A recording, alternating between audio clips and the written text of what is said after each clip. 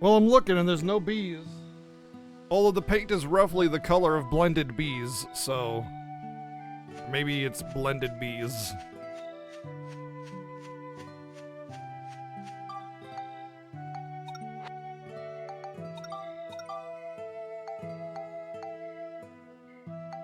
Miss Gorgon. Chill Exorcism Smash. Flame Chill Smash. I'll go this one. I guess it depends on which enemies I can actually end up killing.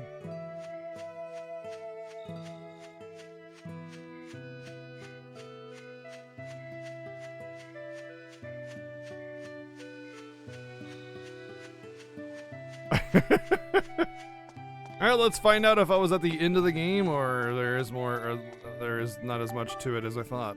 And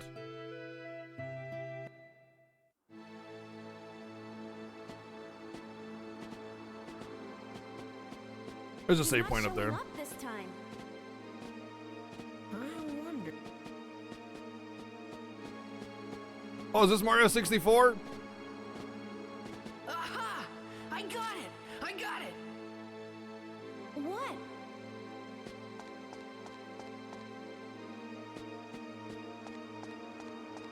What is it?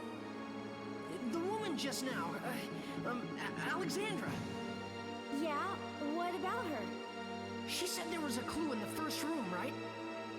So, if we're supposed to restore the garden to make him remember the garden so that he could become nice again, he has all these pictures of the garden right here. He's reminded of it every day. The first room is this hall. Look, Monica. This looks like the palace garden, but there's no flower bed like that out there. The pictures in this hall must show how the palace was long ago. So maybe what she meant was for us to return the palace garden back to what it used to be like in these pictures. That's literally what she said. Restore the palace. You know what? I'm sure that's the way to uncover the secret about Griffin in this palace. I bet you're right. It couldn't hurt to try. Uncovering Griffin's secrets, huh? Sounds good. Let's do it. Hey, Insane Man, thank you for the 27 months resub. How are you doing today? I feel like I'm gonna have to do exactly the way this is laid out, and it's gonna be really annoying.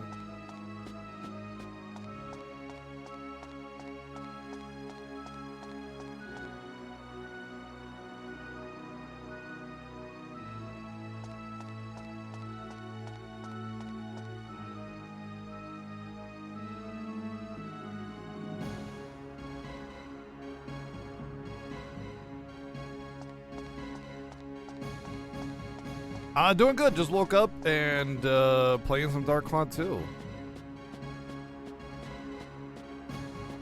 There's a lot of pictures. Holy smokes. Dude, the game is really gonna make me make it exactly like it is in the photo, isn't it? Oh man. There's no way, dude. There's no way. No. That's not gonna happen.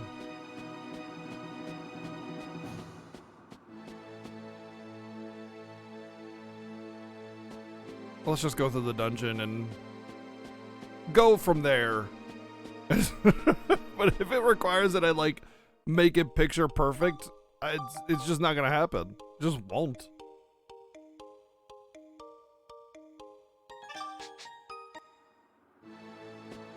I can see it being like a better ending or something. Wow. Okay. Well, we have our work cut out for us.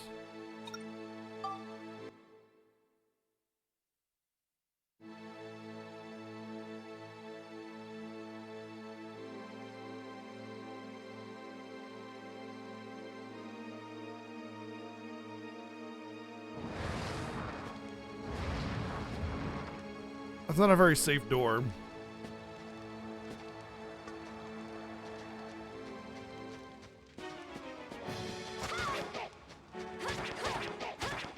Count Balloon. 1. Lots of XP. Well, I gotta count Balloon. Alright, so that's the enemies in here, huh? What about you, Maximilian? Bundy Moundflownant. Okay. We're gonna kill Al Bundy.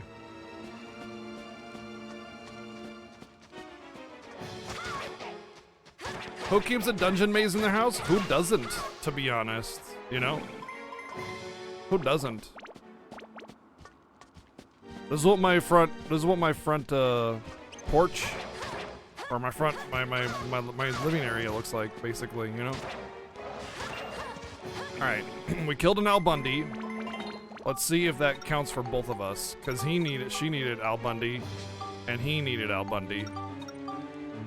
It does. Okay, so I don't need to switch to whoever just to get the kill.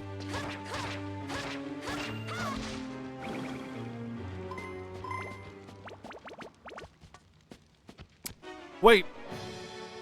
Why is there a castle eater in the castle?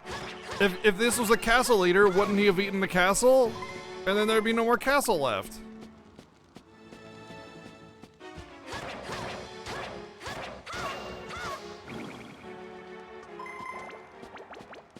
Needs a bigger fork.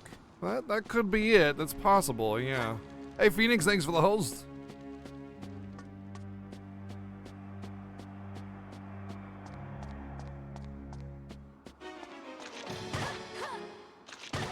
Okay. It's pretty painful.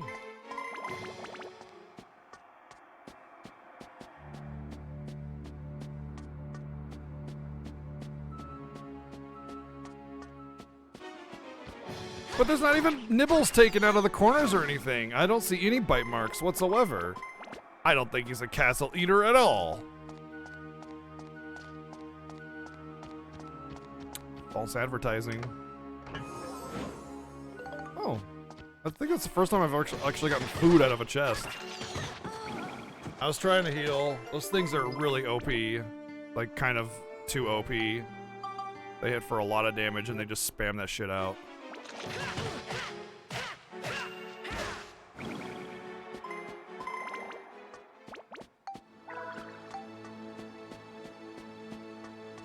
An eater who is in a castle.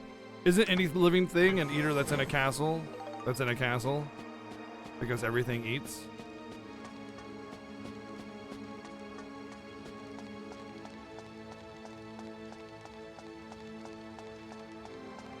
They just hit for way too much for how fast and how spammy and being ranged they are. I'm just used to it. I'm just used to the imbalance.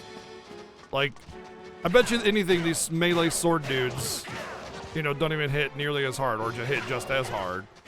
But they don't tag nearly as fast. And they're melee, you know? But those shooting dudes can just go ham on you.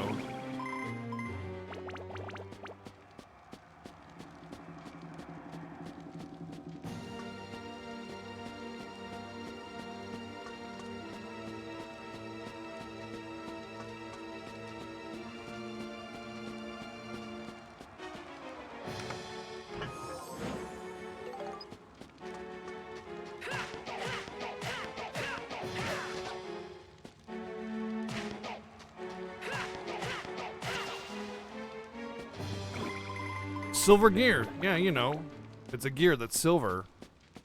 Or, you know, in this game, it's a zombie. Same difference.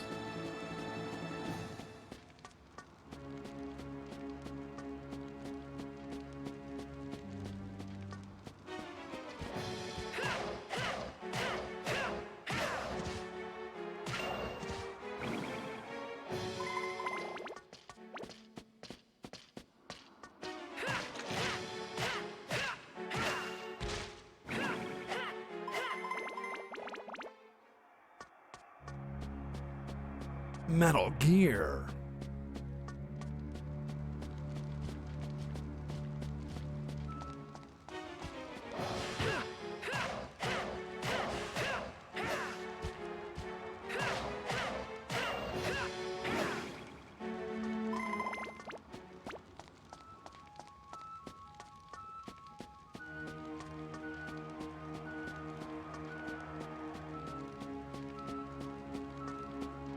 One second.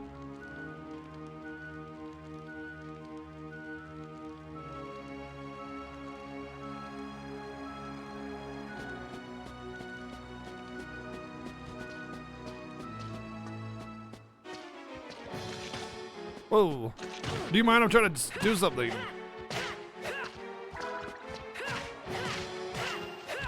Jeez, no respect.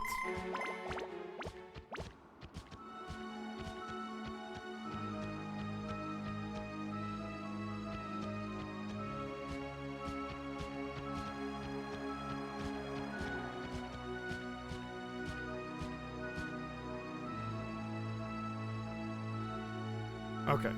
Sorry, I needed to set something up. Some background software. Background software! For background guy, my background software.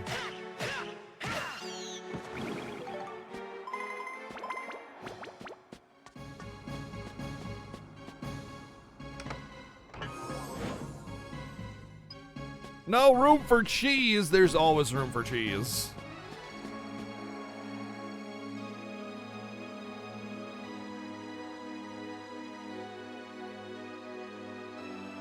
I'm not gonna send her a message just yet. I'll wait until I think she's home. I wanna disrupt her.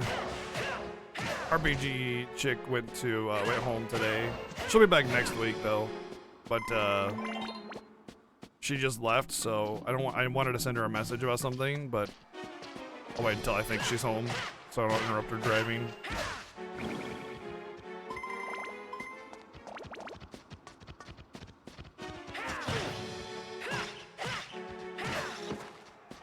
That was a neat little flippy that he did.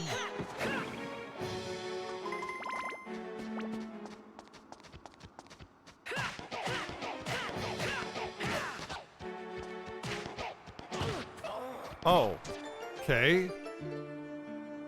What?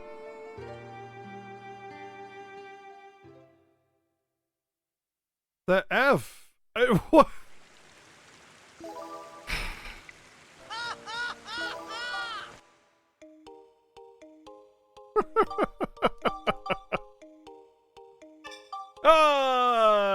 Thank you, Playtastic. Thank you for the 110 bits. Very funny. Lev it up. God, this game, man. I don't get it, dude. Part of me loves this game so much more than Dark Cloud 1, but other parts of me are just like, you just randomly die so much. It's so just, I don't feel like I got wrecked. I just like took damage out of nowhere when I was comboing it. I don't know. I feel cheated. I feel so much, you know? Just like, okay, I guess that happened.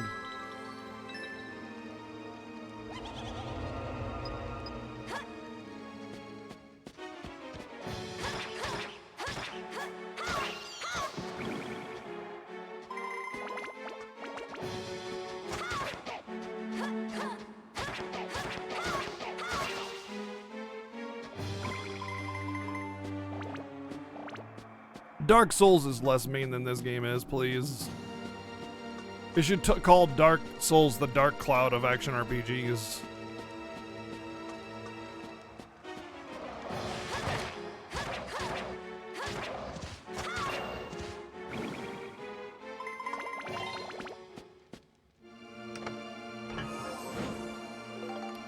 Moon Clock Hand. That's probably a piece to get into the subrooms. I finally got a life, y'all. Finally got a life. Well, at least an element of life.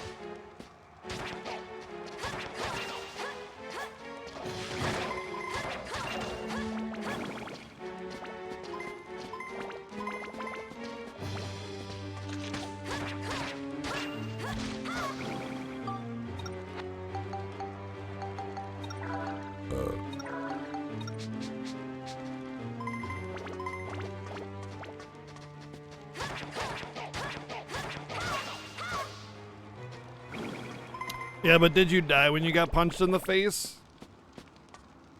Did you have to reload your save file?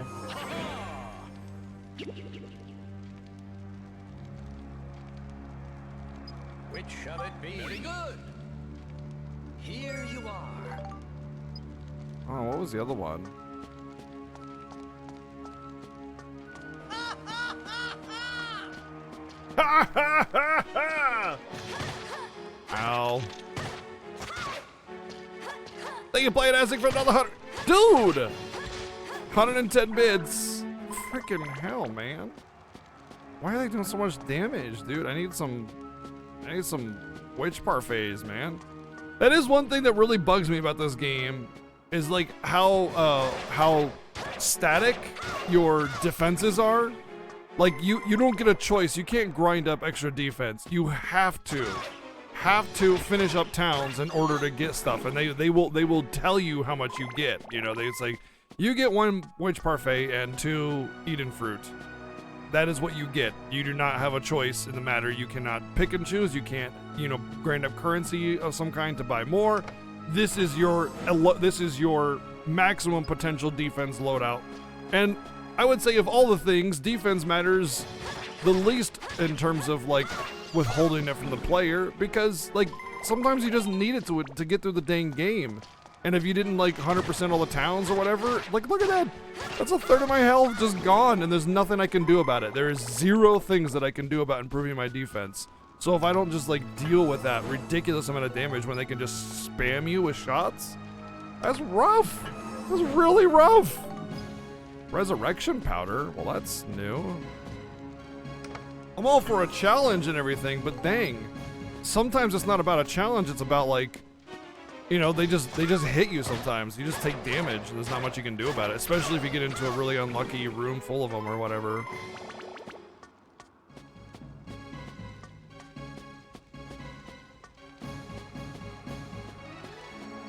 If there was a way to like manage, you know, more defensive powers and stuff through other items or whatever, like maybe there was an accessory that you could equip, like the amulet, you know, that actually improved your defense or something, you know, that would be something really cool, because you would have a chance of, you know, changing your loadout a little bit to accommodate for harder difficulties, you know, lower attack power, higher defense, whatever you want to do. But instead it's just like, this is the static growth system that we have determined is where you will be at. Different items, equipment loadouts, accessories, things like that could really give some flair and flavor to this game. Hey, Big Soft Cat, what's going on?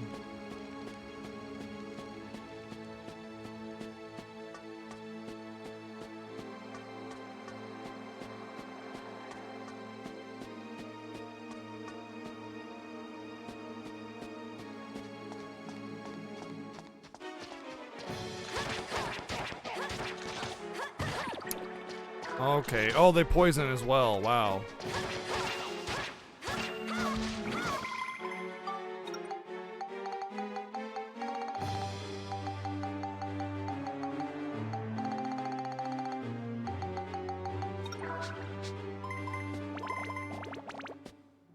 Feel like I should be resting for the fiesta? No, I'm good. I don't need 8 days off to rest for the fiesta.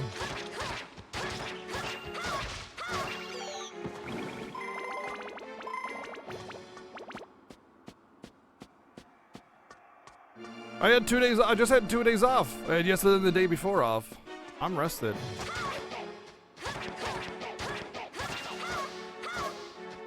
Bomb nut.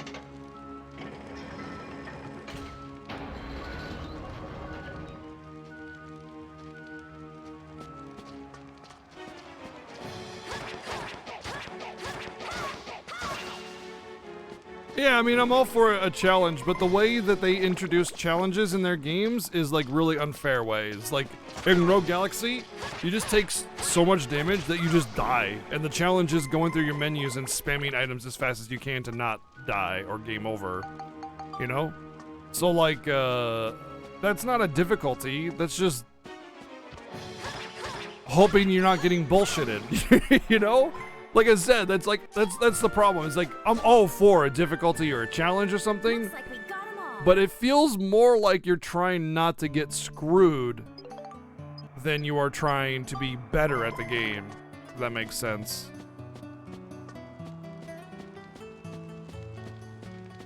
No, Rageson. No, there will be no more golfing. My prediction would be that in this castle, you can still hit him into these little nooks here.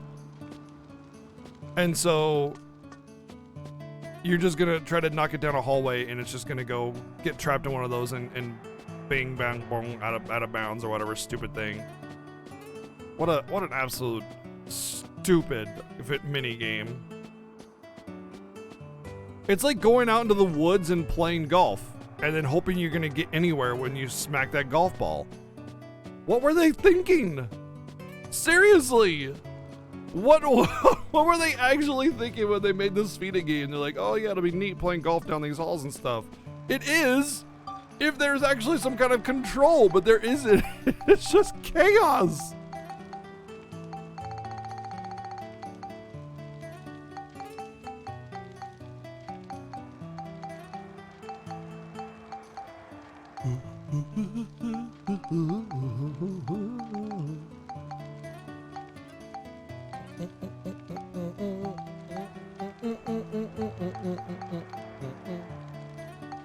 Where's my key? Where's my key, bitch? Where's it at? Where's my key? Where's my key, bitch? Bitch, you better get my key. Where's my money? Where's my money at? Better see my money. Need my money right now. I'm gonna break your legs. Like it's non-blitzball based mini games. Sure. Yeah.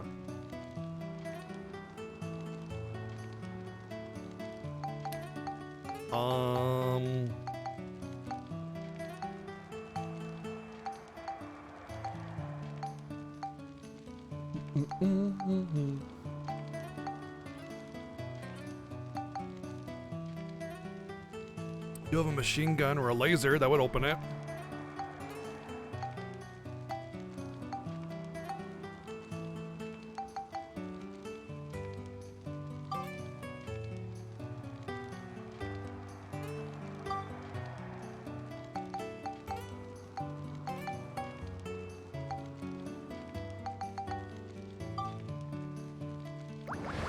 Queen's pot.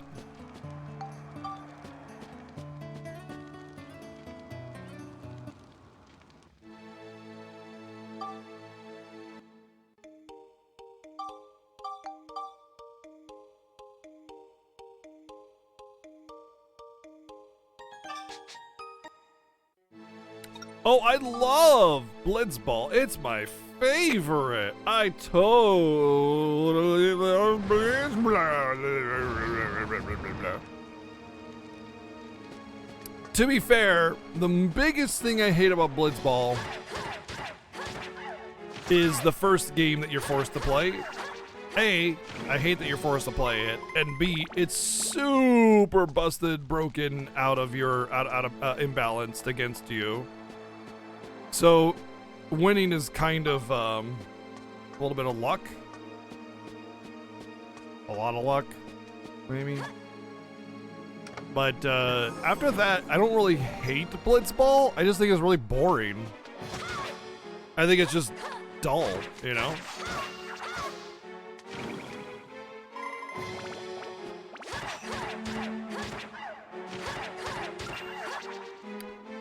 How do I feel about the roughly 30 games of Blitzball, I have to say?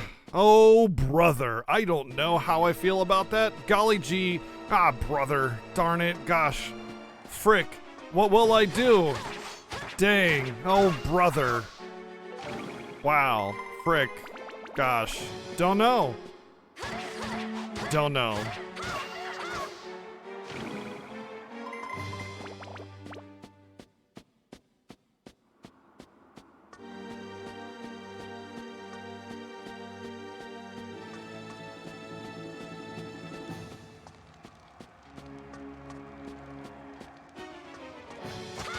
Ah! stole Eevee? Nice. Stole a Pokemon.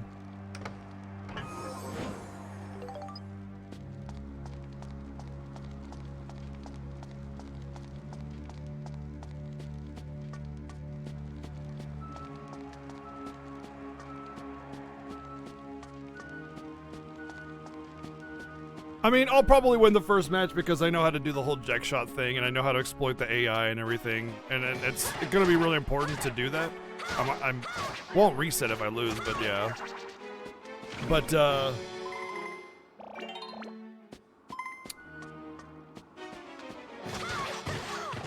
Oh, I broke my weapon. Shit butts. I just leveled it up, so it's fine.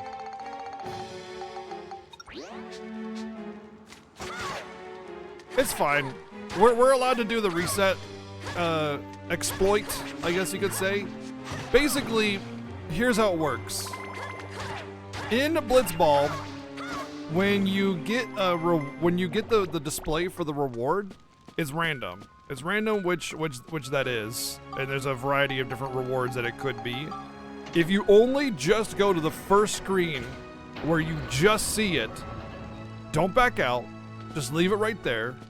And if it's not the thing you want, you just reset. And then it won't save, because otherwise it'll kind of save that whole idea because of autosave and the HD version or whatever. I think just in general, period, whatever. But anyway, just don't go off that screen and just reset it. And you'll get a new one. So we're allowed to do that. But I know that you have to get like different things before like the sigil or whatever becomes available. So we do have to get the sigil, which is the only thing we need to get from Blitzball, but we need to do a few things before that. I think we need to get like the Auric reels or something first. And those are done in, I want to say non-tournament. And then the sigil is in a tournament or something like that. No, it's not. You're fine to discuss it. Some of the things, just so you know, like some of the things will have to be told or research, like how to get, because they're like really, really, really stupidly hidden kind of things. And there's just no way that we're gonna find it normally. And for the sake of the Fiesta, we need to know where that is, you know? Like, it's not about finding it, it's about doing it, you know? So, like Zidane's hidden weapon, I know where it is, but holy shit, dude. If you don't know where it is, like you've never done it before or something, good luck. You know, good luck finding that. Because, oh my god, you know, that is some bullshit. Which shall it be? Very good. Here you are. Yeah, exactly. 200 lightning dodges without doing no encounter. I would never finish the Fiesta. I would legitimately never finish the Fiesta. What about Zell's ultimate weapon? I don't know. What about it? You need all of Wakka's reels. Yeah, I wasn't sure if you needed all of them or just one of them, but yeah. So like some of these things, you know, we're gonna look up how like what the requirements are, kind of thing, you know, because we don't have it all committed to memory, and that's fine. Like in the spirit of the Fiesta, the real thing is the celebration of the franchise and doing the things that we promised to do. But like struggling with trying to find a needle in a haystack is not part of the Fiesta, and nobody wants that. Not even the viewers. The viewers might for a little bit of time, but that's about it. Which is why we will try to not do any of that, you know, whenever possible. But things like the triple triad cards, we don't know where every freaking single card is. Nobody does, except for like speedrunners or people that are just completely obsessed with FF8. I know where most of them are, but you know, I'm gonna make sure that I don't permanently miss something and have to do the whole card collection quest in order to get the final ones that I've missed on accident, you know, like Angelo or something.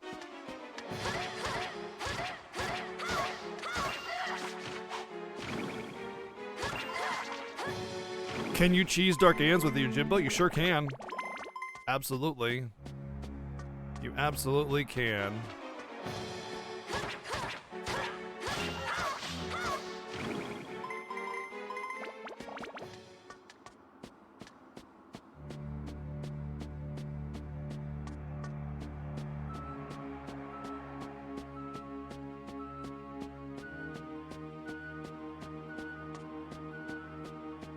Oh yeah, of course. Yuna's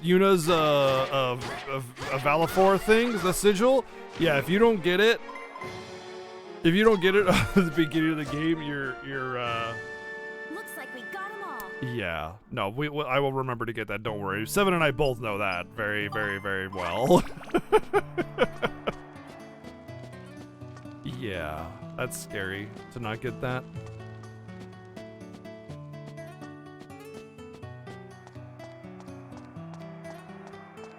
There's also the Crescent Unalesca's room. Yeah, that too, of course. Obviously. I mean, I've done all of that before. I've gotten all the sealed weapons many times. So for that, when it comes to FF10, pretty much covered for most things. But when it comes to like FF8 and 9, some of those incentives, I'm gonna need to, you know, be reminded of some things, despite having done them before, 20 years ago, right? So yeah, it's fine. Don't worry about it.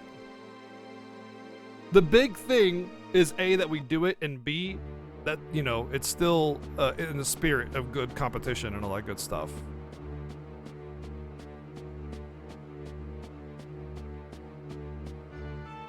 Because I can't commit all that stuff to memory. And of course, performing the challenges like not using swords or no item commands and no fight commands, that kind of stuff. Those are the important things that we do that, right?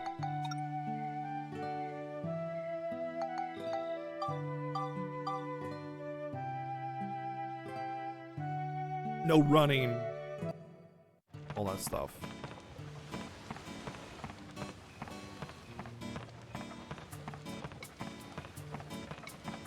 Most of them aren't missables, yeah. There are missable cards, but you would have to do the card queen quest thing if you miss one, which obviously would be a pain in the butt if we did.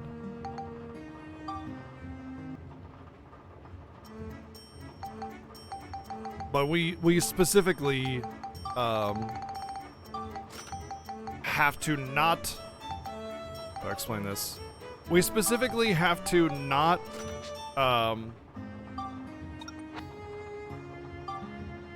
really? I have to go cycle through the whole entire thing again?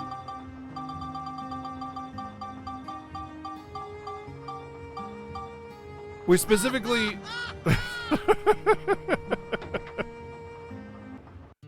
we specifically have to not break down any of the cards. You know why I sent gold paint? Is it because of the paint joke? What smells like red paint, but it's blue? Or did somebody inform you? Is there actually a reason for it?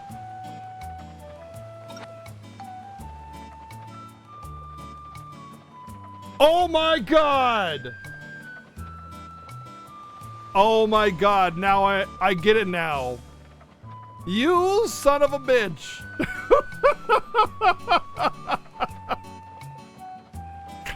I get it now! Oh man, who set this? Oh, yes, it was gold paint. That took me freaking 5+ hours to find in this game. Someone sent me gold paint of EG here. I'll show you.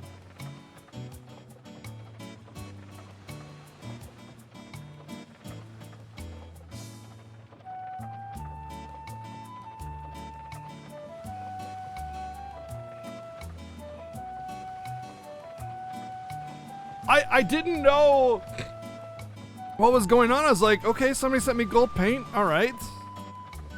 Neat. But yeah, I spent a long time trying to find the gold paint in this game. Now I get it. Now I get it. You son of a bitch. You Who sent it? Who sent it so I can ban you? That is a fantastic troll. That is. I didn't get it at first. I was like, what? All right. I mean, cool, I guess. Oh man, I'm bitter now.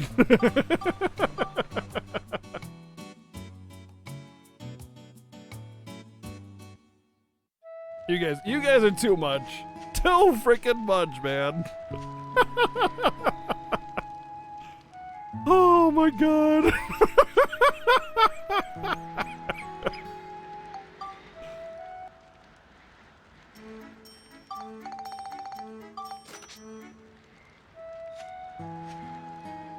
Was it you, Chef? Was it you? You son of a... You... Woo!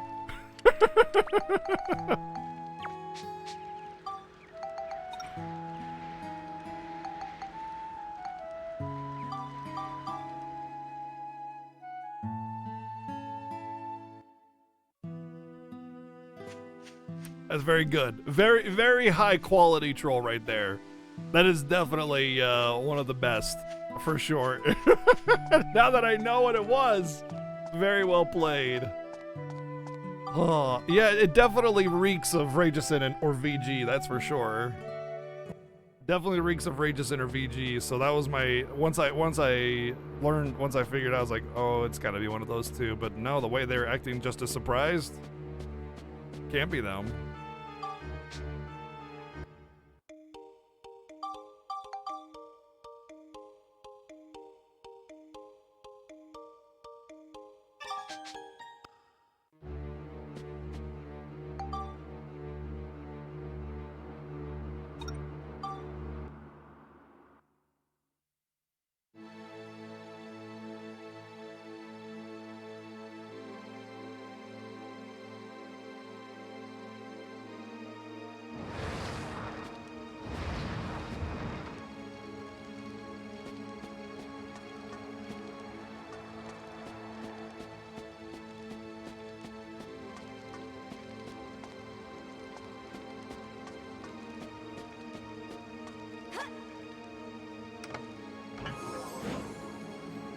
Oh boy, empty trashies.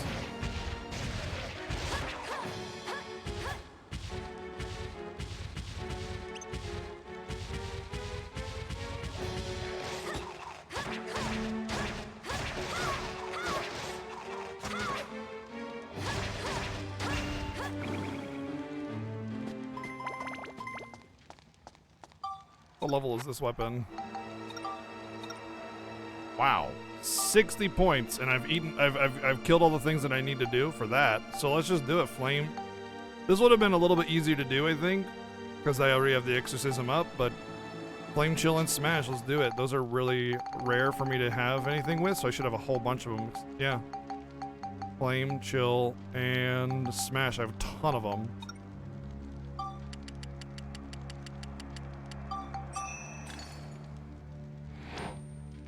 And I got 60 points? Oh my gosh.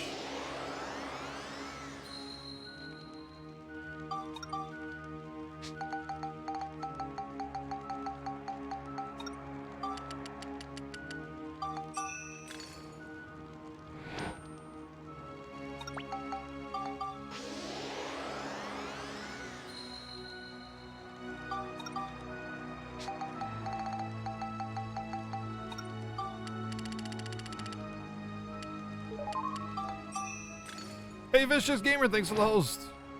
Yeah, I can't believe 69 wasn't it. Probably gonna be the worst weapon ever now.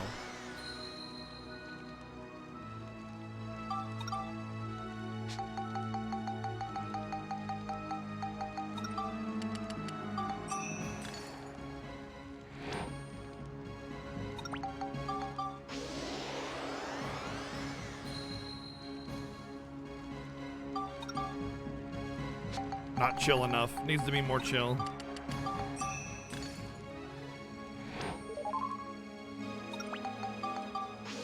Hey, Rashad, thanks for the host as well.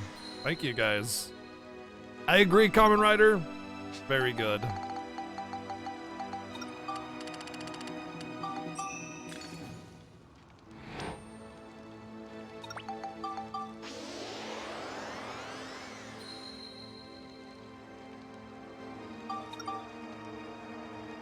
Still need a little smash. Maybe 2 levels, I would guess. Maybe 1. I think 90 is what I needed. And I got 76, so 1 level will be 4 points, I think. Well, maybe less, or maybe more actually, because it seemed like I was getting more. Which would be 369, 12. I can't remember what I started. 76, so it'd be 88. Evil performer.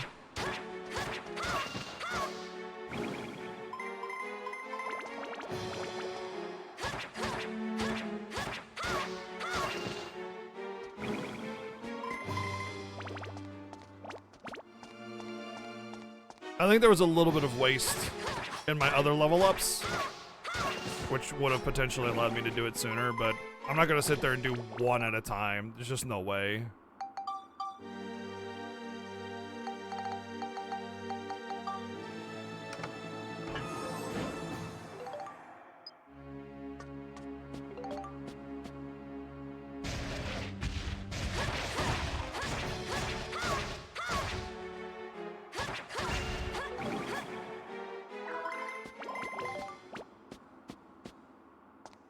Really? Well, let me pick up my premium chicken after I used it.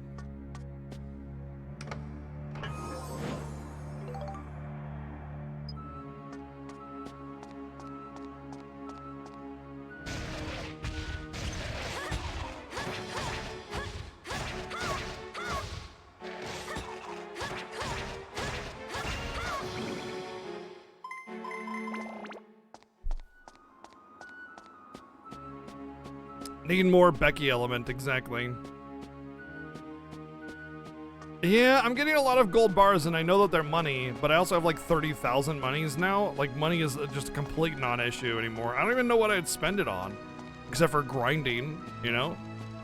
In which case, just the act of grinding itself is enough grinding to get the grinding for the grinding.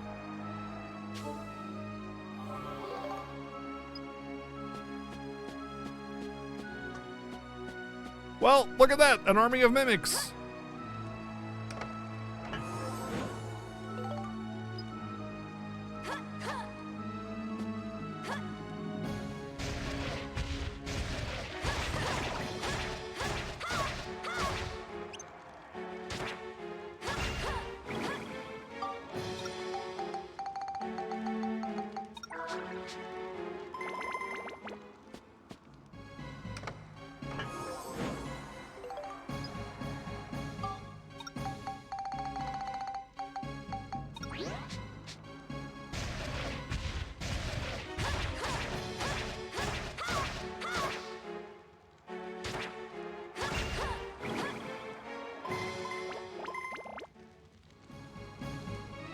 Stood in line at GameStop only for them to have 2 PS5s.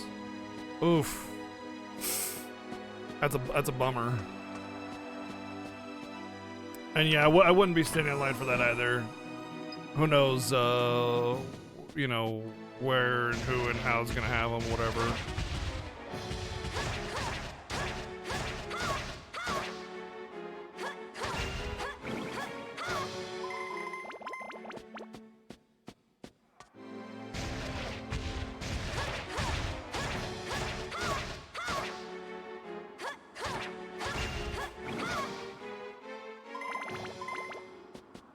Yep, yeah, there's already been a couple deaths from robbery of... Actually, I heard one for Xbox, but not any for PS5s. There was a robbery and a murder for a freaking Xbox. Really? Can't enjoy your Xbox behind prison bars, buddy.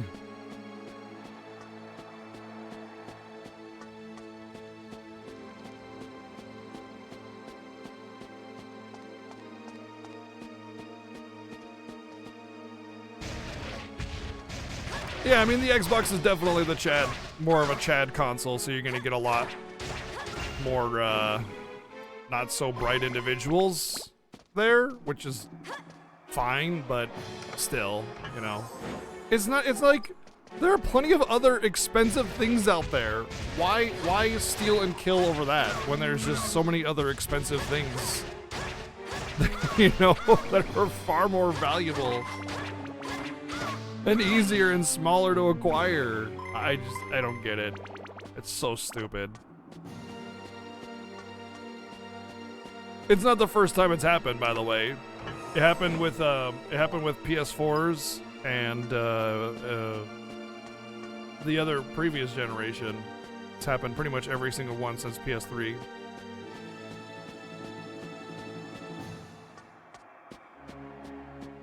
Delivery driver in the UK stole a PS5 that was supposed to go to a kid. He was caught on camera, reported to his company, so he got fired. Yeah.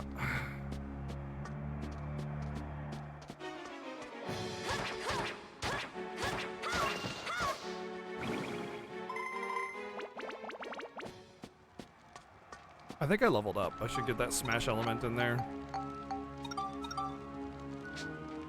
6 points. Yeah, you get a lot of points. That's why it's so many. You get so many points for this. That should be enough. If it's 90, just like the others.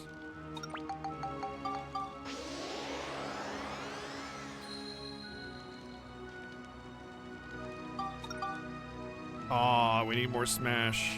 Alright. We're pretty close to a level-ish, and the levels go pretty fast, so we should be okay.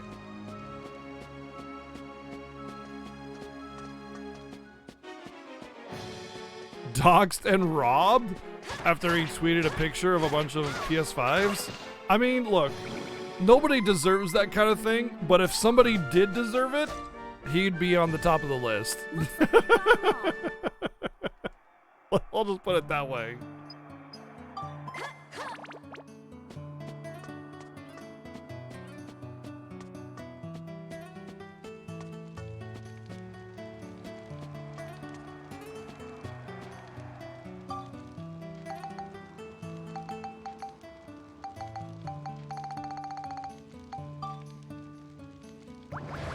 Not playing golf? Surprisingly, we're not playing Sfida. Yeah, I know, right? It's just like, but what? It's so good. It's the best, Jessica, right?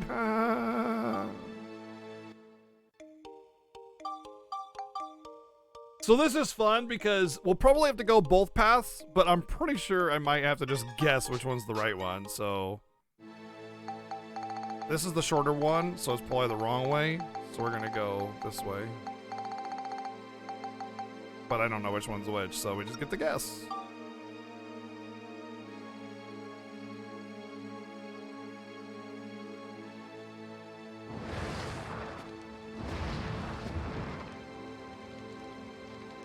Imagine getting a weapon of plus 12 in Dark Cloud 1? Yeah, no kidding. That's unheard of.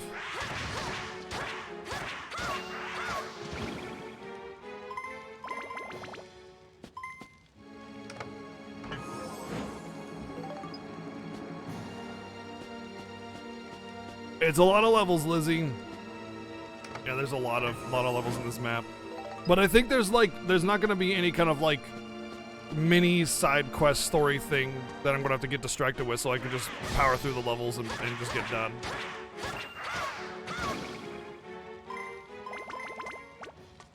Whereas like the one map that was really long had like these points where I had to stop and figure something out.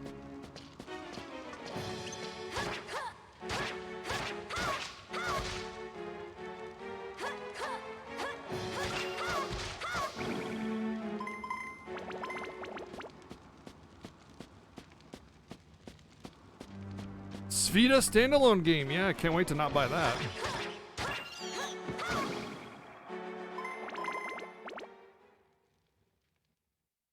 What?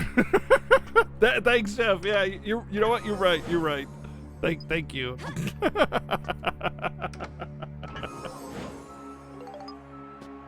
Which one is the left one? I don't know.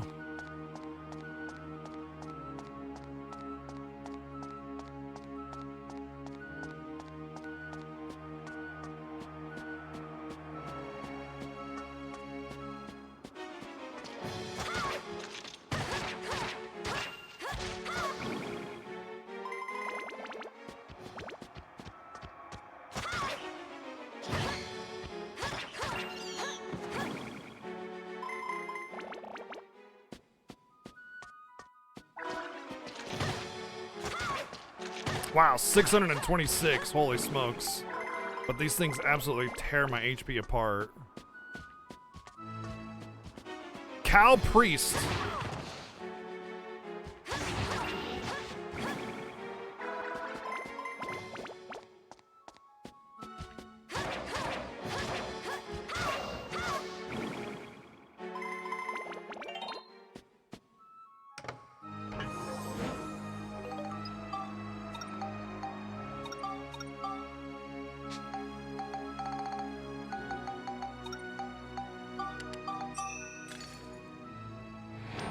That was the greatest thing ever.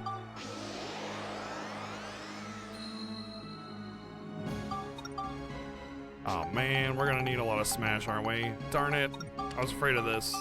It's gonna be like the 115 need or whatever it was from before. Maybe even 130 or something.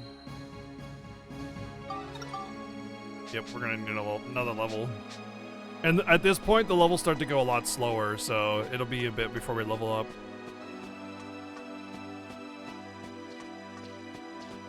I don't know what those little balls around the weapon icon mean, though. Sometimes they're all lit, sometimes none of them are lit.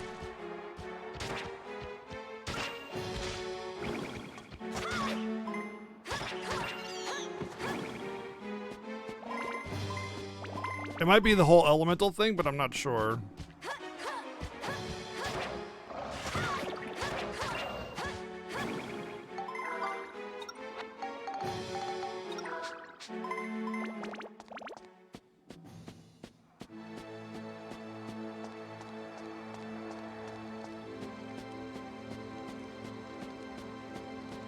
Convenient that the doors just happen to be right next to each other, I guess. So I can kind of...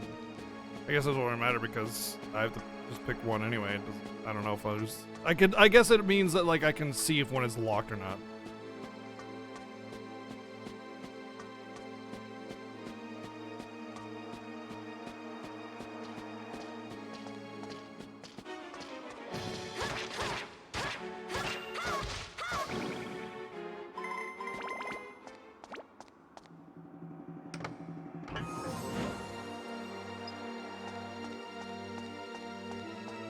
When is a door not a door? When it's a jar. What about when it's a pineapple? Or when it's a clock? Dude, they just like... God. I hate those things.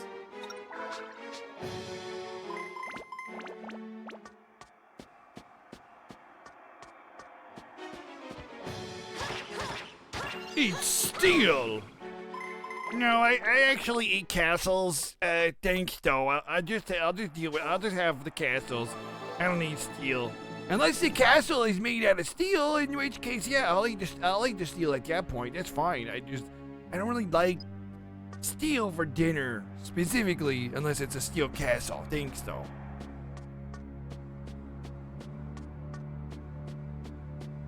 What gets wetter, the more it dries.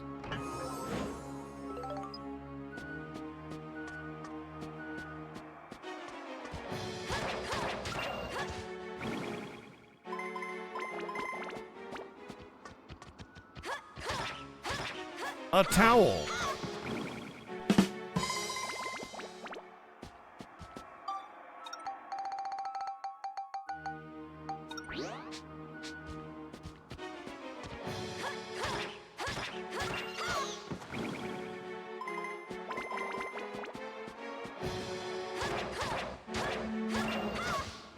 Thank you, Jess. Thank you.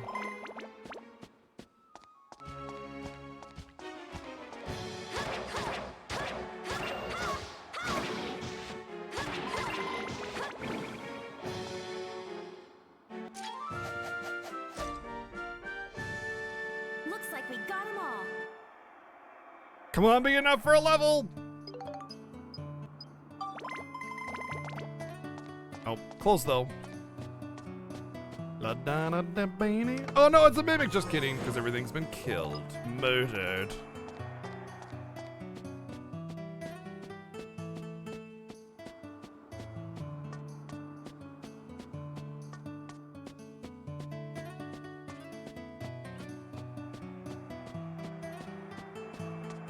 R is one of the most sinister sounding letters in the entire English language.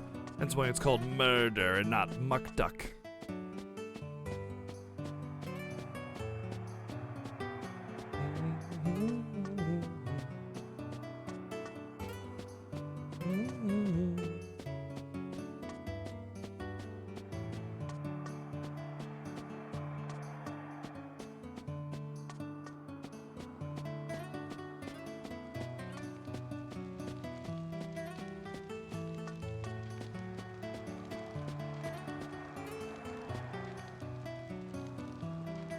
Guess I can go either way.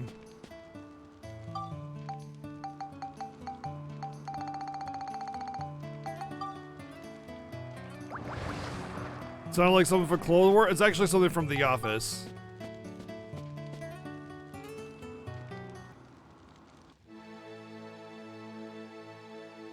We picked left. So we're gonna go left.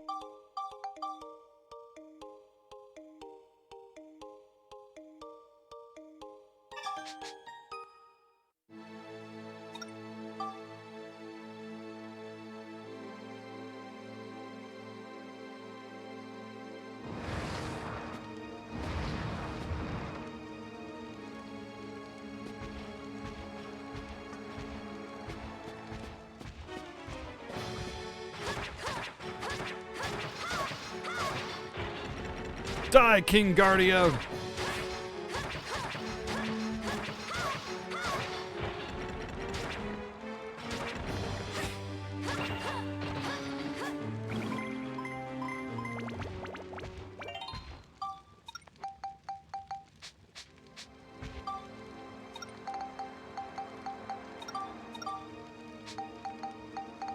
Let me smash. I'm gonna go all in. Screw it.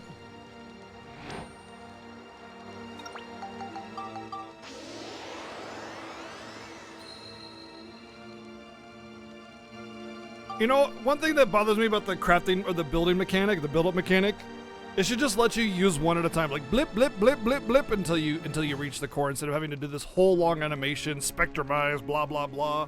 You know, because I've overbuilt so many times because of that. It's just like, I'm not gonna do one at a time with this whole long animation thing, you know? Like Lufia 2 had a feeding system for your little monsters. Just make it like that, brip, brip, brip, you know, done deal. That was SNES.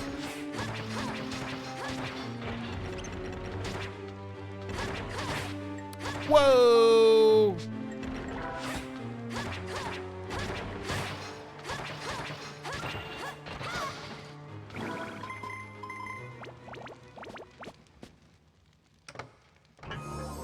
Where is the fun in that? You're right. What the F? Okay. I was stunning this dude before, but not anymore.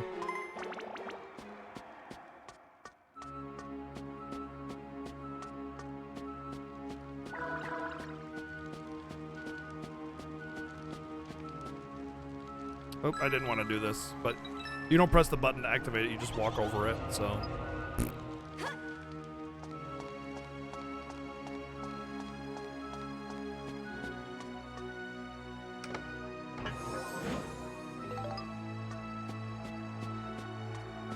I guess I could probably minimize a lot of my pain if I started crafting and going to the future to pick up items and stuff, but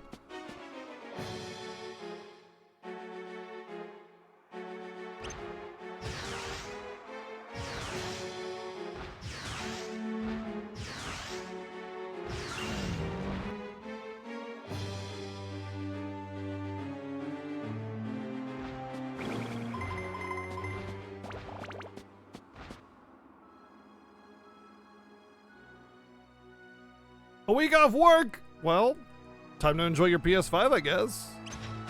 What are you gonna play?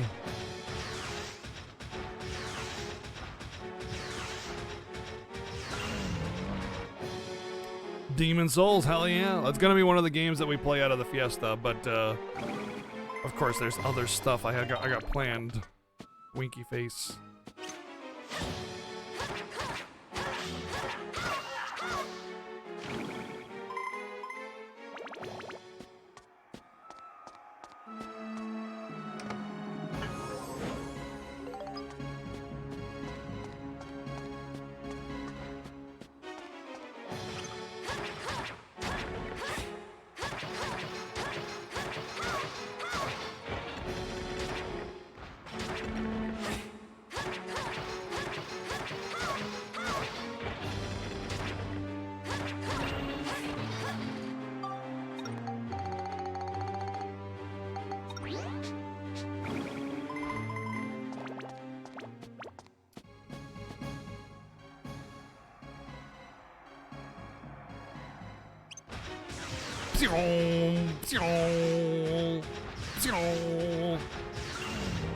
Get stout on, nerd.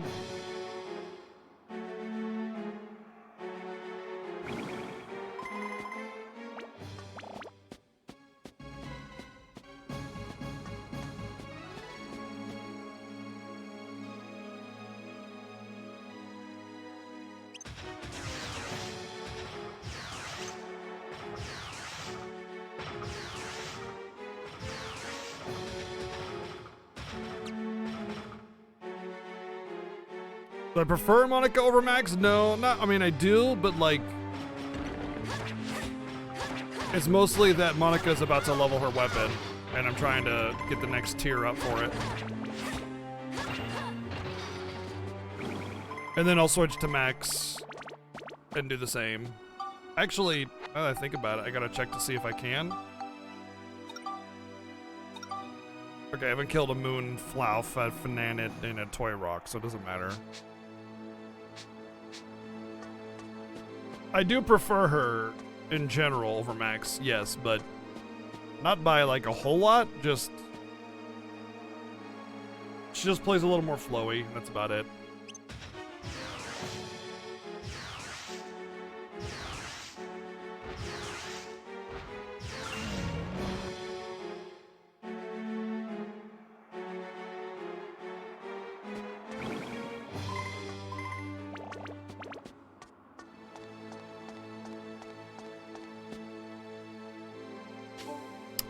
I just realized I probably need the Geostones down that right path to build the thing. Shoot. I'm probably gonna have to do that right path as well for the Geostones. Dang it.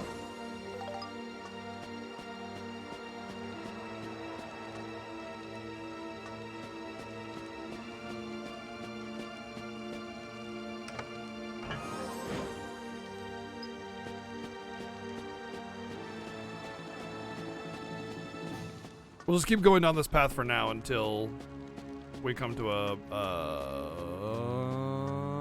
dead end.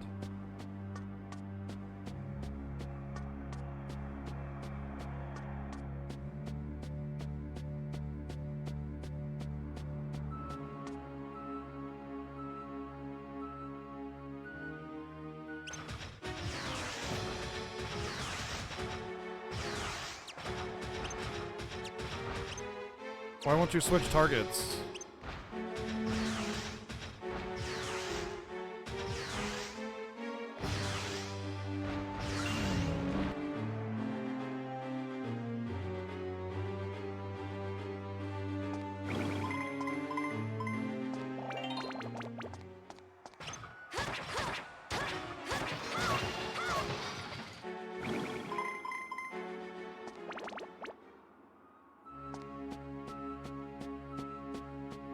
I mean, I don't think there's really going to be that much of a difference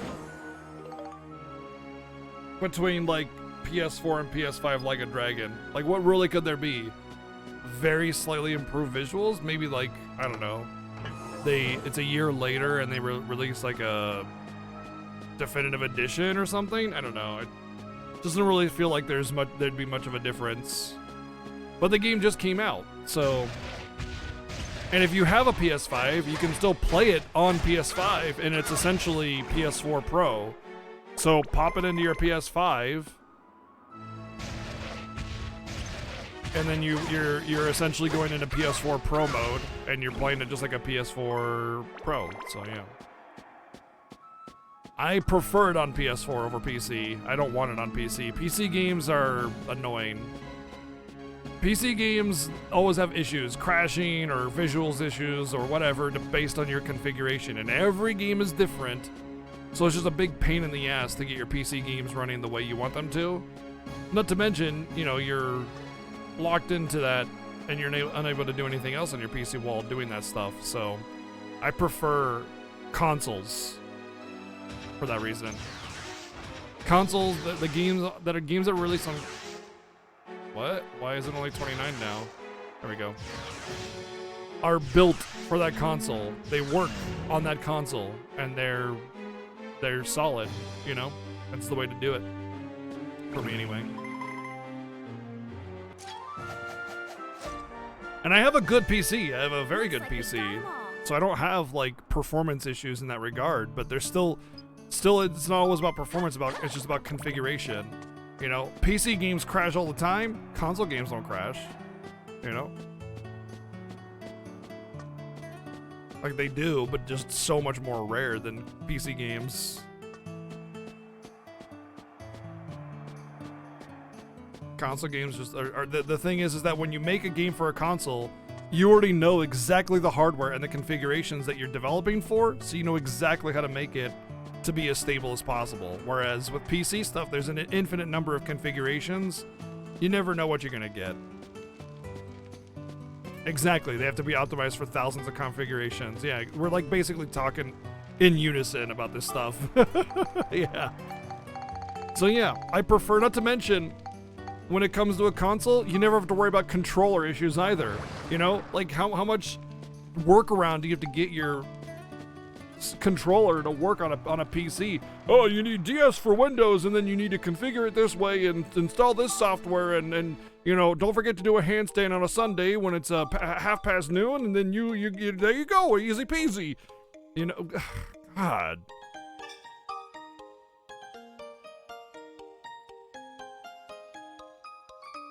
I have a brand new, well, not brand new, my computer's only a couple years old, and it's a very good PC for its time. I got it to be future-proof. I can stream and play Final Fantasy 15 on the same computer without any kind of lag or latency or anything. My PC is solid. It doesn't matter how solid or new your PC is, you're going to have configuration issues, controller issues, you know, installation issues, crashing issues, whatever. Not as nearly as much as you would with PC or console. And it looks just as good because it's a game that's made for console. You're not going to make it suddenly look prettier by having it on a better PC. It doesn't work like that. It doesn't magically get prettier just because if you put Secret of Mana on a Scream machine, it's still going to look exactly like Secret of Mana. It's not going to suddenly be, you know, 4K high-res Ultra Edition. So yeah, if there's a game on console, I'll typically get it on console. Or if it's a game that's built for console, rather. There are certain games that I prefer to play on PC, though, like MMOs, of course, you know. So, I mean, I still play PC games, but... Oh, I can't switch to Monica. No! She was so close to finishing her stuff! You son of a bitch, video game!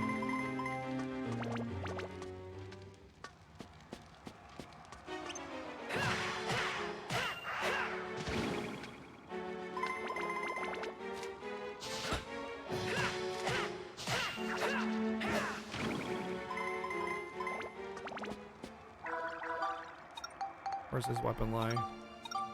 77 points. Wow. Okay. Let's get some flame on.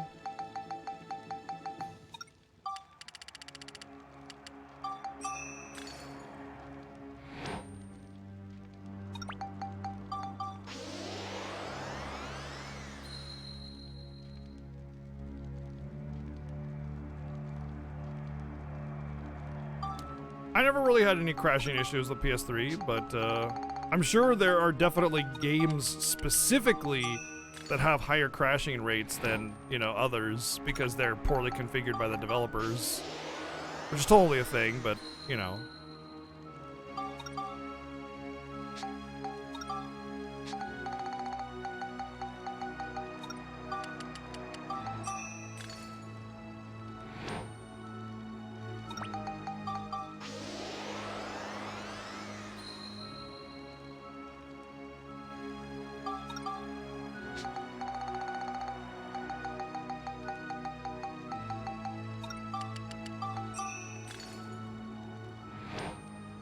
Most Crash games on your PS4 have been first-party temporary exclusives. Weird. Yeah, but games that are made in 30 FPS don't suddenly become 60 FPS because you put it on a PC or whatever. Like, if the game runs at 30 FPS, the game runs at 30 FPS, regardless of what platform you're putting it on. So that's irrelevant. And games that run at 60 FPS that are released on a console still run at 60 FPS, you know? Because it's configured for that. Unless there are, like, PC ports of the game specifically that increase the FPS. They're like definitive editions or, you know, port a year later kind of thing. You know, look at Dark Souls, 30 FPS. Every version of Dark Souls is 30 FPS. But then the remastered version came out and they configured it for 60 FPS, and now it's 60 FPS if you play the remastered.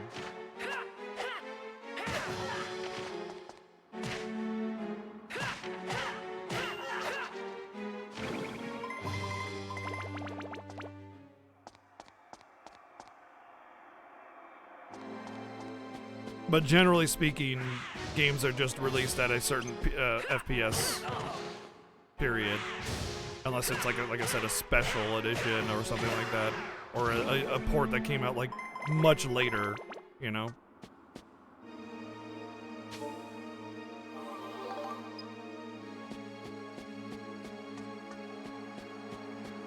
Oh, I definitely prefer 60 FPS over 30. Like, I would prefer games if it was a choice between 720 and 1080 or 30 FPS and 60 FPS, I would take the 60 FPS and the 720 resolution every single time, no matter what the game was, 100% of the time. Because resolution means so much less than FPS does for enjoyment.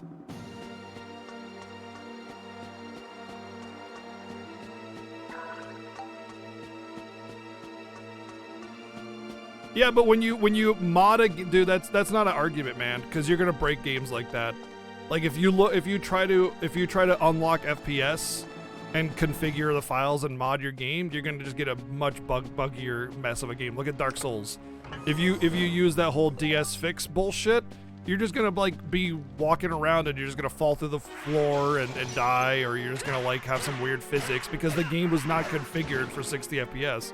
But you force it into 60 FPS and the game's like, well, I'm not supposed to be doing stuff every 60 ticks every second.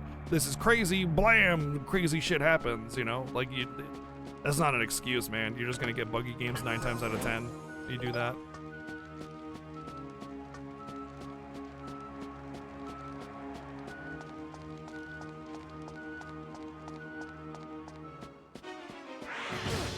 True, not every game is that broken, but it's still a high possibility. But you're basically expecting modders to do something about it. I mean, I get it, like PC affords you a lot of versatility, options, mods, and things like that, and some people really dig that.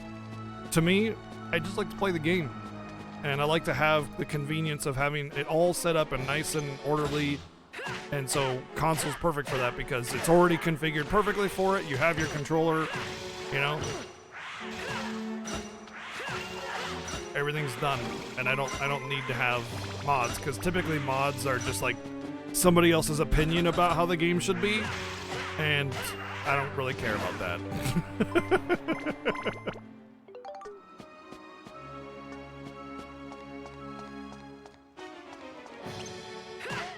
Hey, Cindy.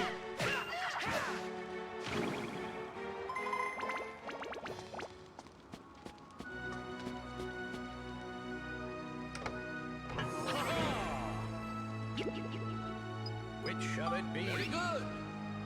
But yeah, just my preference. Oh no, I didn't get the Svita Club. Darn, whatever will I do? But yeah, my preference is to console most of the time. So that's why.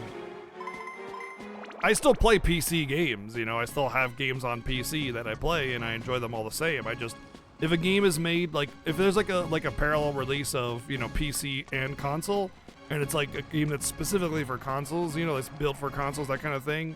Like an MMO is not built for consoles, it's built for a computer. I'm definitely gonna get the console version of it. But like if you're talking like Genshin Impact, I play the PC version of it. Absolutely, there's no way I'd play the console version of that, like the PS4 version, or even the phone version. It's 100% made for PC kind of thing, you know? Or like, most optimal on PC.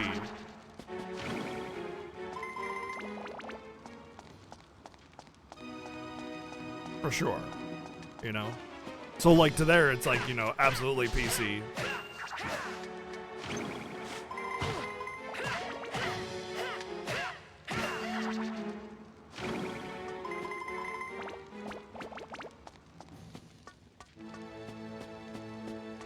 I mean, Genshin Impact runs pretty nice on PS4, all the same. You don't need a PS5.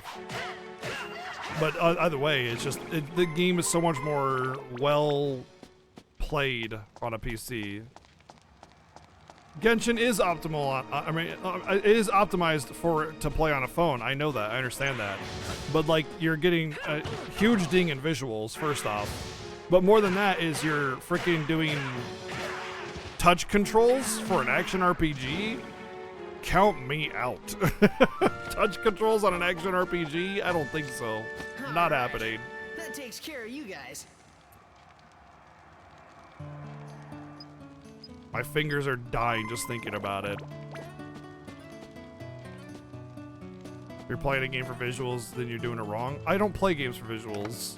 I'm just saying, you do still take a huge ding in visuals, and that is a penalty. It's not the deciding factor, but it was a minor point, but still a point. Either way, controls were the major point, you know? And doing touch controls on a tiny little device for like a high intense action RPG with, you know, huge world exploration and stuff, that just sounds like pain and suffering and frustration. Oops.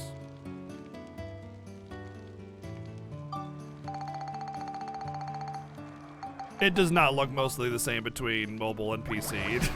No, it does not. I have seen the side-by-side comparison screens. First off, your view distance is ridiculously lowered.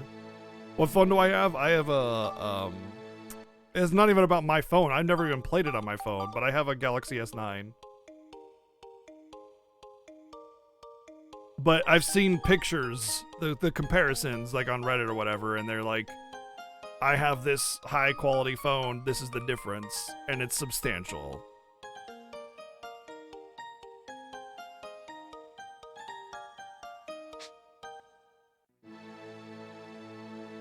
Smoothness, resolution, effects, clutter, view distance, fog, all that stuff. Just it's night and day difference, visuals. But that being said, that's not even the major issue. Like I said, it's touch controls for an action RPG. You ever tried to like do those emulators on your phone? Even just playing Final Fantasy on your phone is a pain in the ass because like you think you're hitting the up button, but because you don't have the feel of the controller in your hand, you're just like hitting up and you're not even on the pad anymore. You're like, oh, where the hell is my finger? You know, and you gotta like look back down, like you gotta lift your hand off of it to look all the time. It's annoying. And then phones are very thin as well. So you're having this very thin thing that you're having to like bend your fingers around to like hit all the time. And my hands just get sore doing that kind of stuff. I gotta have just like touch menus and stuff to do that kind of stuff. It's shit to play an action RPG like that. Like, think about how you hold like a PS2 controller. It just does not translate very well. But I also have pretty big hands, so maybe that's my problem. Yeah, if you want to spend $80 on a Bluetooth controller for your phone, defeats the whole purpose of having games on your phone.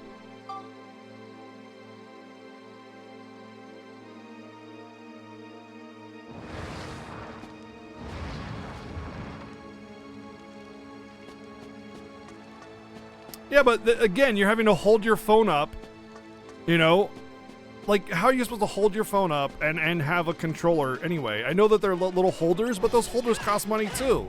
Again, it defeats the entire purpose of having, like, playing games on your phone when you have this unwieldy device that you're having to, like, attach a million things to. It reminds me of back in the day with Game Boys. Remember back in the day with the Game Boys when you had, like, 15 different attachments and everything?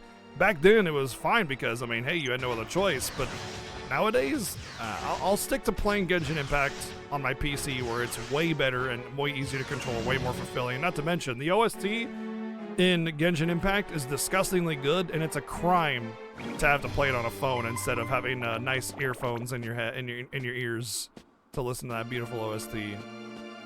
So yeah, I'll stick to playing it on PC.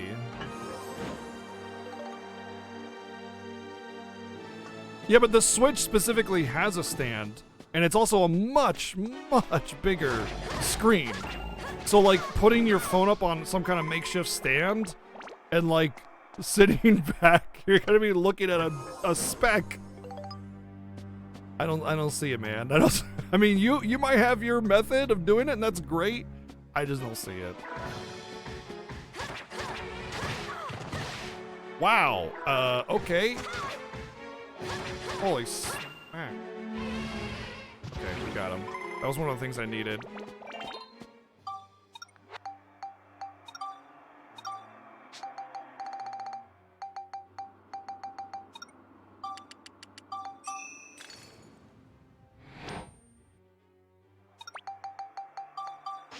Yeah, but Genshin Impact specifically is quite an experience. It's a very good game, very well made, very well developed.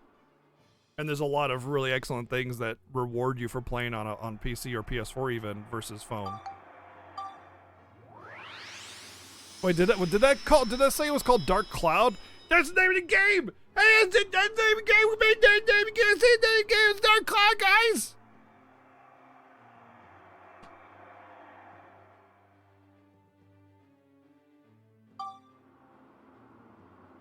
With the power of darkness. That's it. That's a final version. There's no build-up. That's it. We got a final version weapon, Dark Cloud.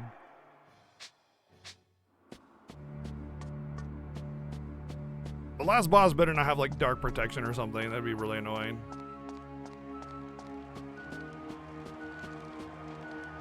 It's still too close to the counterfeit gaming market from China. Huh? I've never seen anything like Genshin. Yes, it has a lot of similarities with other games, but combine it all together, the way it's played and the way the combat is, I've never played anything like it. And I literally play games for a living, so I don't know.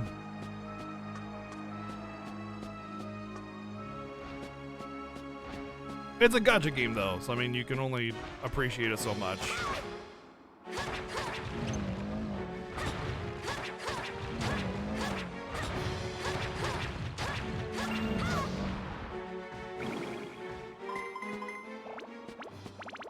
I want to level this up a little bit because the first few levels go really fast.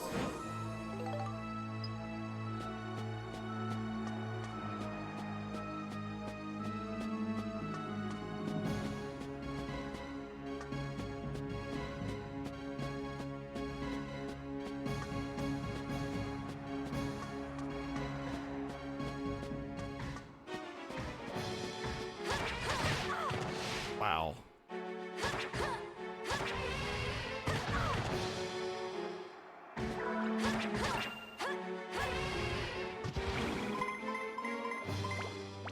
Like a lot of people compare it to like Breath of the Wild or whatever, and the only thing that's similar between Genshin and Breath of the Wild is like general aesthetic.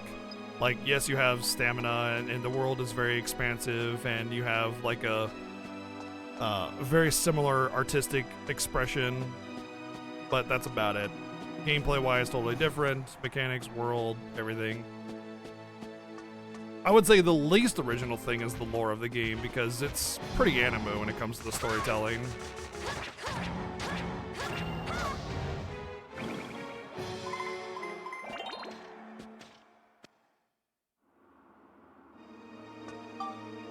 Did you get your stuff?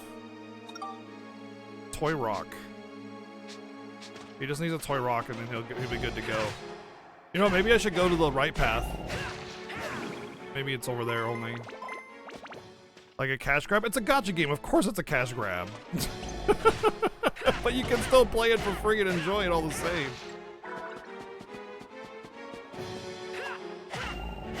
And it's not like they did a poor job of making the game. The game is really well done. They had a $100 million budget for the game. It's a $100 million game. Like, they put time, effort, and money into that game. It's not a cash grab. I mean, it's a cash grab because it's a gacha game. It's very predatory. But they had a humongous budget for that game. Humongous.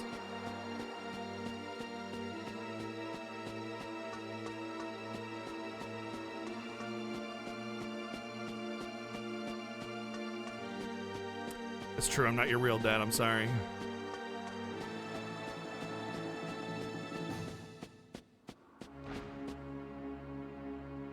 Yeah, you can absolutely, exactly, like, you can, the thing is like, if you just really hate gacha mechanics, you don't want to ever support that, of course you're not going to play the game. No problem, absolutely, agreed. I have seen a lot of people that hate gacha mechanics and despise them and everything they stand for that have still played gacha or Genshin Impact and just enjoyed it for what it is, because it's a really solid, well-made game. Yeah, it's predictable gameplay loop and everything, just like a lot of stuff, but I mean, there's content and you can have fun with it and you can still have fun with the gameplay loop. I mean, people play World of Warcraft still today and that gameplay loop is pretty damn repetitive and predictable. So I mean, there's a lot to be said for that. But yeah, of course, I understand not wanting to support it even free to play because gacha. Totally get it. You don't like trickle content? Interesting. See, I like that because it gives value to a game for a much longer period of time. Like, there's easily a couple 100 hours of content in the game right now that you can just do. And the fact that they, you know, over time continue to provide more content makes me feel like the game is going to have value for a lot of time. So my time investment isn't going to just be a one and done, you know? Like you play like this game and you play it, you beat it, and you're done. That's it. The game has no more value anymore. So you have your $60 game, your $50 game, whatever the cost is. You play it the one time and you're done. I mean, you can replay it if you want to, but if you're not really much about replay value, then whatever. That's it. Your value is expended. But with games that have trickle content, as long as they give you enough up front and they provide the trickle content for free, which all those games do, then it's fine because you're getting more and more value out of the same game over time.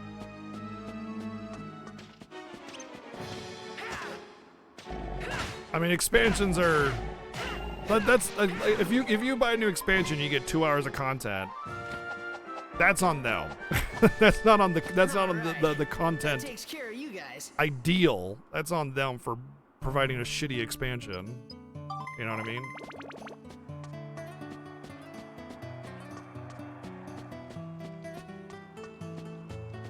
That's why you vote with your dollars, right? When you buy a game or you buy an expansion, you're voting with your monies. You're saying, hey, I want more of this because I paid for it. And the thing is that generally speaking, unless a game is really hated, when you buy something, they don't care how much you like it. Unless they get a lot of negative feedback. If you bought it, you bought it. That's a vote. Where they're going to give you more of that, you know?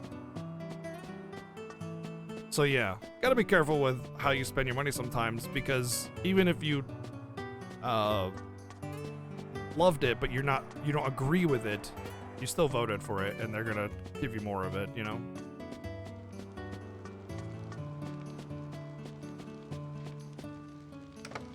Yeah, Destiny 2 isn't Activision anymore. They went back to Bungie, right? They were able to break away.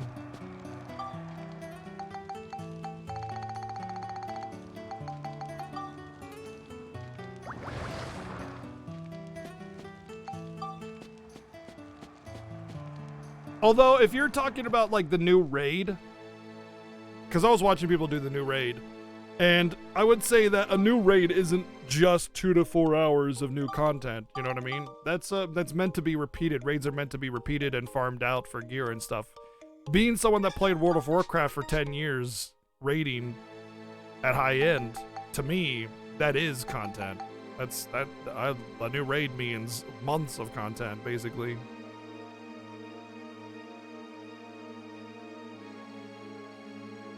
I think we're good on healing. We can keep going. I kind of want to try and go to the right and see if I can find the toy, but we got a lot of levels, so I'm sure it's just deeper in. I should repair my Tide Pod, though.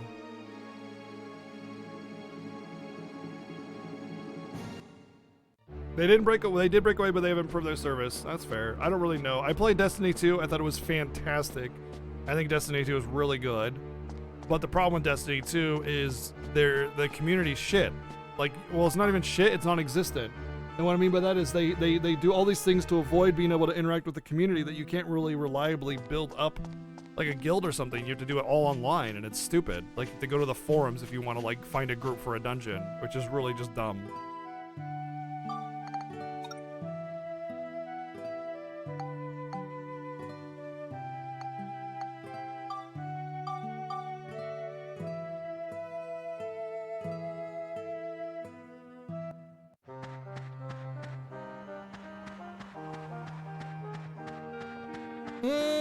I mean, that depends, because when you're doing that kind of thing, generally speaking, the raid is the reason for the expansion, you know? Well, actually, no, let me take that back.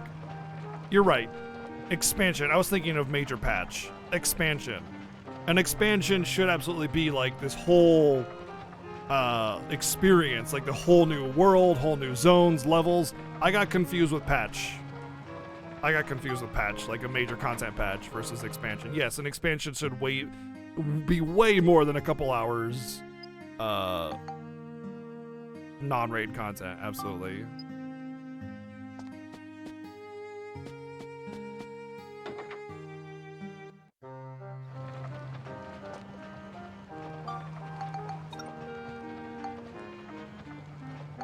We want to go here for bread.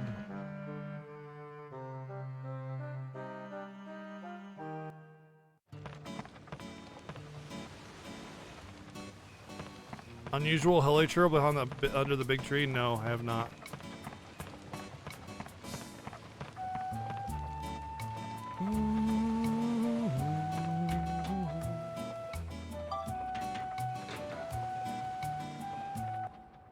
Big circle fights big cube. I don't remember anything about that when I played Destiny 2, but I played it on release, so I did the release raids a little bit, and I thought it was really, really fun. I think the gameplay is so solid. Like, the gameplay in Destiny 2 is just so good. It's a really fun game to play, but because of their inability to, like, have a good social system, and because of a couple other things, like there was a couple other issues, I can't remember what they were, but basically because of that, I just wasn't about it. I couldn't get groups to do stuff because they didn't want there to be a general chat or any kind of public chat rooms, because they wanted to reduce toxicity. And what they did is reduce interaction, period. Like, you can just have moderators and GMs and stuff take care of that shit, but instead they're just like, nah, we're gonna go the lazy route and kill our game in the process. Granted, it's not dead, but I mean, they definitely hurt it.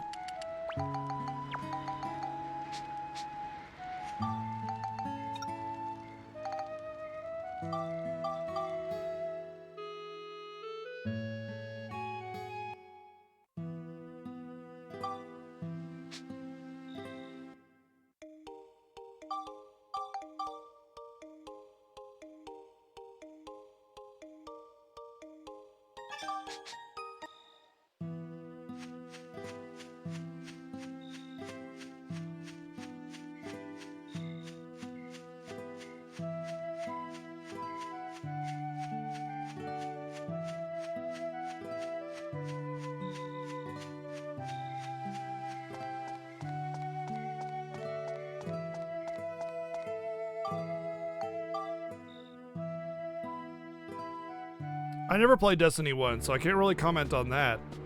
I heard a lot of bad things about Destiny 1, so I never really got into it, but people were really hyping up Destiny 2, so I was like, yeah, I'll give it a shot, and I really enjoyed it. I thought it was fantastic. You drew Ketching and Tartagula from my only 10 draw this period? Are you serious? I just want catching, man. I hate you. GG's though. I gotta use the restroom. I'll be right back just a minute.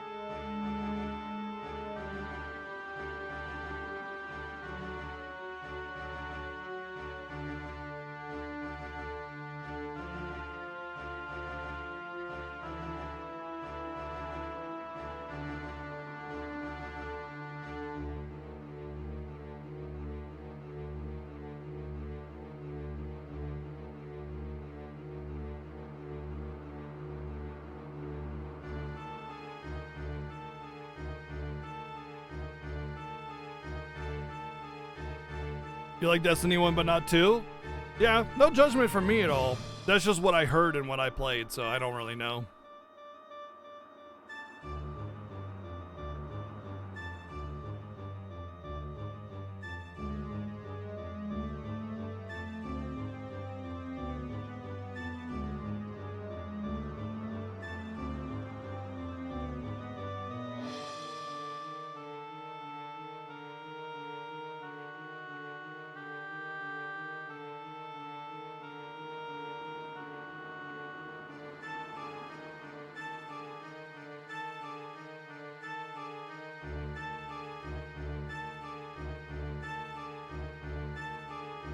Catching's really good. That's what I hear. I mean, I have Dialog and Jean and Klee and Venti, so I mean, I'm fine, but still. Catching was the one that I always wanted since before the game came out. And my Electro, I'm using Fischl, so yeah, she's alright.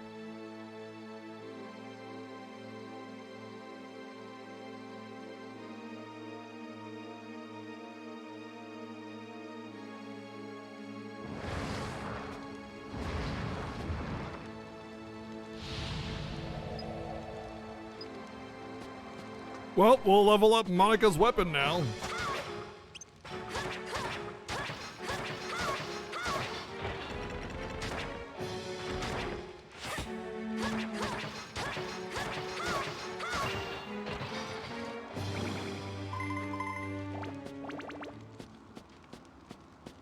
Well, catching is supposed to be like a main DPSer.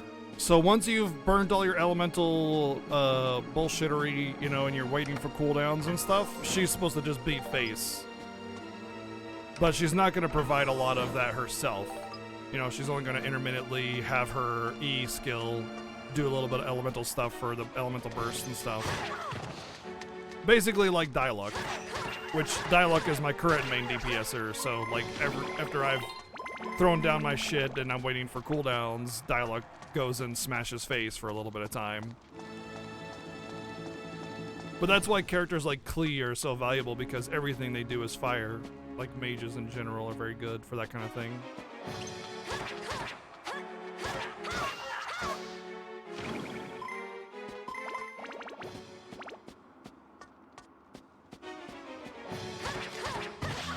Owie. Yeah, that sounded like the sound effect for that was like a Phantasy Star Online saber. Zoom, zoom, zoom.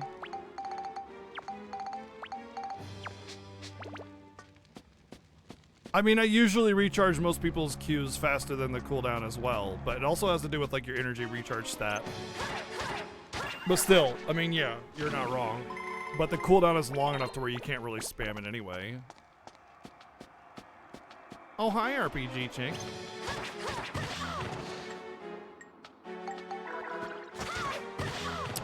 Ow.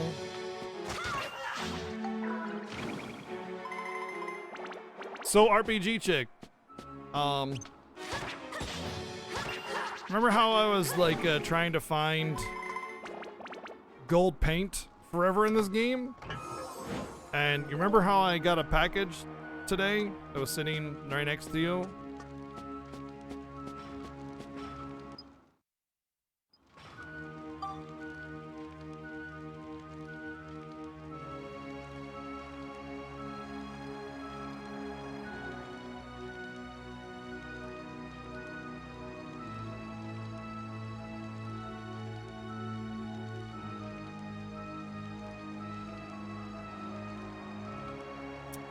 Yeah.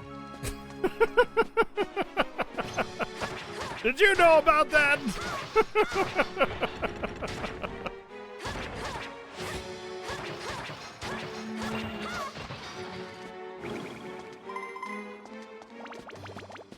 No, we know who it was, but still. Master level troll. Which shall it be? Very good. Here you are. Oh no, I didn't get the garbage sword. At least I think we know who it was. It wasn't confirmed when I asked them.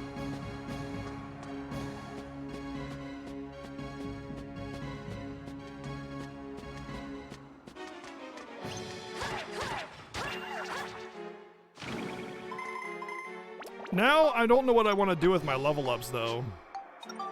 Because I'm not working towards anything, should I just go, boom, full-on power? Just power crystals. I can buy them. Why not, right?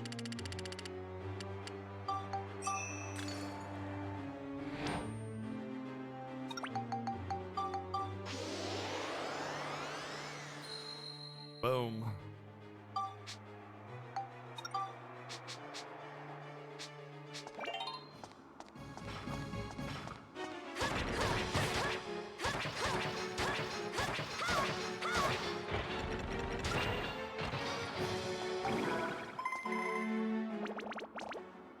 You know, I was thinking the same thing, KK, like a mount or something like that that kind of really increases movement speed would really be good in that game.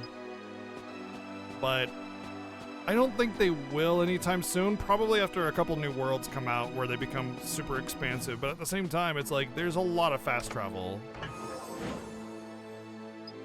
How was my Thanksgiving? It was good. I spent it with some very close family who has also been isolated this entire time, so no fear there, and with my fiance RPG chick in chat right there. So it was good.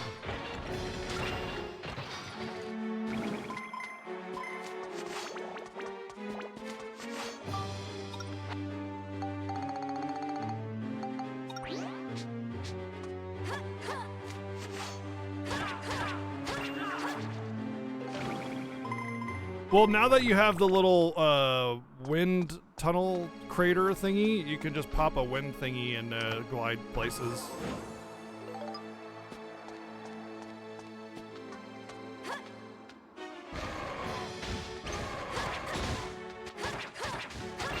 Well, that thing got wrecked. 450 normal attacks, man. No problem.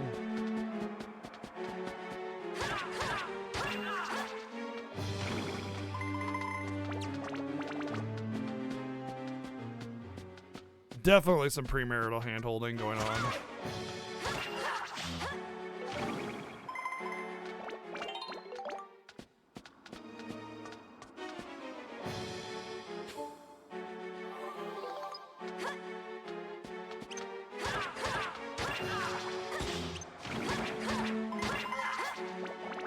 Really hope the game doesn't force me to use ranged weapons at all for the final, like, boss segments. Because if that's the case, I'm boned. I'm so boned. That's +5. I could break that down and feed it into this. Oh yeah, that's pretty good.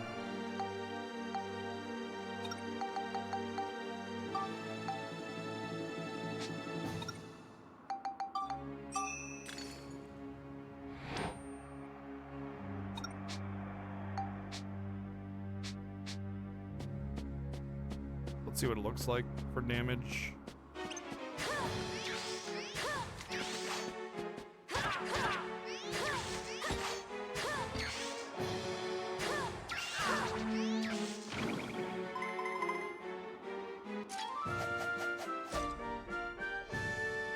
Looks like we got them all.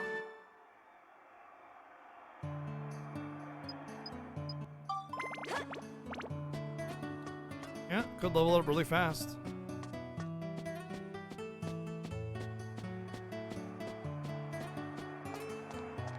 Yes, I agree, KK. The first couple events that were released were kind of really sort of like it was for Primo Gems. Nothing really else was worth it. But this one, there's a lot of quests, a lot of content, a lot of cool stuff, a lot of good rewards. And the story was pretty good. I really enjoyed it. Except I can't stand when Fischl would talk and I would just skip her dialogue every single time, but that's about it. That's about it.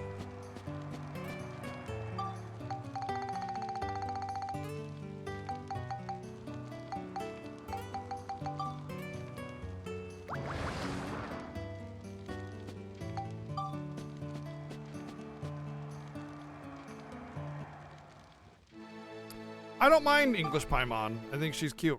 She's fine. Usually I would hate those characters too.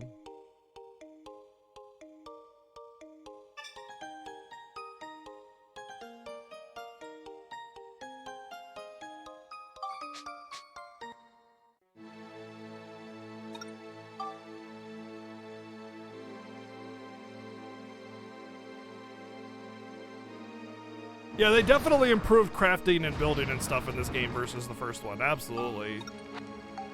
I see you, cat. I know what you're trying to do.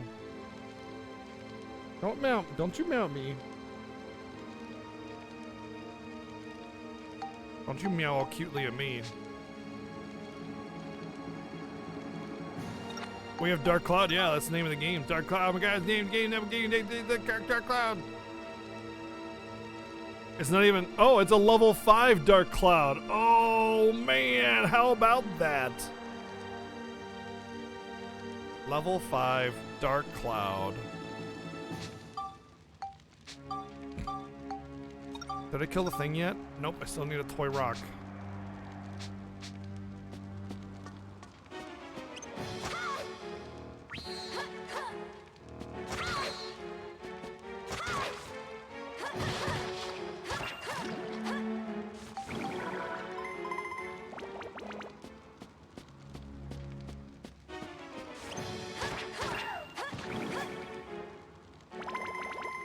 Does English Klee go da-di-da? Yeah, she does.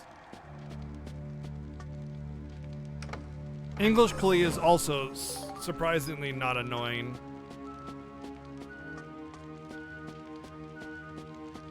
But Chi-Chi, I cannot stand.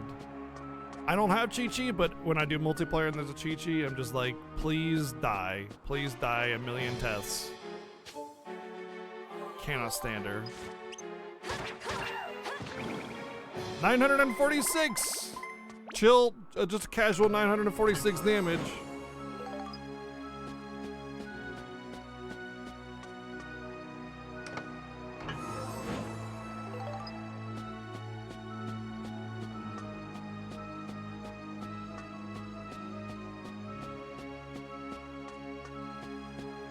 So I got 2 games for PS5, by the way. I got Demon Souls and I got Godfall. How many of you are interested in seeing Godfall at all? I got Godfall because it looks very good, but I wasn't super thrilled with the ad. I thought the ad was like kind of like, look at how extreme and cool we are, but the game looked really good. So I decided to go ahead and get it. But I'm not convinced on whether or not I want to stream it.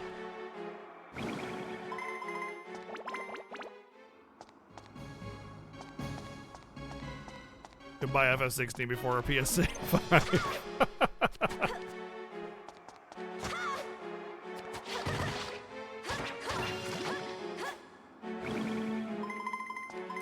Looks interesting, you be down?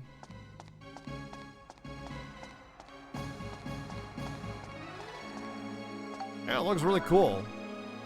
But the ad, I really hated their preview ad when the PS5 was announced. The PS5 stuff was announced. Like, yeah, look at how cool we are. We're the coolest game ever was. Cool, cool, so cool, that's cool, yeah. And I was just like, okay, that's not really a good ad at all. The game looks solid. Just worried that because they're so full of themselves, the game will suffer because of it.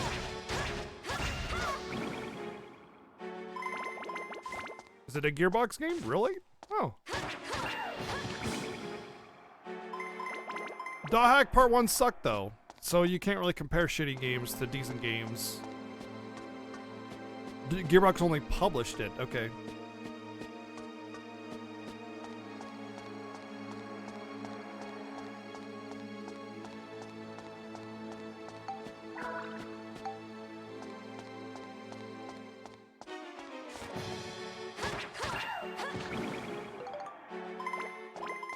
There she is, Miss Gorgonia.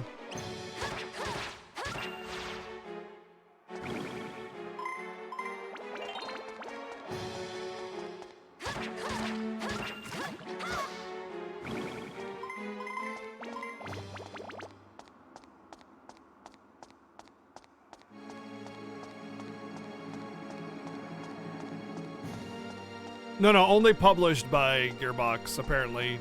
Not developed.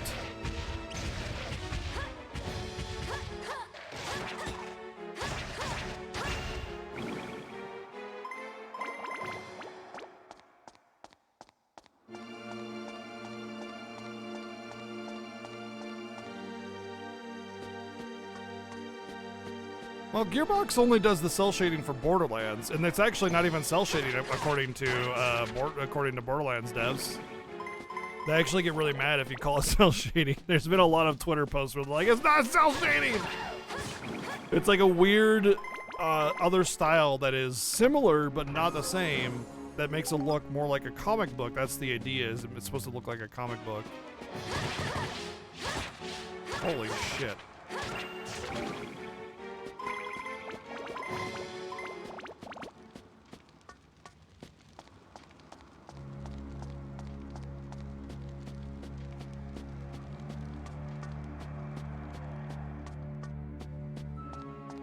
This track reminds me a lot of some FF12 tracks.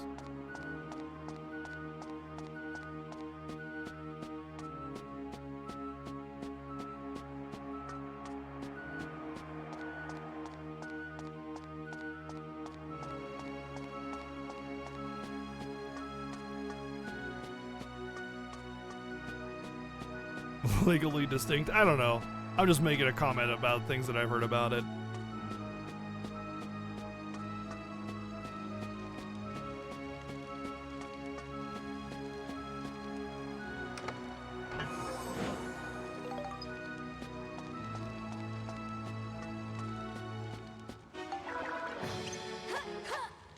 Great Crystal vibes? That's exactly what I was thinking.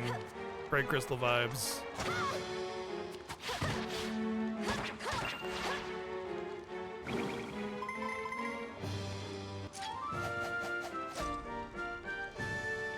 Looks like we got them all.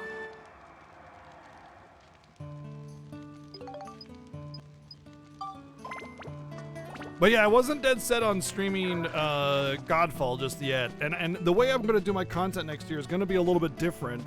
So I don't want to just like jump into random games. I want it to be a little bit more focused, I guess. And I'm probably going to do away with the whole day one, day two, or game one, game two thing and opt for a more, like I said, focused approach, you know? We'll still be playing new games when they come out that are interested to me, but it'll be less of this like game one, game two thing. And the reason I did the game one, game two thing this year is because I've found that like when you like train through a singular game, not only do I get bored of it, not really bored of it per se, but it just feels repetitious. But it feels that way for a lot of other people too. They're just like, okay, more of this, more of this, more of this. But at the same time, like, when you get a game that everybody's really excited about, they're like, oh man, we gotta wait until next week before we play more of this, you know? I don't know how to approach that. So I'm just gonna I still haven't quite figured it out how I'm going to do it, but I do know that we're going to start off the content after the fiesta being a little bit more, well, it's going to be more exciting for a lot of people, but it may or may not be the thing that you're looking for. I'll let you guys know what we have planned once we get a little bit closer to the end of the fiesta.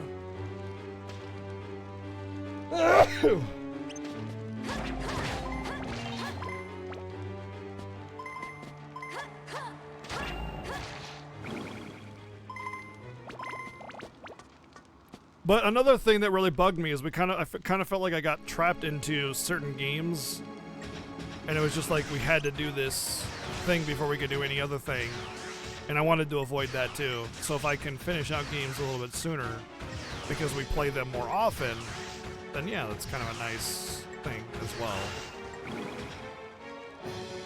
You like the day 1, day 2 system? I do too. I do too.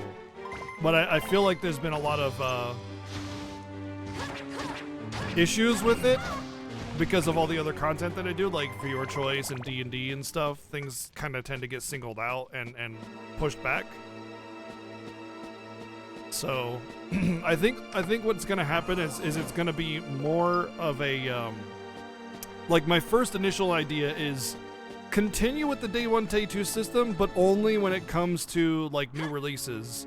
And if it's like, you know, brand new game comes out, but we're still in the middle of playing, you know, certain game. Like let's say I'm playing Demon's Souls. You know, or sorry, here. Let's take it back. Let's say I'm playing like some PS2 game, like I don't know, Sly Cooper. Right? I want to play Sly Cooper. I'm playing Sly Cooper, and then Demon's Souls comes out. I was like, man, I want to play Demon's Souls. So instead of like completely shutting down our Sly Cooper playthrough, I now can cycle between Demon's Souls and Sly Cooper instead of cycling between 2 games all the time and then having to put them all on hold for, you know, new game that comes out that I really want to play kind of thing. So it still have that game 1, game 2 kind of feel, but a little bit more, like I said, focused when it's not doing that, you know? Does that make sense? I'm thinking that's like my first thoughts when I thought about doing it differently.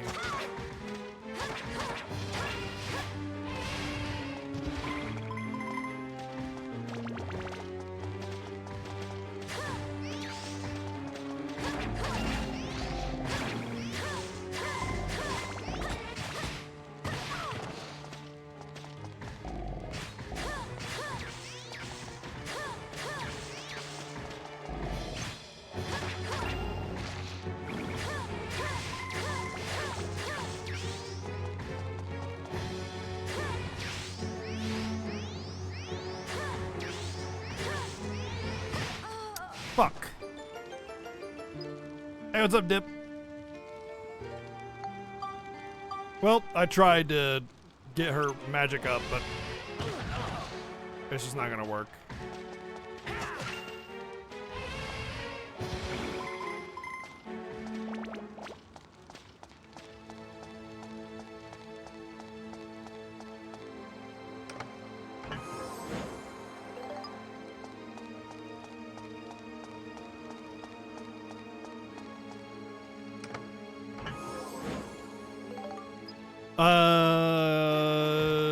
Zhongli's gonna be polearm. So, you know. Also, Jingling is polearm, and she's insanely good.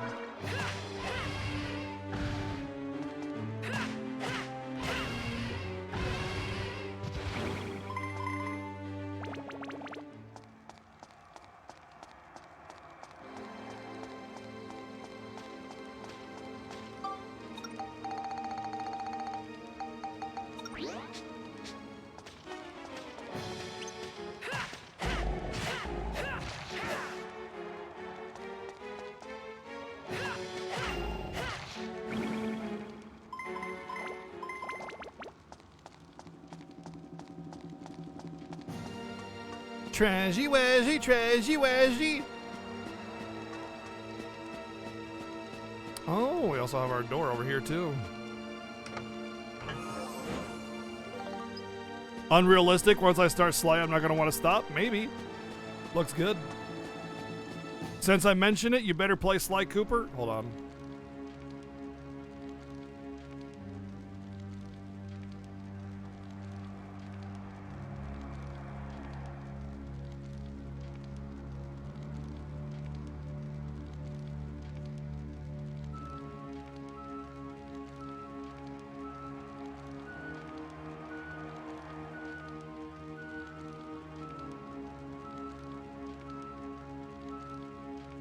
Yeah, I do have an intent on playing Sly Cooper.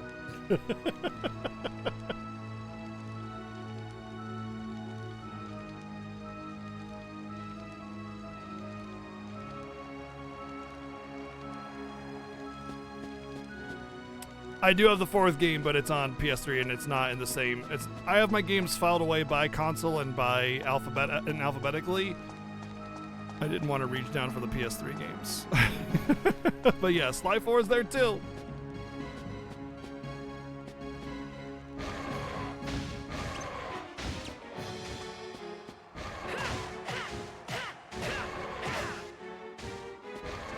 So yeah, those were sent by VG. And we 100% are wanting to play those. Oh my god. Play those. Those were originally on the agenda for this year, but we had so much we wanted to do that we never got around to them. But they will be played.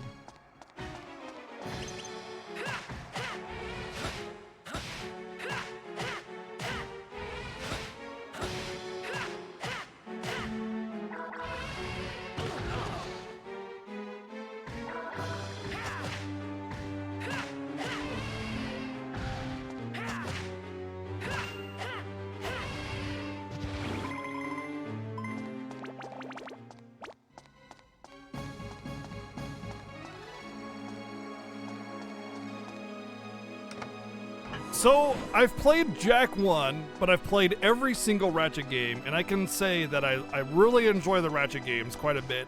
But Jak 1, I was not overly thrilled with. It was definitely, like I definitely had, saw the value of the game, but I wasn't super into it. I felt I had a lot of flaws with controls and movement and stuff.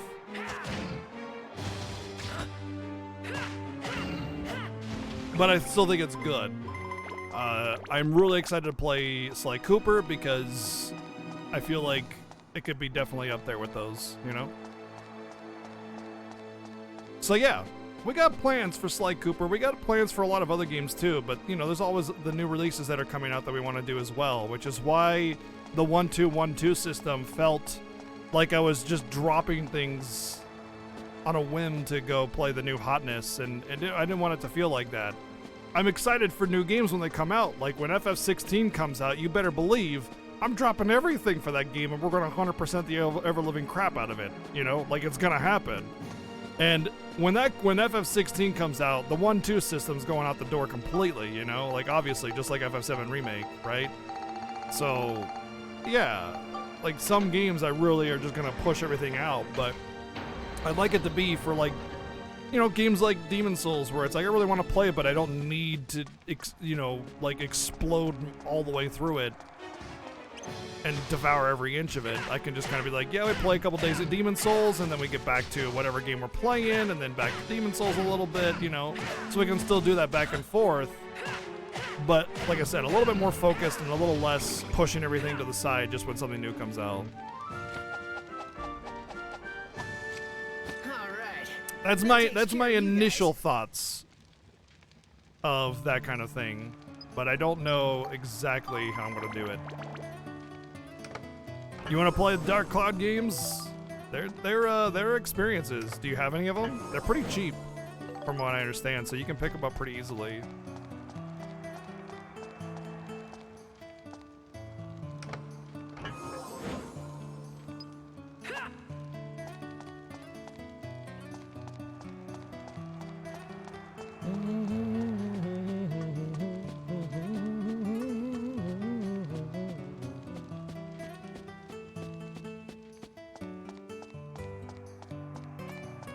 It's not, yeah, FF16 is not Revenant Wings. We can't really put that much time into it, right?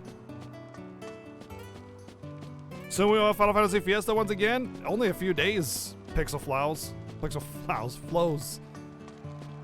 Only a few days before the Final Fantasy Fiesta begins.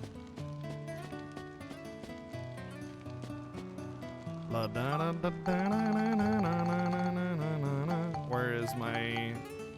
There we go.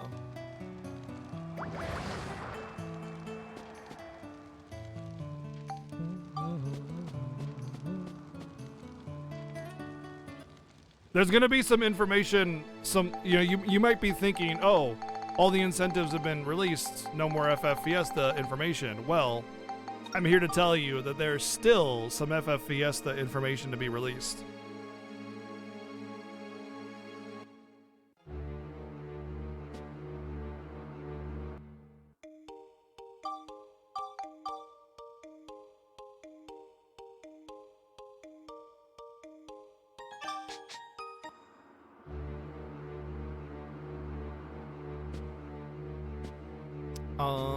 You know what I'm gonna do? I'm gonna keep going. I was gonna go back and build and get some defense, but I think what I'm gonna do is see either way could be fine.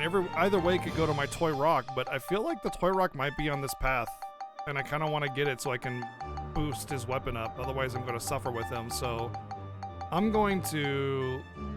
Because I've gotten the other two, right? I'm going to go here, and I'm going to push the other route, which is the sun route. And I'm going to go down a couple of those paths to see what I can find.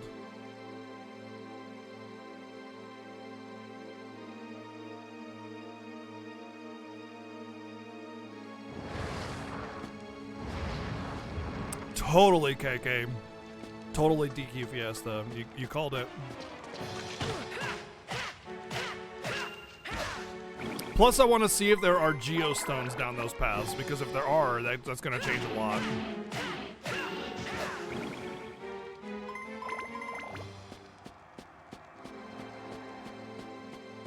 Yep, the Dairy Queen Fiesta, where we eat every single blizzard on the menu in a single day, and then we die of diabetes.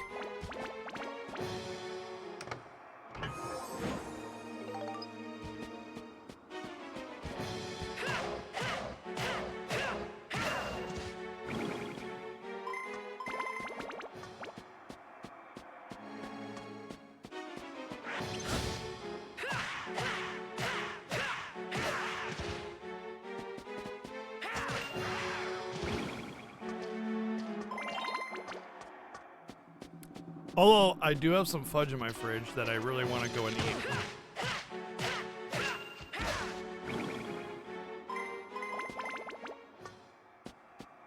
The world premiere of the second part of the Final Fantasy VII Remake? Dude. If only we could get that kind of support from Square Enix. Holy smokes. I'd just about die if Square Enix Senpai actually noticed us to that regard. They're like, yeah, we love the Fiesta. We want you to be the face of the FF7 Remake sequel and play it during your Fiesta. I'd just be... That would be like, that would be it. I'd be like, I wanted life. I did it. You took more fudge than you wanted to? It's okay, it doesn't really go bad. So you can bring the rest next week.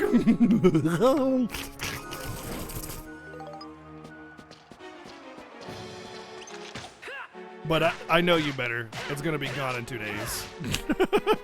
I know you better. That's gonna be gone in 2 days. You're just more like, I shouldn't have taken this much.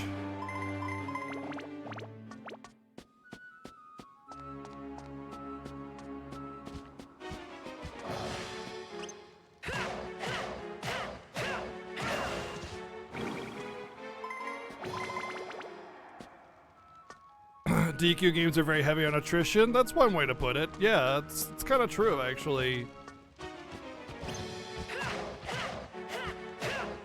Like, it's just because they just slowly, like, you know, drain your soul away, you know, attrition, right?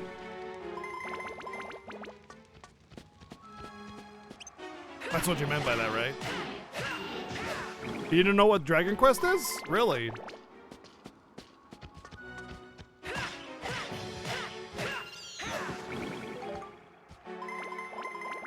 Guess it's not too surprising.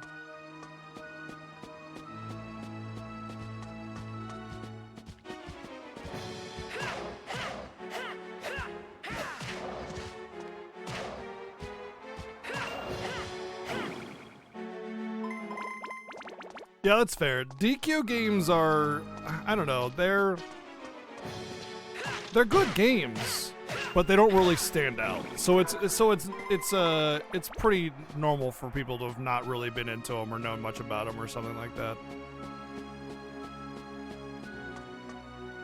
DQ11, if you're to play any DQ game, play DQ11 because that one is absolutely fantastic. It's a very, very good game, and you're gonna get the best of what the franchise has to offer. So you can kind of get into DQ11 and decide if you really want to go back and play the old ones, which are definitely going to be harder to play and acknowledge and understand. But yeah, you know, like DQ11 is good. Crazy, what's up, dude? Hey, coming in with that raid. What's up? What did you? It's pretty early, so you had to have finished the game, which was shoot. What were you? What was your current game? I think it was something I had played before, right? Oh, you started Suikoden 3 today. Oh boy. How far did you get, and how do you think about it? Oh, you beat Phantasy Star 3. That's right. Nice. That's awesome. Usually you raid when you beat a game, but nice. I have played Suikoden 3. That is something we have played on stream here last year, actually.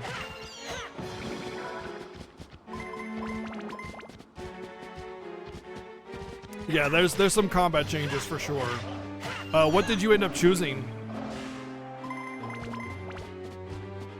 Like, what was your first choice? Out of curiosity.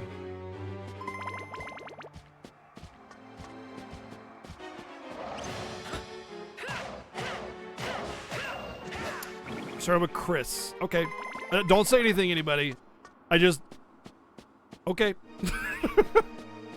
I just wanted to know. I just wanted to know where your cursor went. We have things to discuss later, for sure, when you get further into that game. I want to see if the same thing happens to you as it happened to me. But yeah, good luck with the game. I hope you enjoy it. Suikoden 3 is definitely different. They chose to do some interesting things with the combat, so we'll see if you're about it or not. You got killed immediately in the first force of the game. That sounds about on par. Sounds pretty close so far. That takes care of you guys. That's one out of the 1 out of 5 of the things that happened to me. Lost the first war thingy. Okay. 2 out of 5.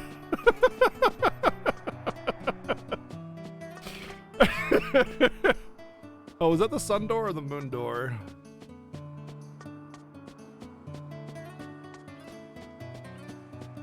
That was the sun door. That's the one we want.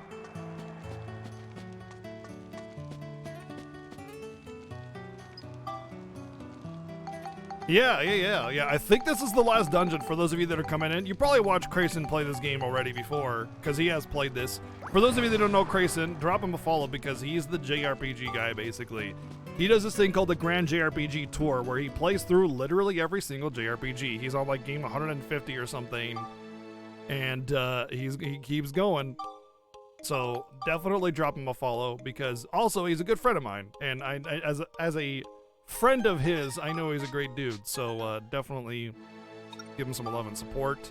And for those of you coming from Crayson's channel, I'm BGG, and I kind of play some RPGs too, but I also do other stuff. And the big thing is Final Fantasy. In a few days, we're starting the Final Fantasy Fiesta, our 5th year of the Final Fantasy Fiesta, where we play through the entire main numbered franchise. No running away, lots of challenges, difficulties, exceptional stuff, all great FF stuff. But we'll be playing through the entire franchise, 1 through 15, and WoF. Sans MMOs. But, you know, we got all this stuff like this right now. And our other game that we're currently playing through is the new Yakuza, which if we beat this game tonight, very well might actually be getting back into that if we have time.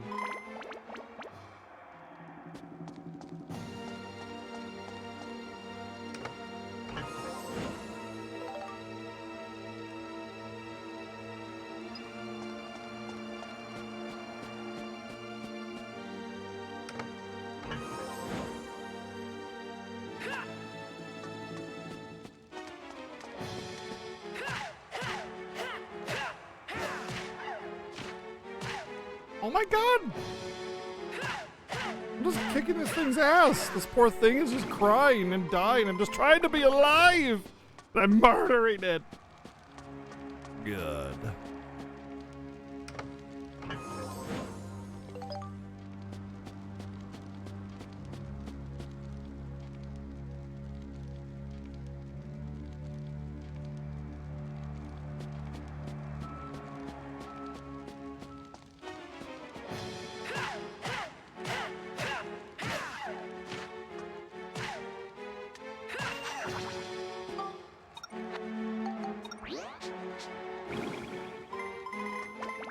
You've watched every Final Fantasy Fiesta to date.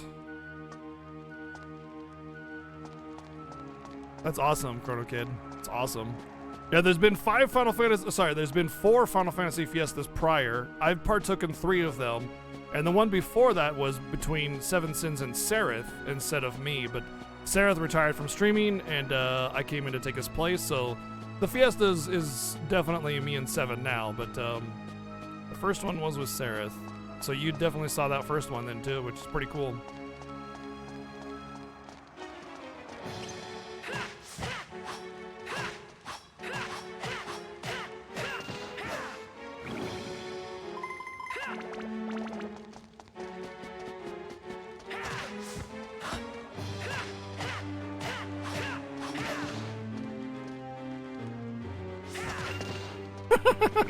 That was some, like, Ninja Gaiden stuff right there.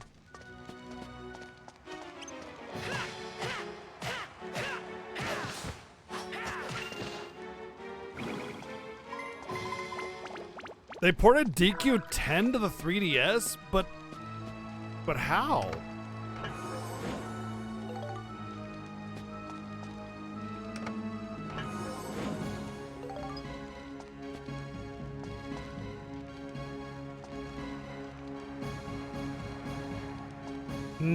No, the first Final Fantasy Fiesta was Sereth and Seven Sins. There has never been a Final Fantasy Fiesta outside of that. Final Fantasy Fiesta has happened 4 times, 4 years. The first one was Sereth and Seven Sins, and since then, it has been myself and Seven Sins, and that is the only thing the Final Fantasy Fiesta has done. There is nothing else.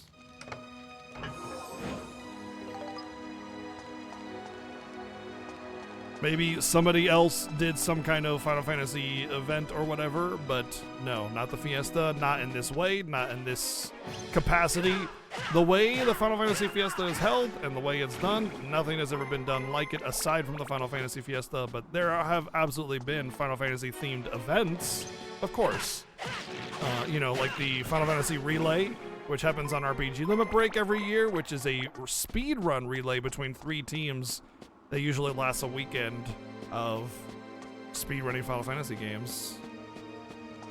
But in the way that the Final Fantasy Fiesta is done, there is no other Final Fantasy Fiesta thing that is like the Fiesta. Maybe Final Fantasy themed, and that's about as far as it goes. Yeah, like I said, I'm sure that, you know, other people have done Final Fantasy themed events out there on Twitch, but the Fiesta, this is the 5th Fiesta. Only myself and Seven Sins, and then the first one was Sereth. That's it. Owie, don't stab me! It's my butt! I need my butt for pooping!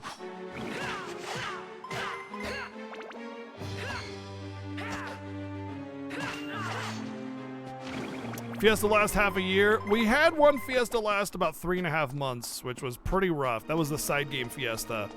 Whew, buddy. We've been trying to bring that down to about 2 months.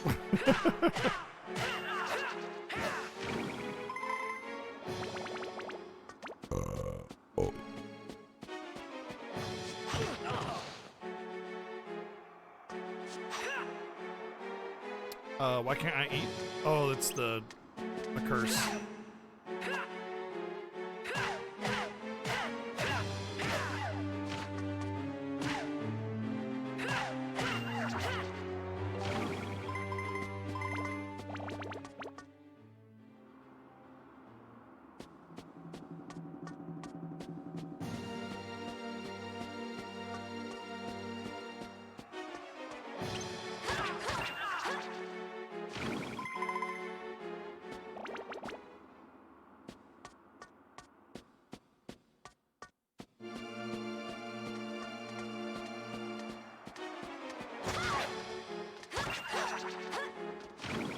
Hey, I've won parts of the Fiesta.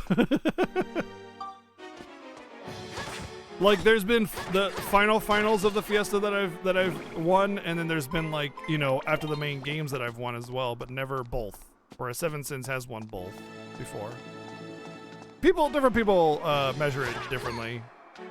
Some people say only the core Fiesta matters. Some people say, hey, it's the whole thing that matters. So we kind of keep track of both. Looks like we got them all.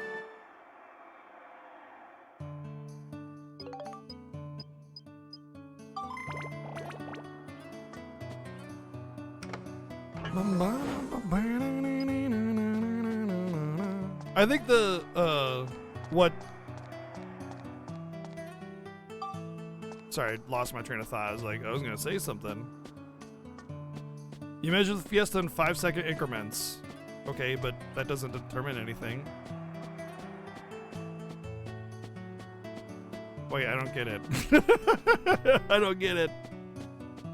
Regular season and playoffs? Yeah, maybe that's the mentality behind it, you know?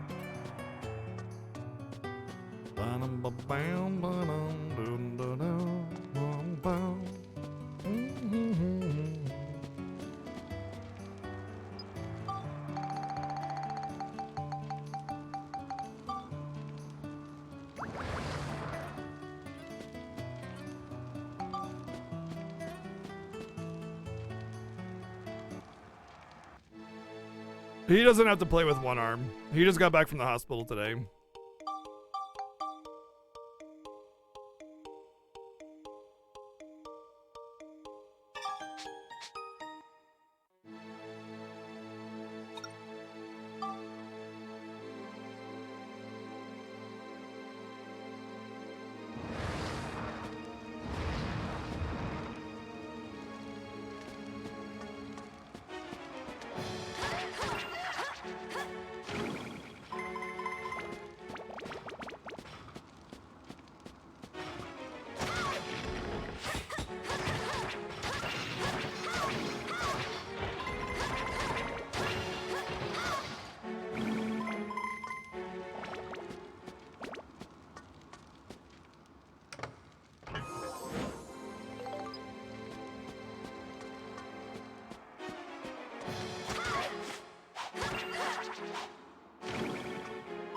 I wonder what the speedrun of this game looks like. It's gotta be a speedrun where you have to, like, basically fight everything.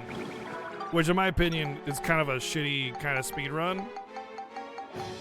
Not because, like, how dare they play the game that way. I just mean, like, it's a boring speedrun. Like, having to basically play the game casually, but as quickly as possible, you know?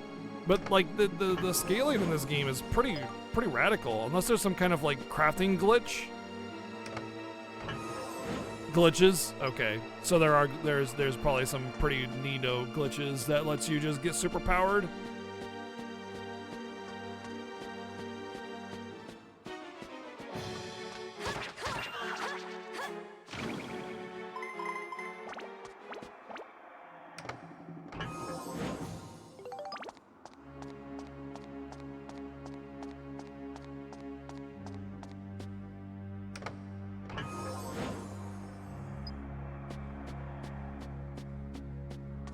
Yeah, I remember you saying there was like the knife glitch where you turn the knife into something OP.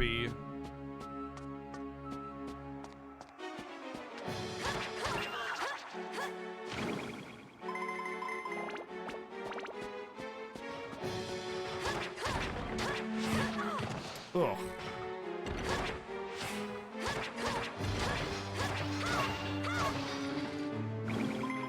The best weapon for Cloud is it the Buster Sword.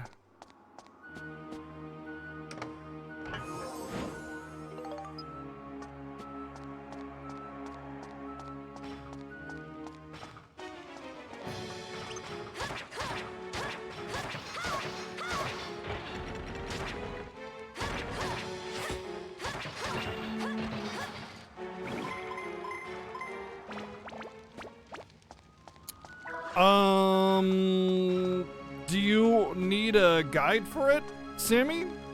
Because you can RNG manipulate it. And it's pretty reliable.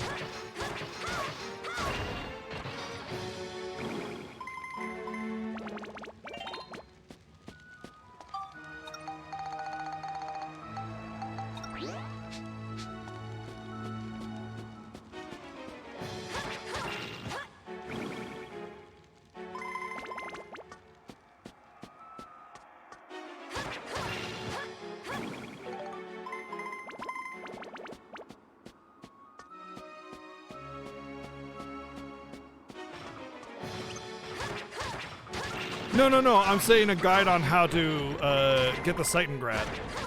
Because you said you tried for it. You can RNG manipulate what's in the pot and just get it 100% of the time.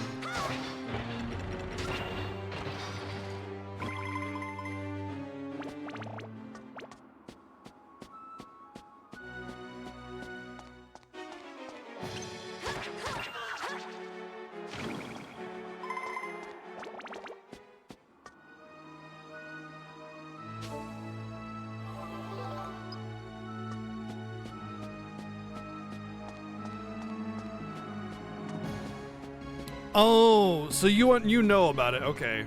I would look up the most reliable version I've seen is there's a guy named Pitted. And he's the one that discovered the RNG manipulation and routed it out. And there's a method that you use with Rex. But if the Rex method is broken, it shouldn't be because it's RNG manipulation. You just need the right numbers. But look up the guide by Pitted. Pitted. If you do end up wanting to use the RNG manipulation or not.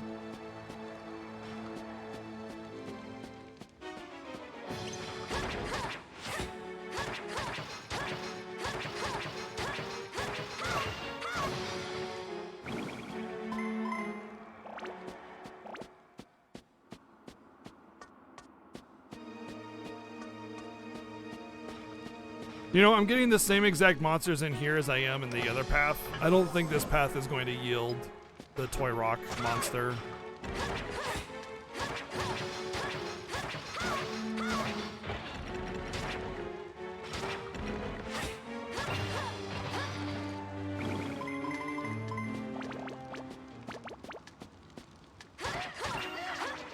I think it's just another path with the same monster loadouts, so I'm just gonna go the other path once I'm out of here. Stock up on food.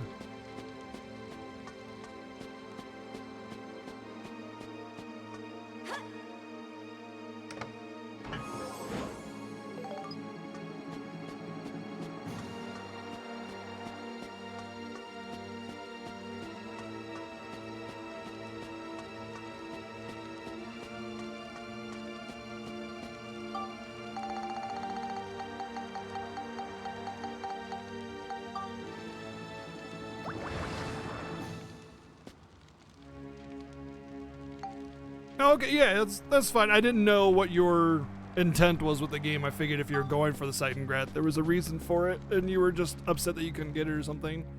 So I thought I'd help push you in the right direction a little bit. The rooms are green. That's interesting.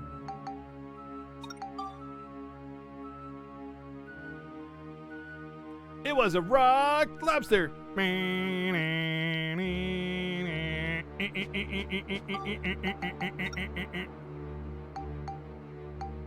right, so we don't need to go here. We just need to go here for bread.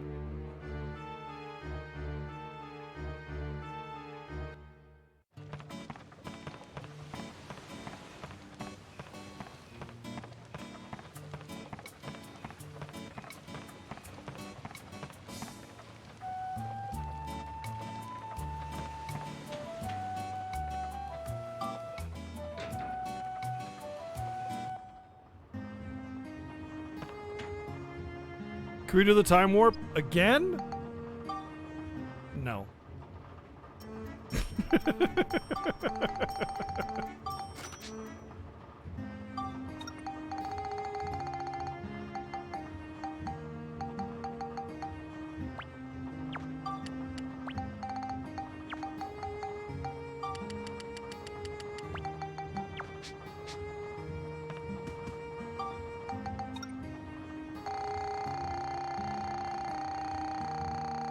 Okay.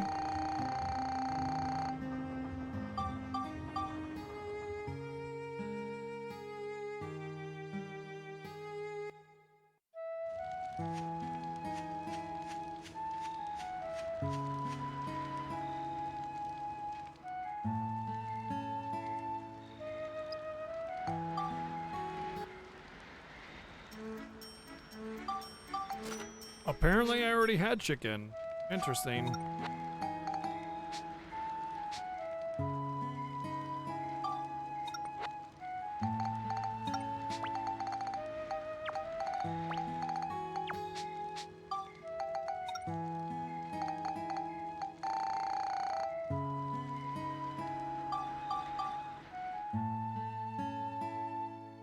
Why were no more of these made? Because of ownership rights. Also, I don't know how well they sold. Oh, Sephiroth! Oh my gosh, dude, I totally missed your resub earlier. Sephiroth, thank you for the 33 months. I feel like such a doofy, dude. Thank you very much for the 33 months. I think I was right after Crayson came in and I kind of... Thank you for the 33 months.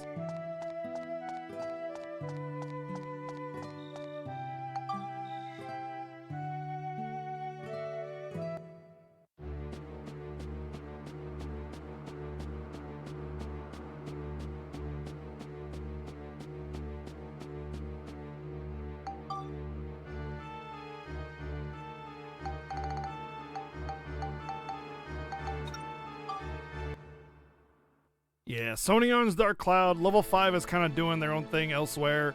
I think I heard them saying something about wanting to do a spiritual successor. No, maybe we were talking about how it would be cool if they did, but not actually what they said.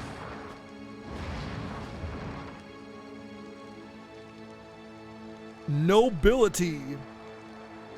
Floor episode? What is this, Seinfeld? Am I a joke to you?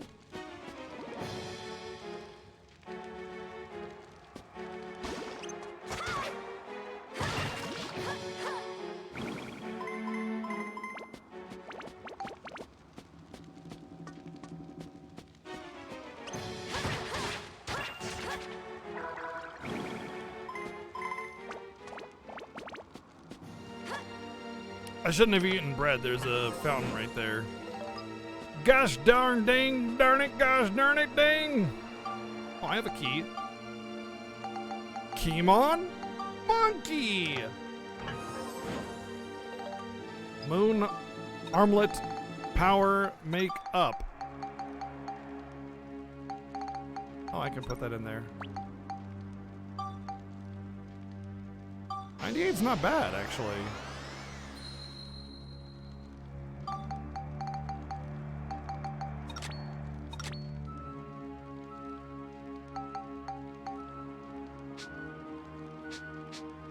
If I do have to farm up a ranged weapon, that won't be that bad.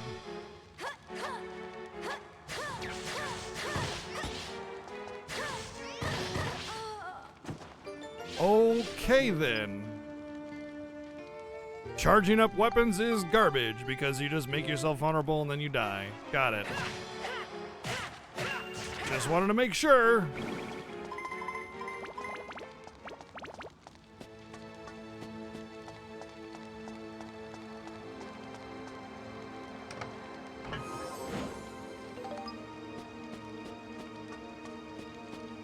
Bread makes you fat, with muscle. You know, it just bulges out all your muscles.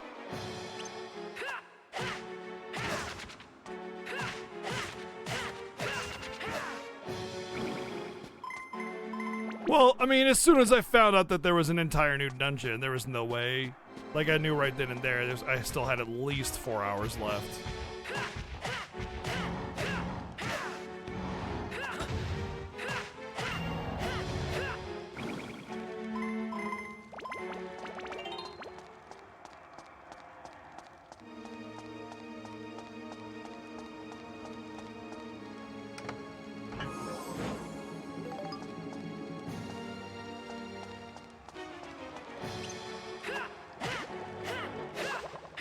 Yeah, I was talking about a different schedule format. Not like my stream times, but like how I deliver content.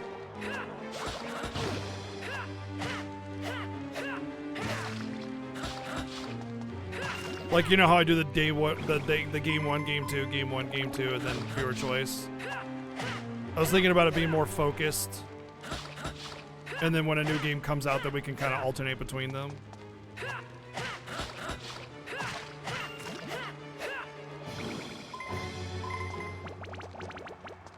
It's a suppository! Smile. I can deliver game content through suppository. The preferred method of delivery.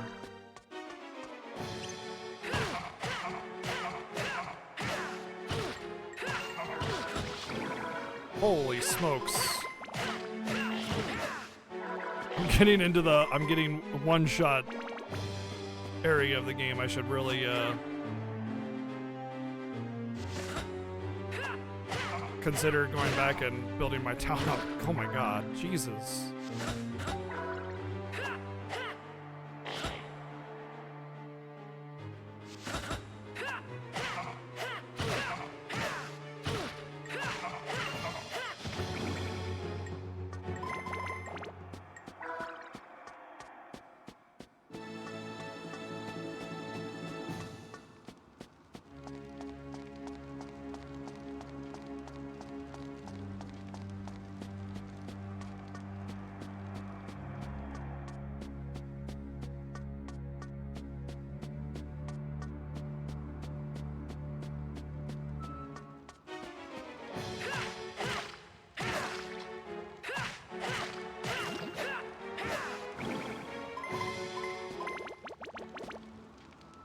No, I didn't want to touch you, you stupid coin!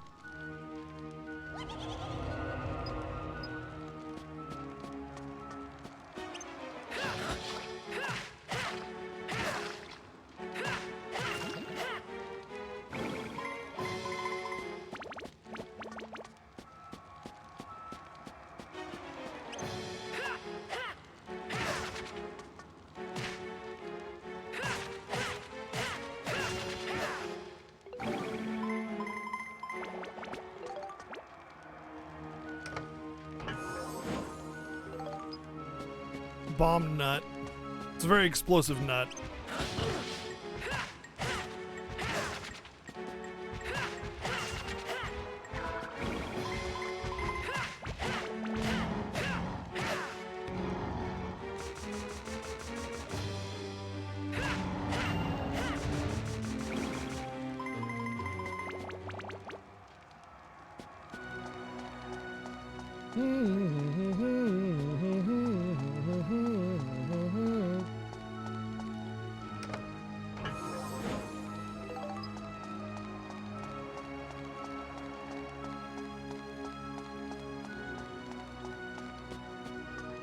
I was actually gonna peace out on this map if I got the key, and I don't know if I've gotten it or not, but I've definitely had, after I fought that guy, I've definitely had my eyes open for it. Like, oh god, where's the key?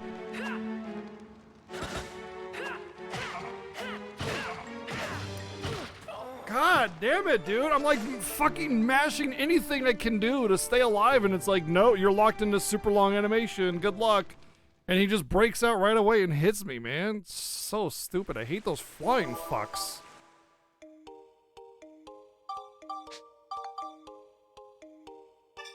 That's one of the things that bothers me about this game is like the really super OP enemies that do way more damage than they should are also the ones that are flying around or super ranged and spam ranged attacks and shit. It's like the melee ones are kind of jokes comparatively almost every single time. Hey, we made this almost impossible to actually reliably fight enemy. Let's also make it super powerful. Yeah, game design.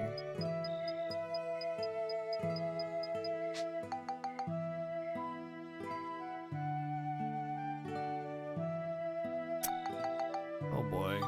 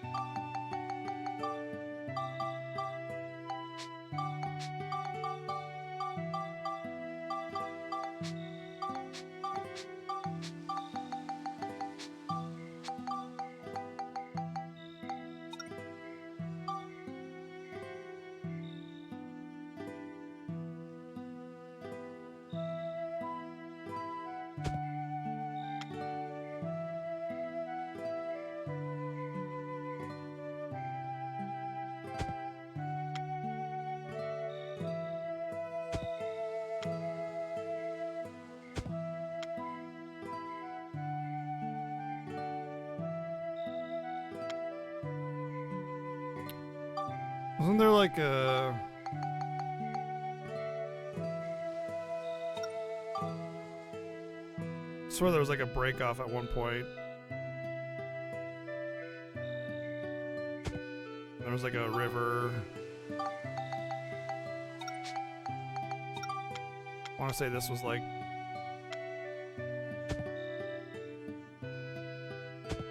this or something like that.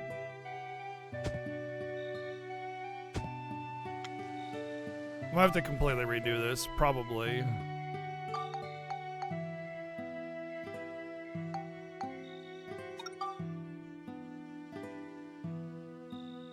How am I supposed to do the bridge over that if it's...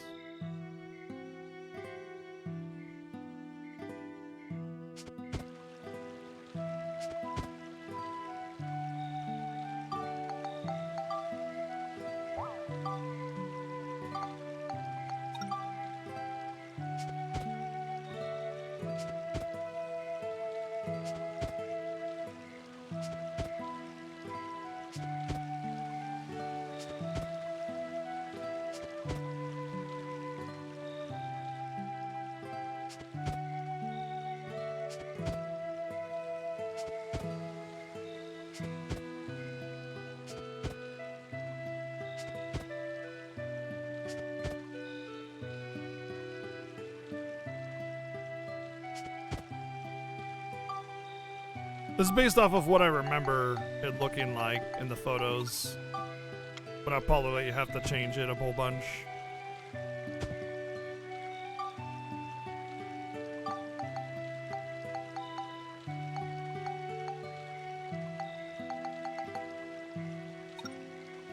Maybe that's what separated it.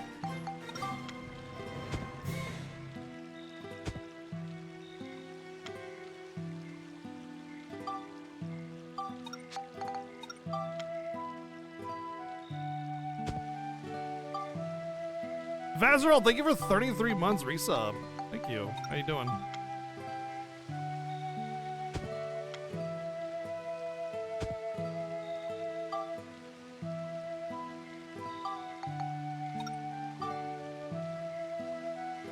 Can't even go over the bridge. What's the point of... Oh, it can.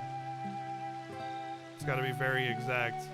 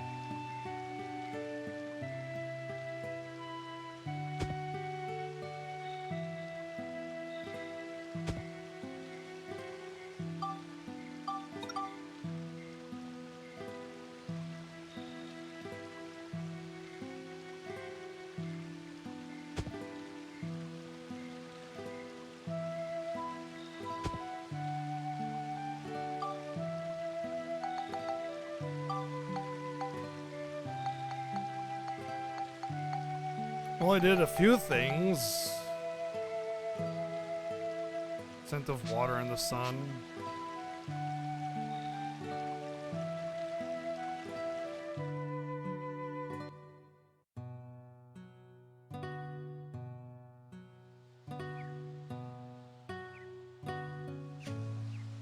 Where are you, Cyrus?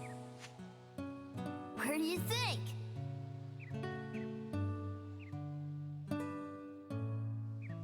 Where are you?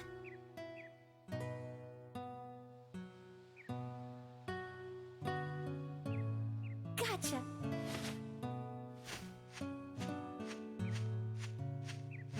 Ouch. How do you like that? Ah, okay, you got me.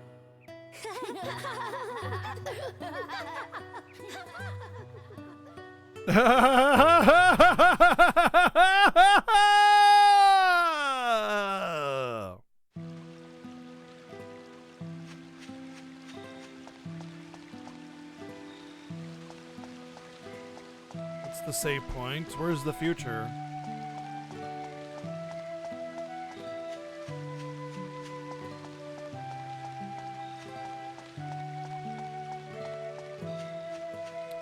Is there no future place? Oh man.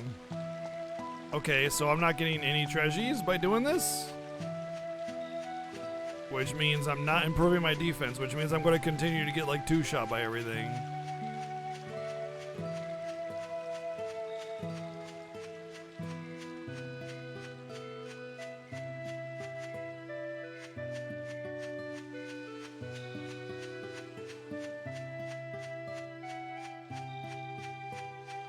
Yeah, it's Phil and Lil's voice actor. Isn't that Laura Bailey?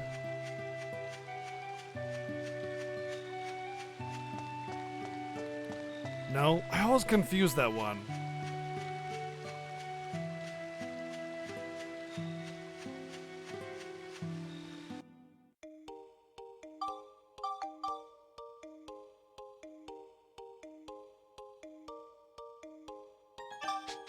I don't know why I thought it was Laura Bailey.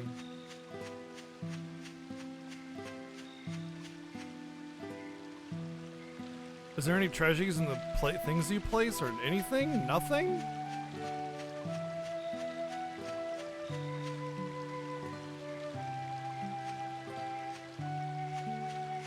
Oh man.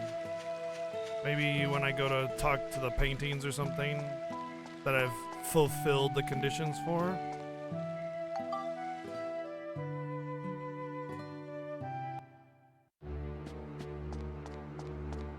There we go.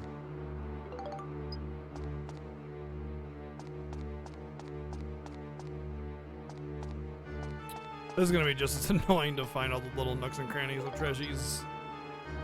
So apparently there's other road tiles. Okay, so 3, fountain 3, it looks like.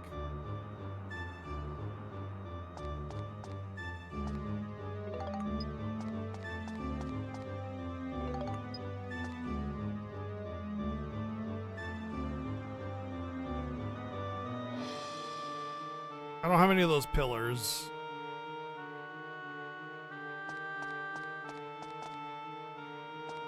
Let's see how much treasures I get and determine whether or not I'll continue. Probably need about 2 of each. Oh, there's 2 potato pie. I don't have the gazebo.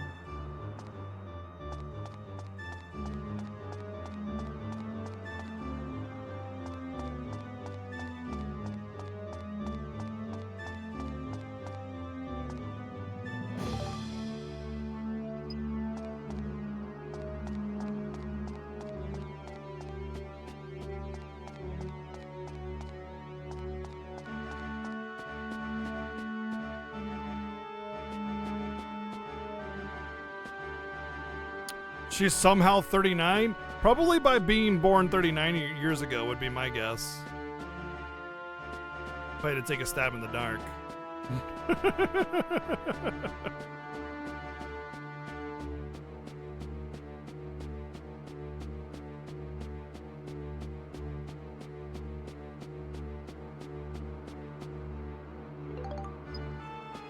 Lots of potato pie, I guess.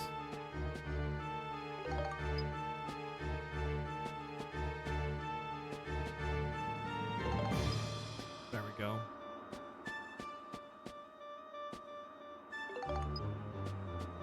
That was a pretty decent amount of treasures, actually. I'm pretty happy with that. All right.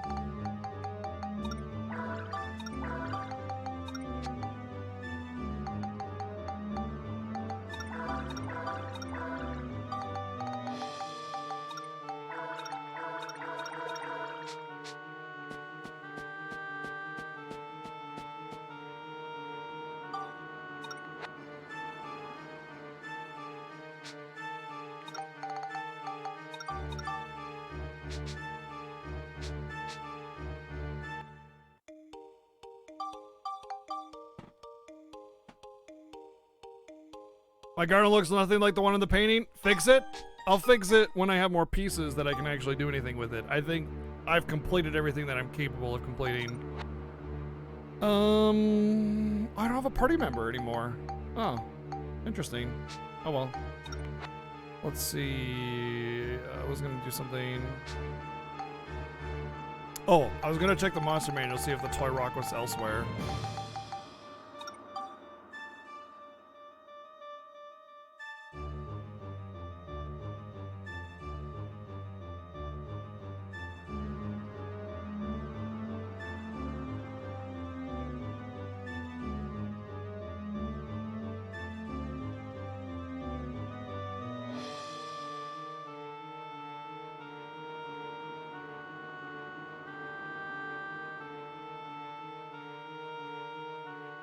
I don't think so.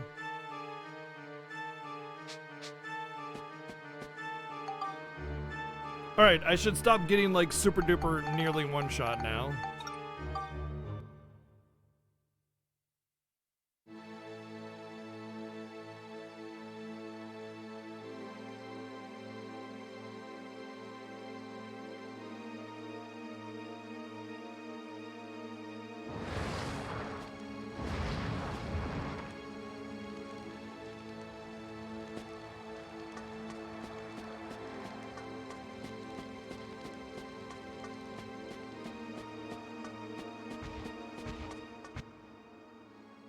Only Monica.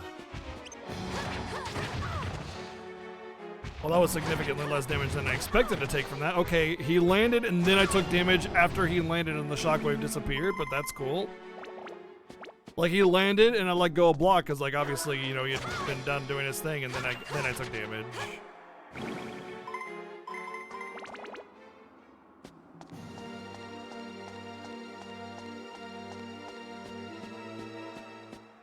Alright, Moon Joe.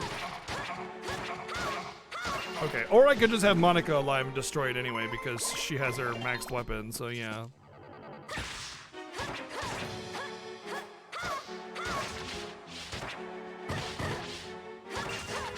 Well, that still hurt like a freaking son of a bitch, but it was much less than I expected. Whew! That pretty much would have shot me before taking that much damage. I just want to expand it because I don't know if it's the gate. Okay, it's not going to show me. Cool, thanks.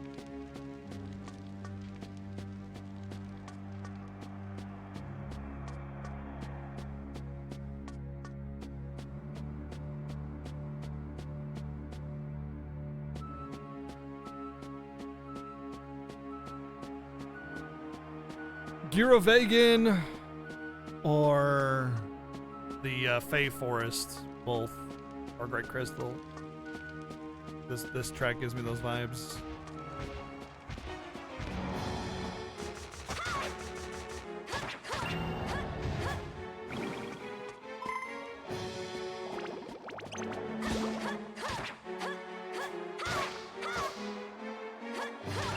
I can't believe someone killed Rain, and that's the ghost of Rain.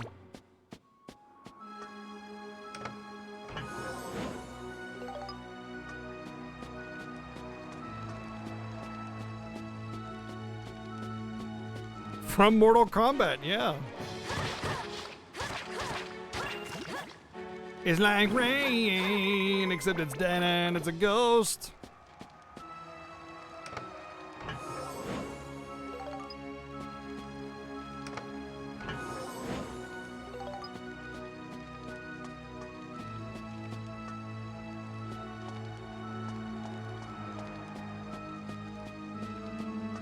I agree with fast roll.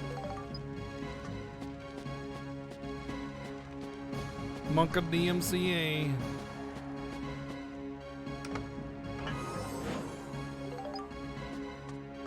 It was a fan adaptation, so you know, it's okay.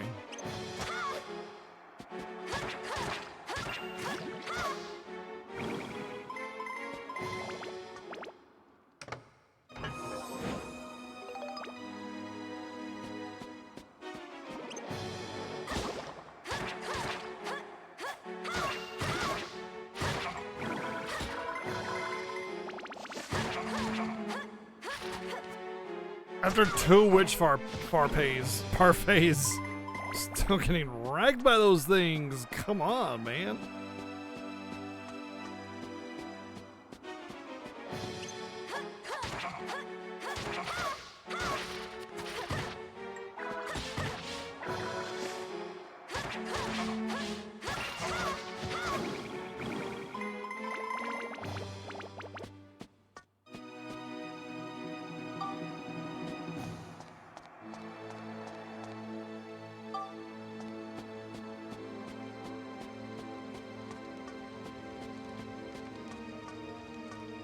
Just don't get hit. Oh, that's how you're supposed to do it. Okay, I'll do my best. I'll do my best. Put my best foot forward. Right into the bear trap.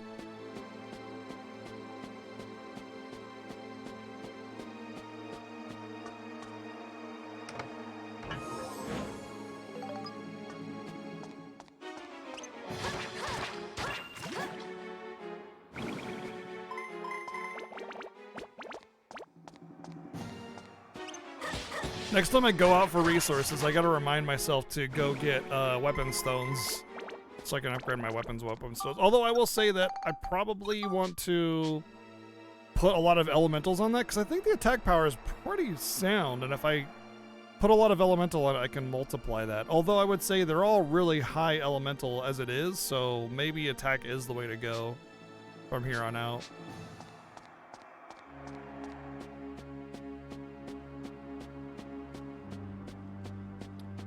Yeah, that sounds like something some dummy head would do. Definitely not me.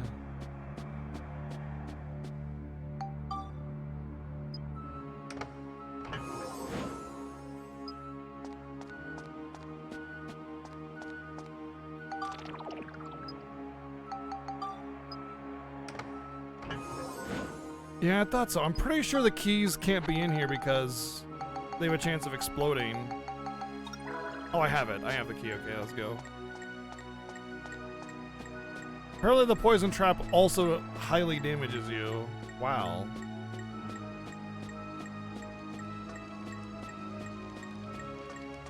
Modulating phase. Kupo!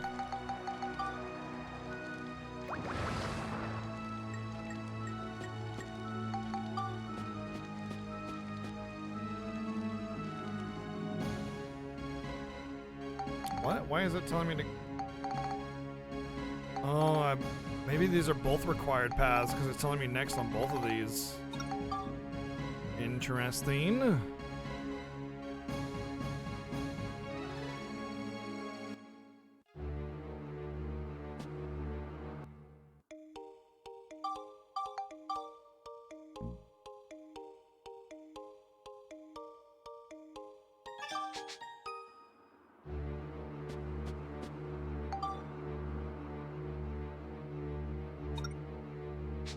Interesting. It really wants me to go this way. Okay, let's do it. Let's go this way. I feel like it's kind of pointing me in the right direction by defaulting on this, even though I went to towards the left path. Maybe that's why everything's getting super hard. It's like, hey, go down this right path first. Get some stuff figured out with the geostones. Get some pie. Whatever. You're good to go.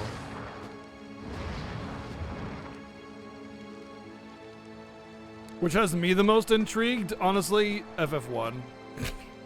And WAF. Both the FF1 and WAF having the most intrigued.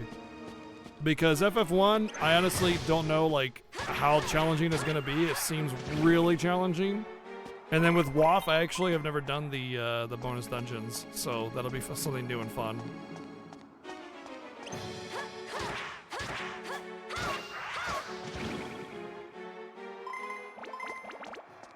Did we just become best friends? I think we just became best friends.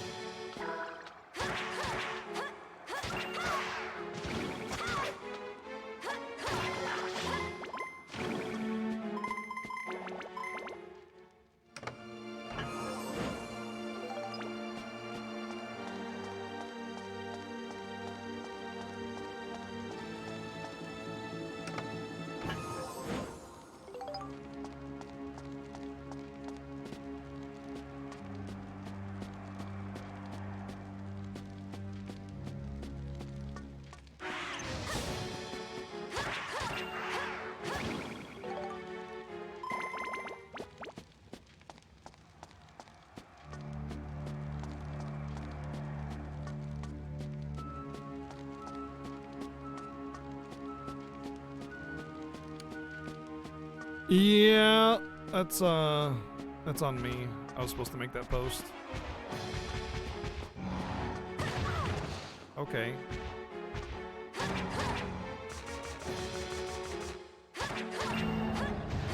$932, baby.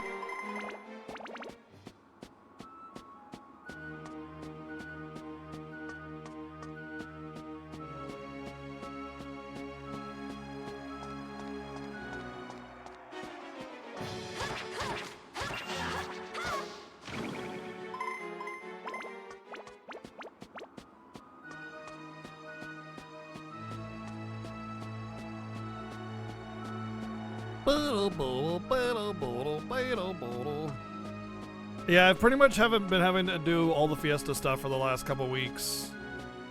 It was definitely divided between us. There's also a lot of background stuff that's going on that, yeah.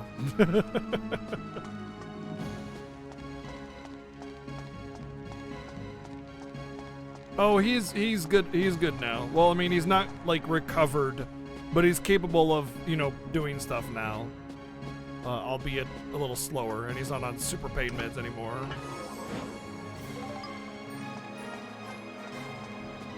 Had's Face, thank you for 4 months. Resub. Thank you.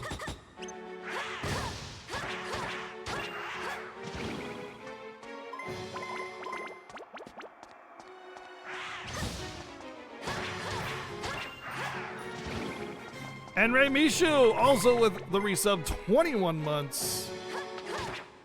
Thank you. Ow.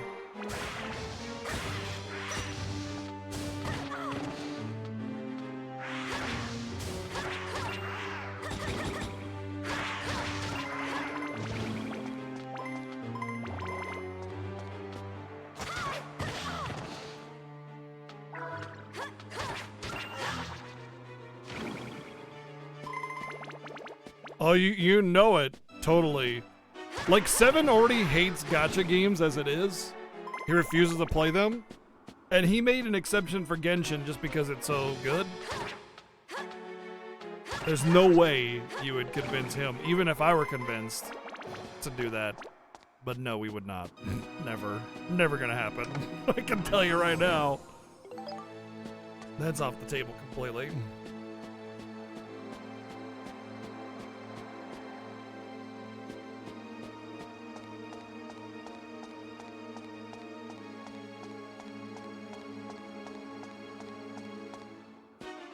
What if FF16 is a gacha game? You know, FF15 is one of the hardest games to do in the Fiesta because there's so much like DLC and weird stuff and like, hey, here's this little pack of items and outfits that are OP. And like trying to remember which ones are which and where they come from and which ones are DLC and not is a pain in the ass. And I'm really worried that FF16 is going to go that route as well, of just having way too much. Just make it a game, you know? Just give me a game, the end.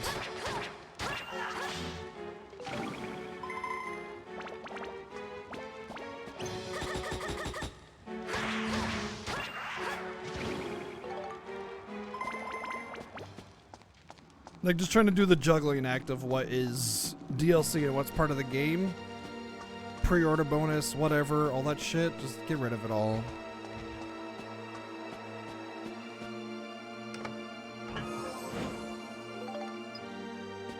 I would wager that the part 2 of FF7 Remake will be out before, but I don't know. Hard to say.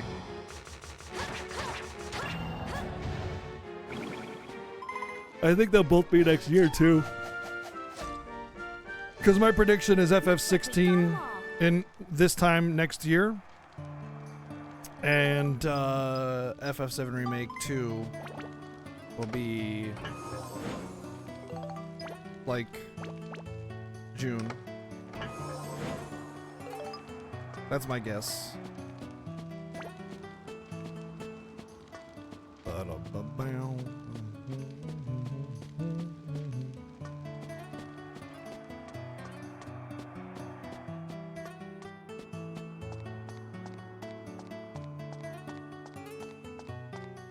I'm fine with like DLC episodes. Those were fine. The DLC episodes were fine. I thought they were okay. It's kind of a take it or leave it sort of thing. It doesn't add a lot of complication. It's like, here, you can do this episode if you want to. And it adds a little bit of stuff. And you can like it or hate it, whatever. The end, you know? Those were fine. All the little mini thingies and collabs and side stuff and you know, pre-order bonuses and packs and things were just awkward and felt weird.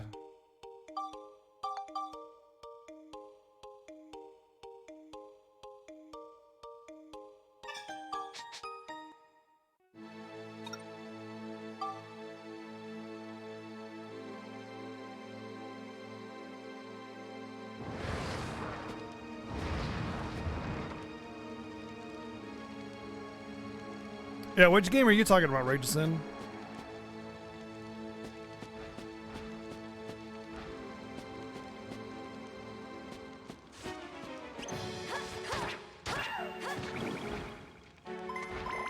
Actually, Berserk, the way I got the outfits was because I got the Daiichi edition, so yeah, I mean, that's kind of how it worked. Oh, the world of the Empire Builder one. You want to know the scary thing? It's incredibly lucrative. You want to know why? Sexy lady in white dress. 100%. There was actually this big video or article or something about it. I forget exactly what it was, but I was reading it or watching it or whatever. And basically that whole the whole advertising campaign completely sold that game because sexy lady in white dress doing her thing was in remarkably valuable asset to their whole ad campaign. It absolutely completely sold the game. They don't care how good the game is or whether it's a piece of shit or not. They think that somehow by playing that game and paying tons of money into the gacha system, they're gonna somehow have a chance with her or something. I don't even know. But yeah, there's some articles or something about it.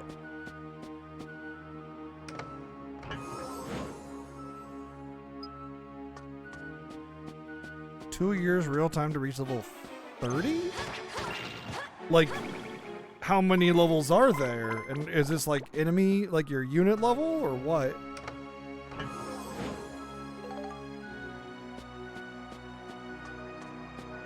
Oh, I never played it. I knew right away that it was gonna, as soon as I saw it, I was like, nope, not happening. I never even bothered downloading it or even trying it.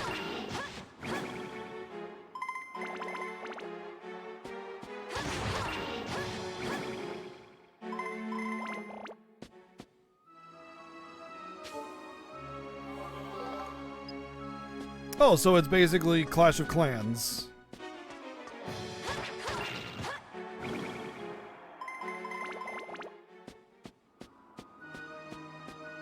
I tried that a long time ago when that was new and hot. I was like, what's the big deal about Clash of Clans? And I downloaded it. I was like, this is the dumbest thing ever. I'm just sitting here waiting for my town to be built up so I can what? Wait longer for it to be built up later?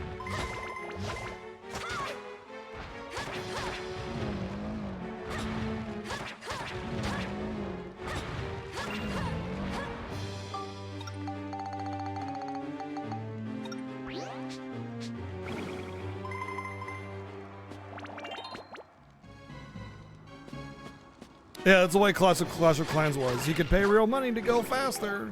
To what? So you can have a longer clock?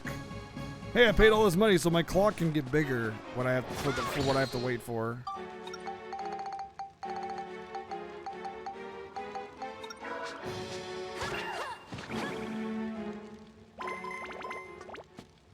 Congratulations, you paid $20 so you can wait longer. Yeah, but that's different. You know, you're using it as a means to interact with somebody that you care about.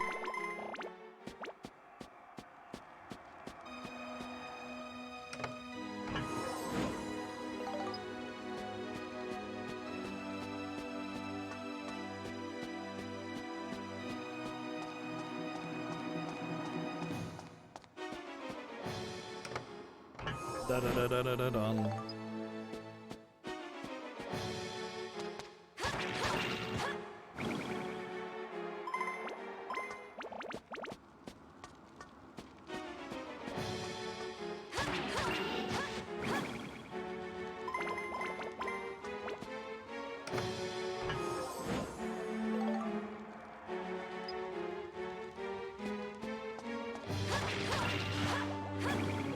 $20,000 in 3 weeks? Oh, Got 'em all. wow. That's a lot. That's a lot. Sorry, I'm just coming to terms. I understand that everybody's disposable income is different, and maybe 20,000 to him is not a big deal, but oh, I'm just like.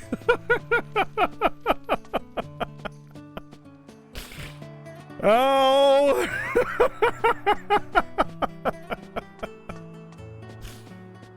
Whew.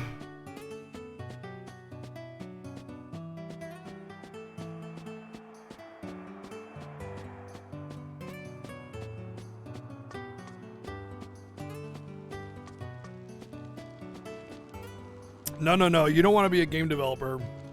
You just want to be president of the company that develops games.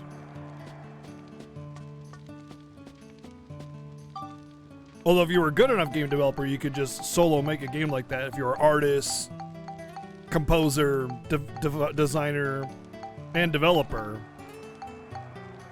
then you could.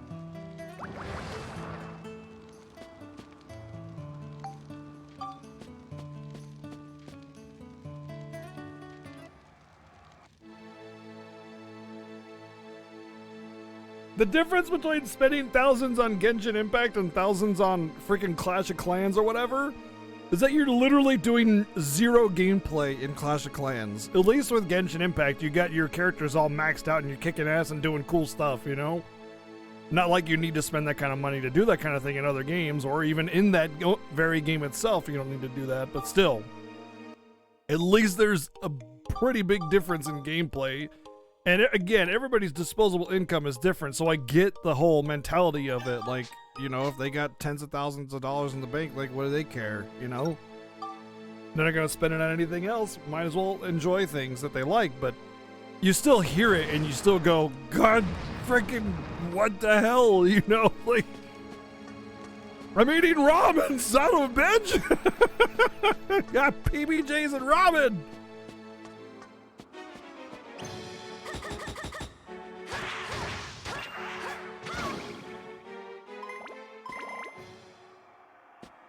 Like, the difference is the game literally halts your progress and says, no, you cannot advance unless you pay or wait, versus just being slightly weaker in modern gacha games or like that, like Genshin Impact. You know, there's a pretty big difference, but in how predatory they are and how messed up it is. But still, yeah, people still spend some money on those things, let me tell you. But hey, if it wasn't for whales, you know, spending all that money on those games, then they wouldn't be free to play. So if you ask me, I'm fine with people spending $2,000 to get a character maxed out in Genshin because it means the game is free to me since they're supporting it. So hey, it's the same thing as like crowdfunding, right? Something about, I'm fine. Go ahead, crowdfund my free game, you know? As long as the game itself is fun. But like Rageson was talking about the whole FF15 one or Clash of Clans where there is a zero gameplay. You know, you watch your castle be built and you just wait. And that's it. You know, like, wow. I paid money to make the timer bigger. Great.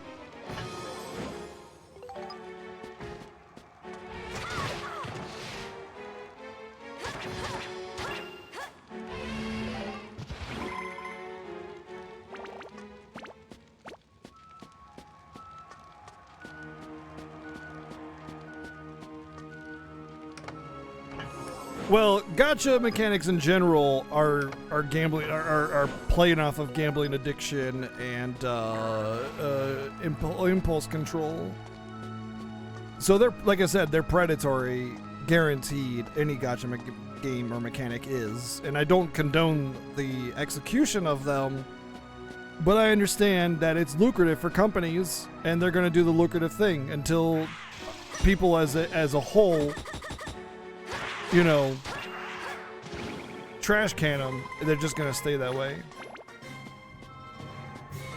Hey, Coldface, thank you for 55 freaking months, dude. That's a lot. Thank you. How are you? How is things? I remember you last time you said you were a little sick. I hope it wasn't the vid, and I hope you're doing okay.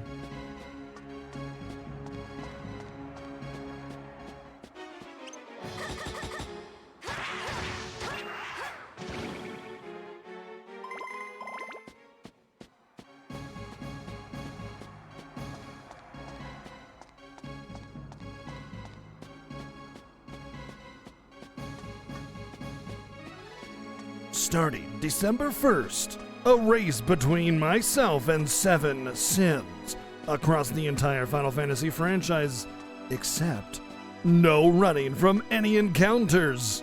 Other challenges, incentives, and bonuses await. Keep updated by following the Twitter, twitter.com/FF_Fiesta. Why did you did that? All good, had a tragedy at the workplace, but things are all taken care of. Hey, good to hear. Good to hear. They have harsh scaling, so you start with $9.99 specials, and the next one's $29, then $99, then yeah, sounds all about right. Yeah, the Clash of Clans model is super ultra predatory. There's a reason why Clash of Clans was the #1 grossing game of all time for like a long time on the mobile market. And it's all because of how harshly their pay scale is. And then the thing is, the reason why that works is because there's the sunk cost fallacy. Even if, let's say you just want to spend like $15 on a gacha game, and you're just like, I just want to get this quick little small pack so I can do a pull for this or whatever, or make this castle go fast or whatever. And then you don't get it, or you want more, a little bit more, and you're like, well, I already put $15 in, I can put in 25. Well, I already put $40 in, I can put 50 more. Well, I already put $90 into it, I can put a couple hundred more. Well, geez, I've already dropped 300, might as well go to 5. You know, that's the sunk cost fallacy, because you feel like you've already invested into it, and you feel like a little bit more is no big deal. A little bit more is no big deal. A lot more is no big deal.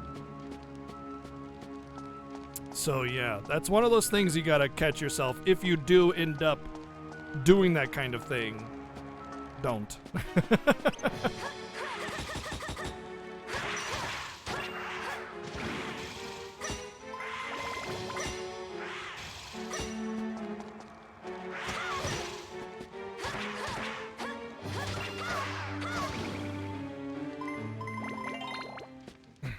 Hey, no judgment, no judging. If you did, you did what you wanted to do, and either lesson learned or you don't care. So one way or the other. No judgment here from me, anyway. Looks like we got 'em all. So I mean, if you've done that in the past, like you know where you stand. So don't worry about it. But again, this kind of goes back to the whole you vote with your dollars. So whenever you're spending on gacha mechanics, you're basically saying, I want more gacha, mechanics in my video games. And I love Genshin Impact. I think it's fantastic, and I love that it's so successful. I really love playing Genshin Impact, and I enjoy all the extra content that they provided, and I hope that there's more to come. However, it is a really scary precedent that's being set, because right now, Genshin Impact has the quality and content and execution of a main console $60 console game, you know? Like, I could totally see myself paying $60 to get that as just as a game, you know? Like, and playing it and enjoying it and having, you know, that content or whatever and being done with it, whatever, right? The fact that it has that kind of quality and has gacha mechanics and was insanely well received, that's scary, because those AAA devs, they're gonna see that. You know they saw it. You know they've seen it. You know they are thinking about it. You know? And like I said, it's a scary thought that could be the future of gaming because of the success of Genshin. Now, granted, you can play Genshin all the way through with all the content and do all the things without paying a single dime, which is also kind of interesting, but there are definitely developers that are far more predatory out there that will limit your ability to enjoy the game based on how much you've spent. So Genshin, it's great because it's good free, or if you spend, you can play it just the same. Nothing changes between how much you spend in that game. It's purely just to get waifus. So that's good. But other more predatory companies like Ubisoft or EA, absolutely, they're going to be like, excellent, you know? And to answer your question, Koface, Dark Cloud 2 has been fun. It's a nice little chill game. It's very chill. Nice little dungeon crawler. What was I going to do? I was going to get something next time I went out to get resources. Does anybody remember what it was? Because I don't. Oh yeah, weapon stones. Where were they? I want to say they were in the future somewhere. Here? Here. No, here.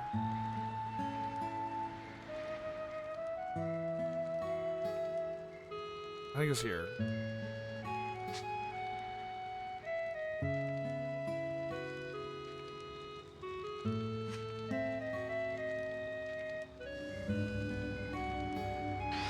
You made the mistake of getting caught up in one for almost 3 years. Took you going back and adding up everything I had spent on the game to come to the simple conclusion of uninstall and never go back. Yeah.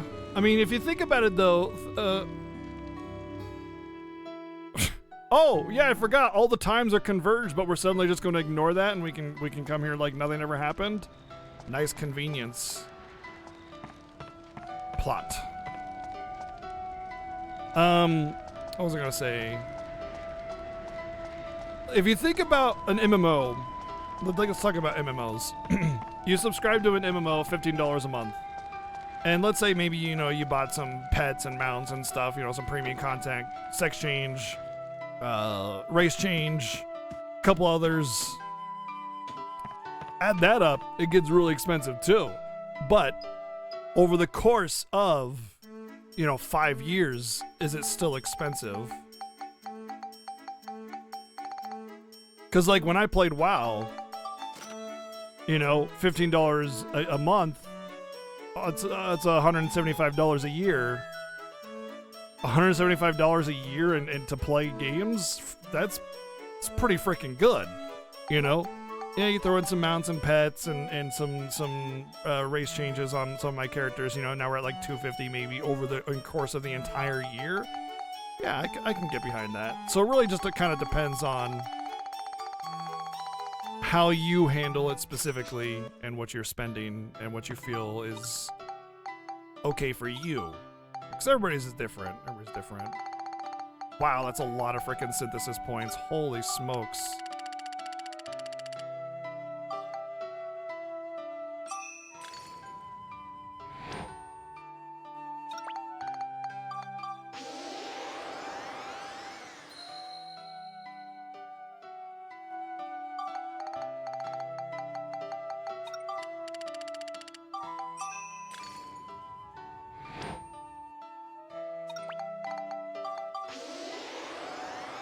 I think I'm gonna do a bunch of lightning as well to get it over 100. Did I cap that out? I feel like it's way too even to be... I gotta check. It feels way too even to be an accident. Yep, I capped it. Alright, well that makes my choices much easier now. I can just... You know what? I don't want to do lightning, never mind. It's too... I don't have enough. I'll do chill.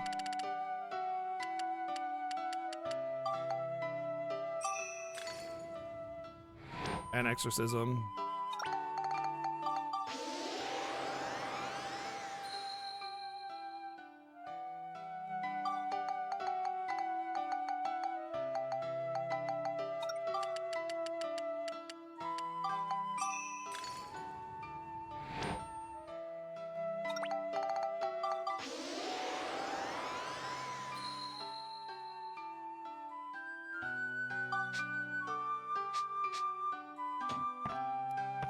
How many weapon stones do I have now? 27. Alright, let's buy a bunch more for Max if I ever get his weapon up. Come on, Max, I need you to get it up.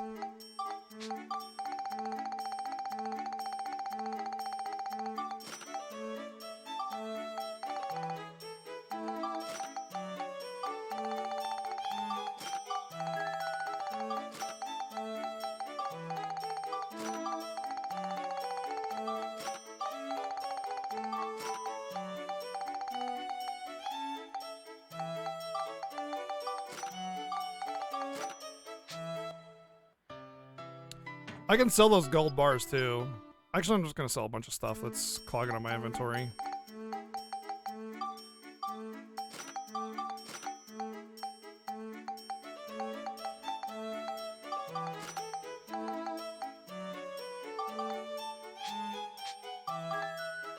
I'll spectrumize that.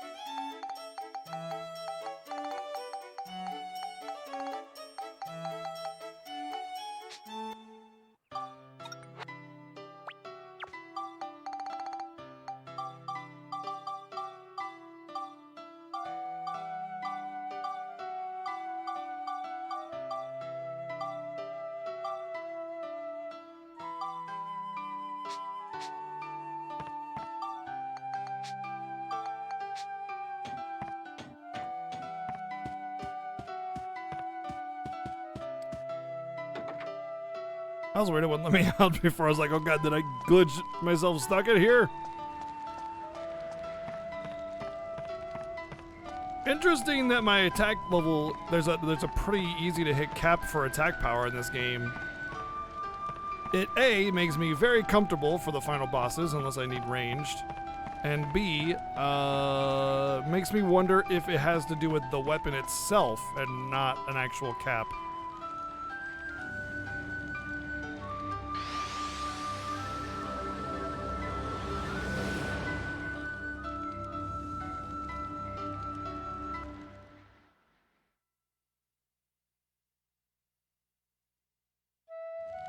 Well, that's the thing, Ragesin. When you make intuitive games and intuitive designs, it makes it easier to understand what you need to do, and you can make rational choices based off of the information that you've been given. You know, that's praise. That's a praise to the game more than anything else, not to me. You know.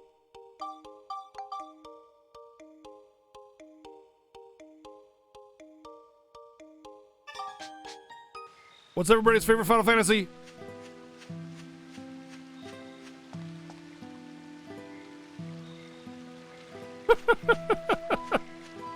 All right, never mind. I don't care about the answer to your question. I don't care. I don't care, chat room. I don't care. I'm just teasing. I was just trying to troll chat with their pyramid.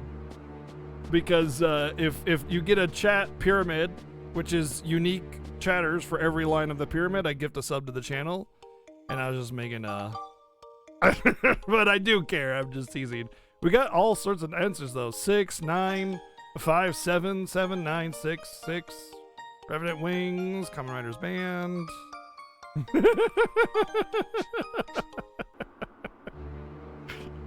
I love Final Fantasy Tactics. So good.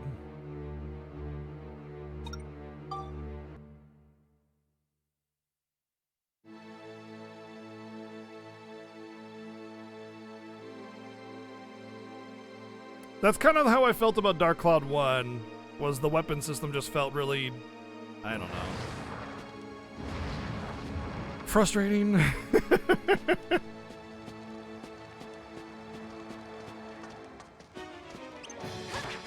Oh my god.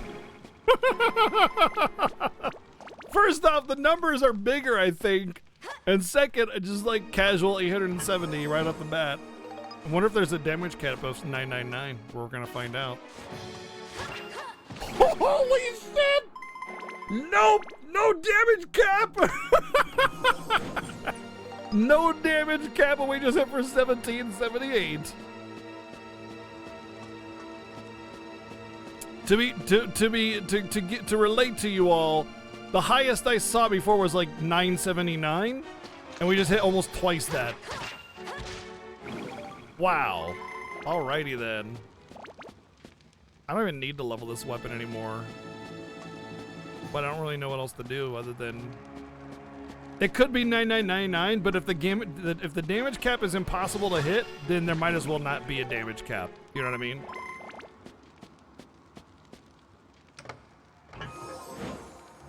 Yeah, sure. What's the highest damage you've seen, Rageson? Anybody can answer that question.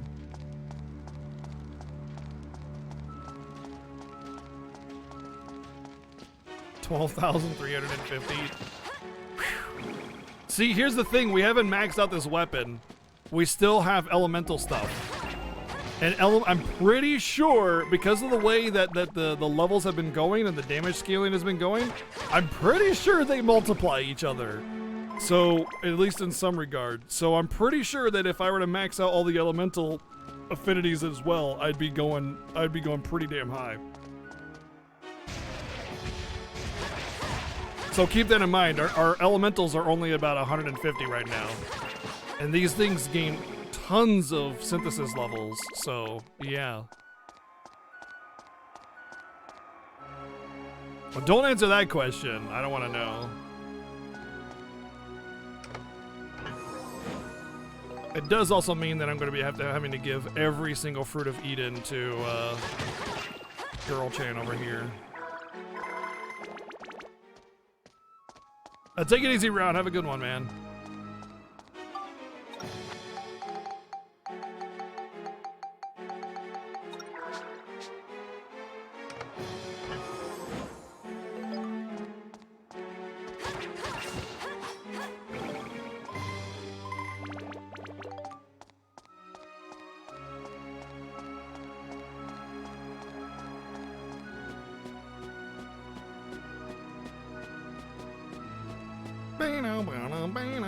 But yeah, let's see. Have I gained a level since then? I want to know how many points it gets. Alright, we haven't leveled yet since our upgrades. But we're almost at a level.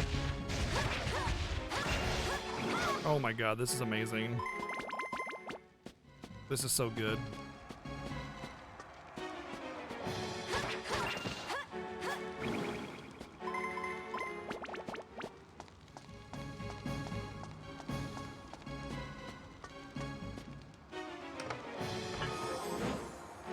You got a sword! Just kidding, it's a clock hand.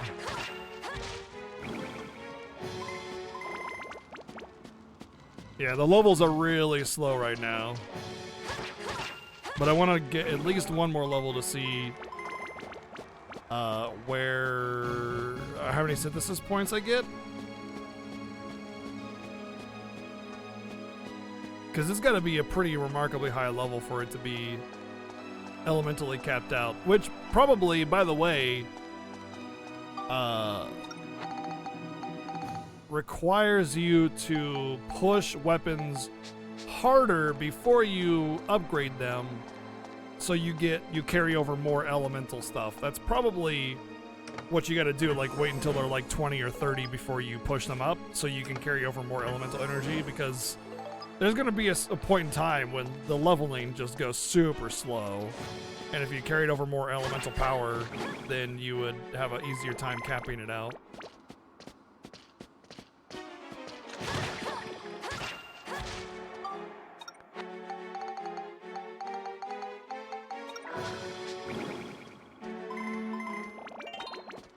Level up. How many levels? 6 still. Alright, that's fine. What do we want to level up? I mean, I did get all those lightning ones. Let's just do it. Yeah, that versatility. I dig that versatility. Just get everything as... But because it multiplies, it's probably just that much better to cap out one instead of go even with a bunch. But I want everything over 100 at least.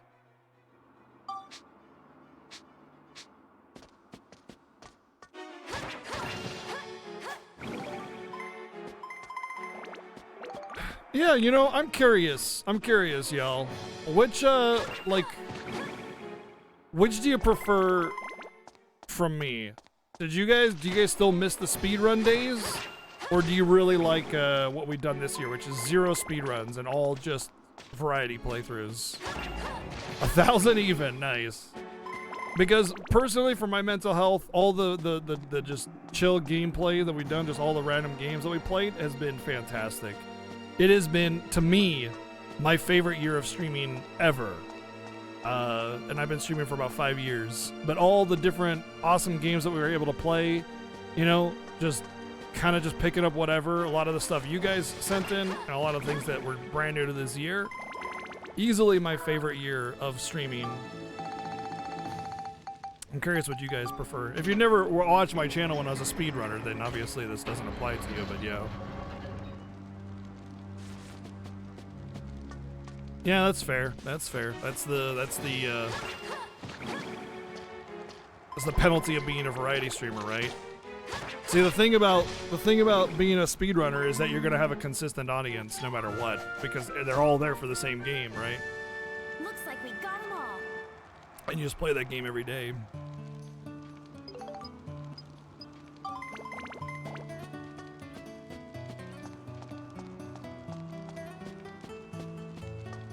You understand why you stop, like Psycho Sheep's up there runs the games you just don't have interest in watching? Yeah, totally fair. I will say this though, I'm thinking about doing more regular, like, randomizer things, you know?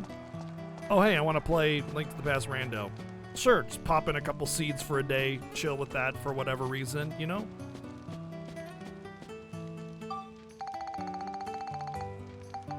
Oh look, they just came out with a new FF7 randomizer. Let's give it a shot.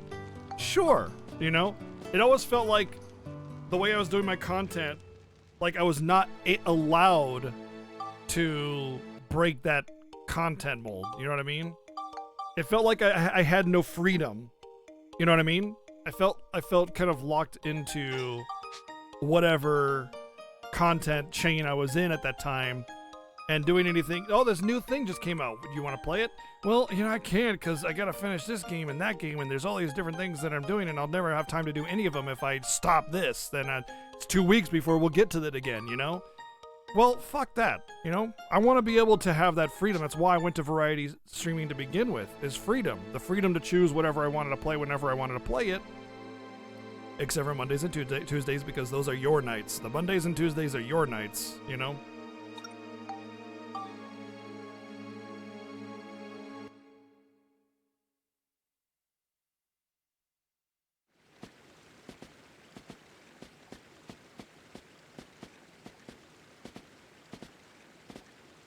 Actually, I'm in agreement with you, MJB. A lot of my viewing has shifted away from that as well.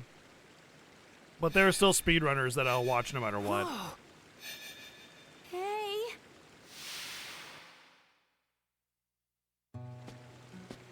We'll be keeping it for sure, yeah.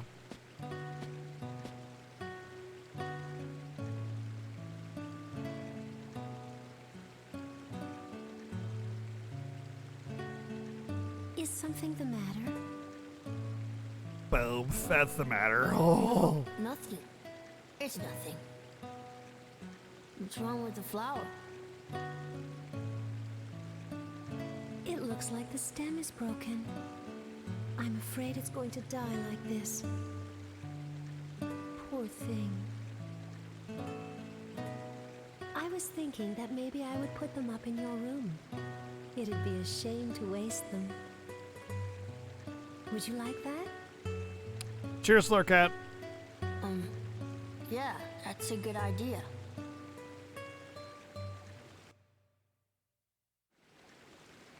What was that all about?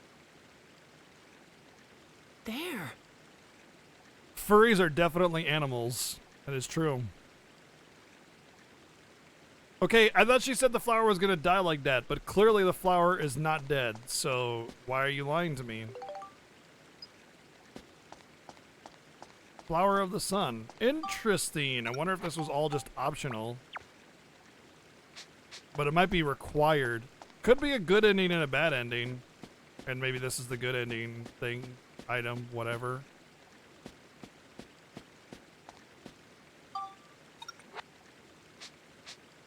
But it could also be required because of all the geostones that I picked up on the way. So let's back out and see what I got from the geostones all the way up through here and see if I can't get some more treasures. So I'm still getting wrecked, and if I go down that path, I'm going to get a lot more damage taken comparatively to the other enemies I was fighting.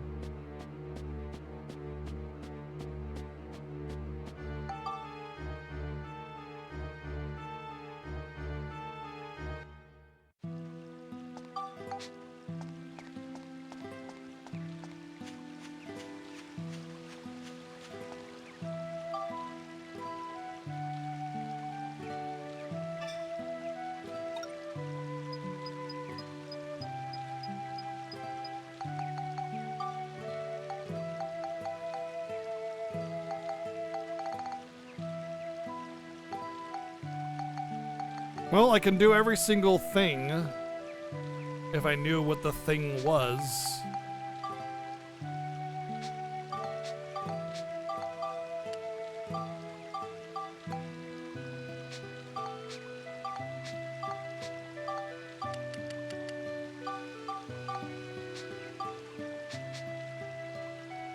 Okay, so first things first. Did I notice the texture in the flowers? Yeah, there was like these flowers or whatever. There's some pretty good texture, yeah. All right, so first things first is I want to clean this up and match it more to be like the painting.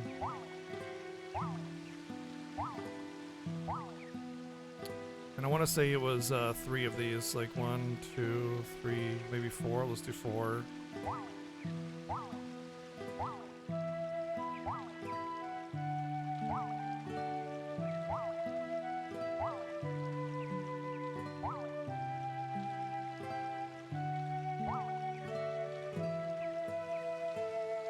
No, I didn't want to do that. Whatever.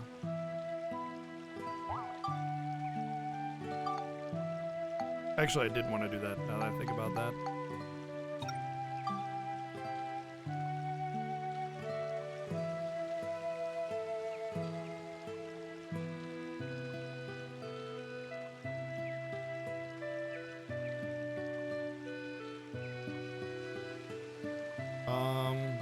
Oh. Derp.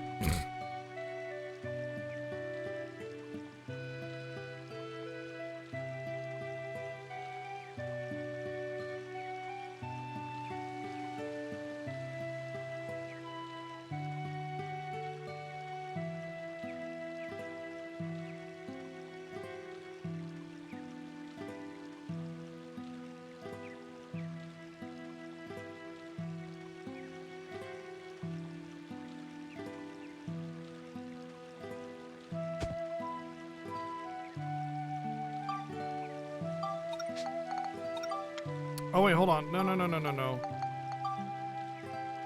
There was actually, hold on. Now that I think about it, you know, I should just go back. Hey, what's up, Glass John? Yeah, I did.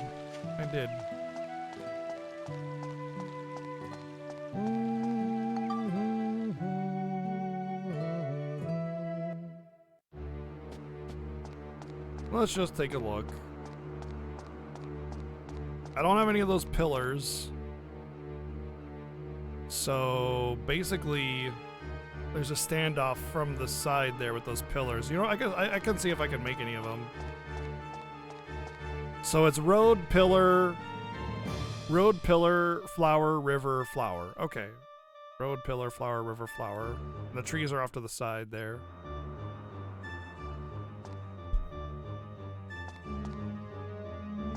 Oh, treasure.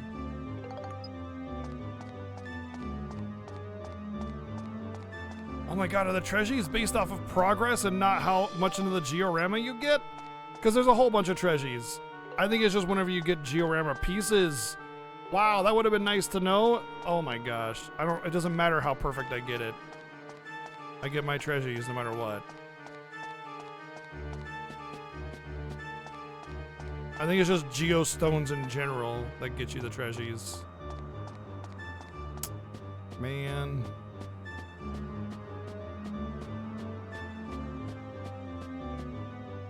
Well, that makes me feel more comfortable about how many of the treasures I've gotten.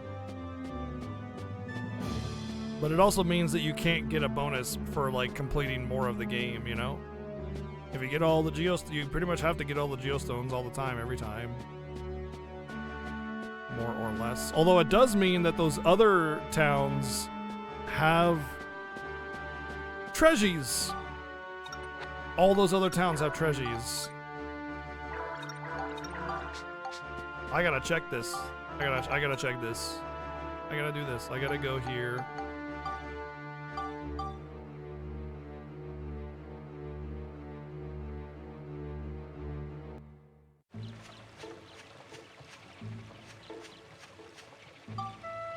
Yep.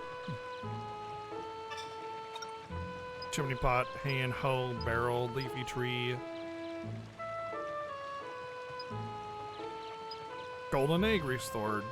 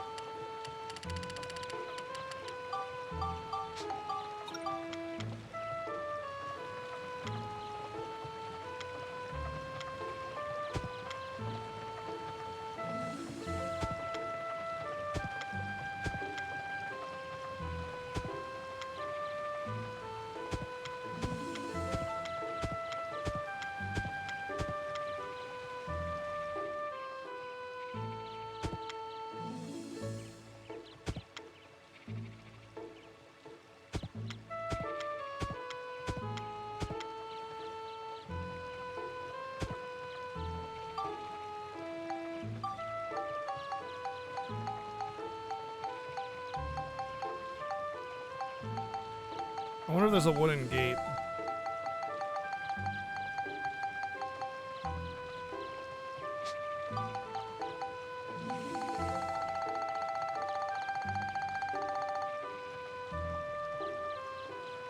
Yeah, I'll show you good.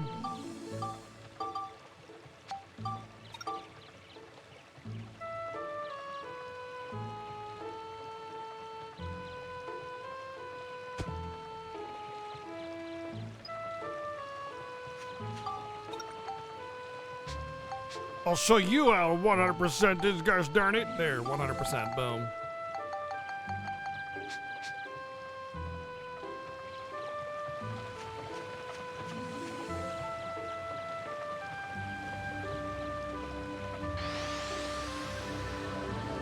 I literally could not 100% it until I did those side paths at the end of the game, though.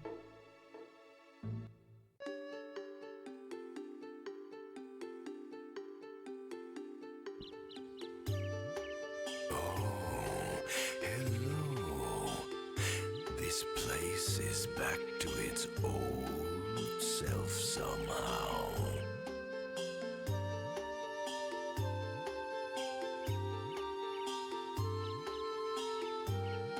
You did it, didn't you?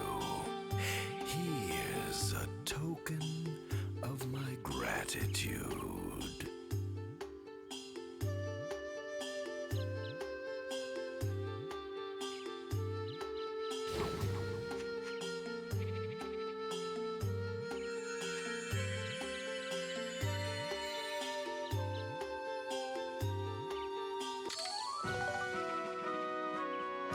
Dragon.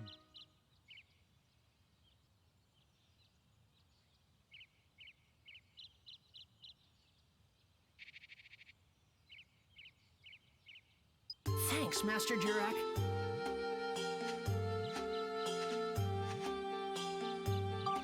You can do that even, from what I understand, you can't do that if you don't have the question marks uncovered. Powerful, but a bit plain. Okay, let's see how powerful it is. Because there were definitely things that I had opened up, but the game was like, no, you don't get credit for that. Eh.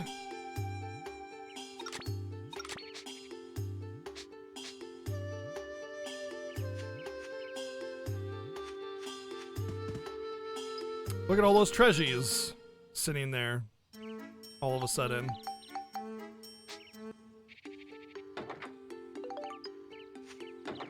Oh my god. No wonder these things were hitting so hard. Every single one of the towns is gonna have something. More treasures, more fruits of Eden, more witch parfaits, more potato pies, emeralds, jewels, pearls, whatever. Not a fan of that. I guess it is kind of cool though because it offers optional ways of getting more power. But it's just not very clear that it's even a thing per se, but it's still fine. I'm fine.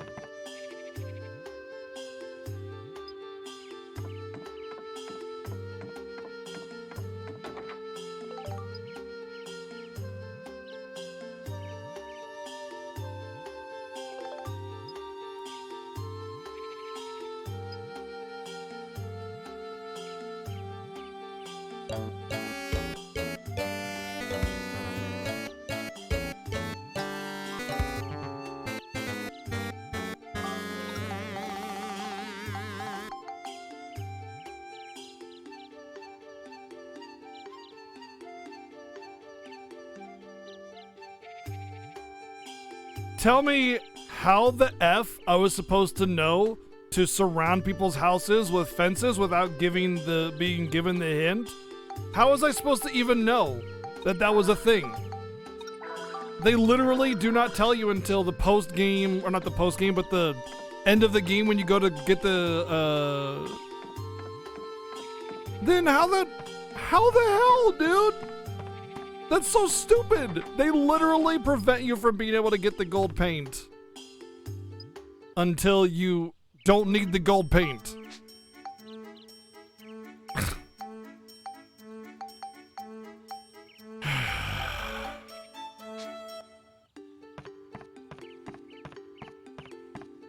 Unless, of course, you know beforehand, I guess, since apparently that does matter. But I've definitely completed objectives before I uncovered the question. And I never got anything from it.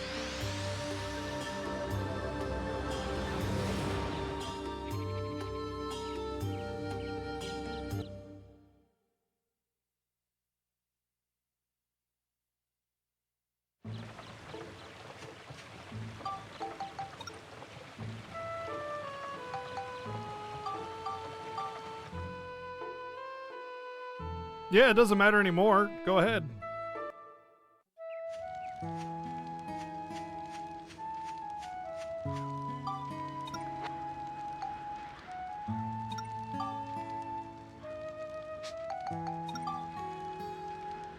Oh.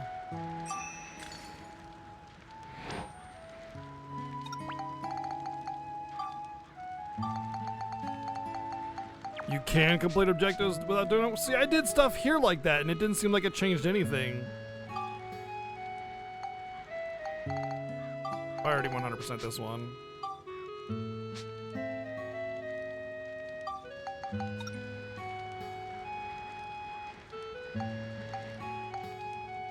Pretty sure I 100% Vinicio as well. In fact, I'm so certain that I'm not even going to go there.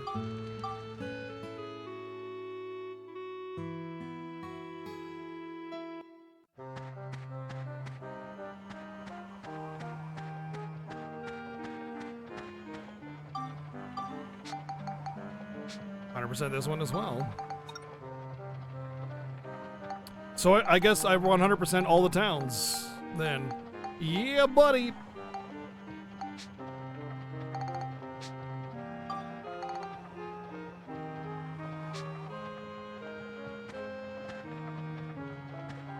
I'm not going into the future to look for boxes. I know there's got to be a couple, but no, it's not happening. Okay. Cool. So that's 100% on all towns then.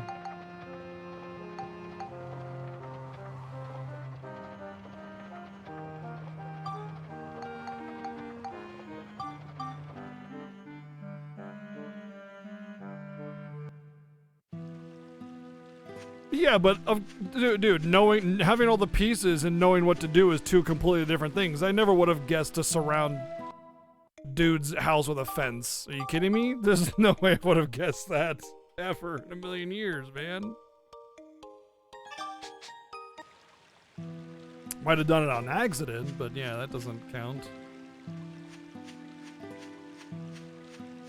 Alright, so it was road. Oh, that pretty much basically says the fountain should go right here. That's like dead giveaway. At least they do that. And then the river.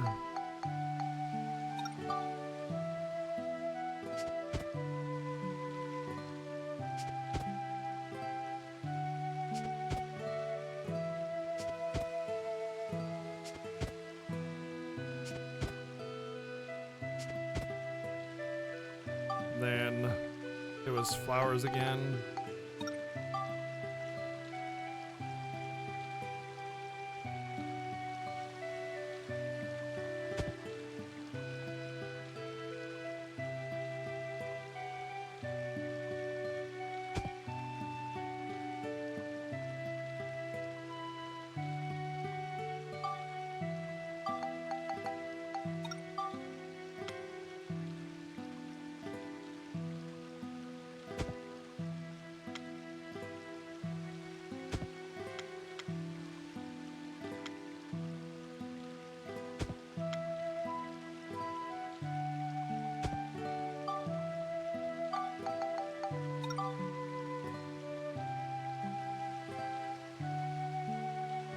Might not be able to put it there because the stairs, the road.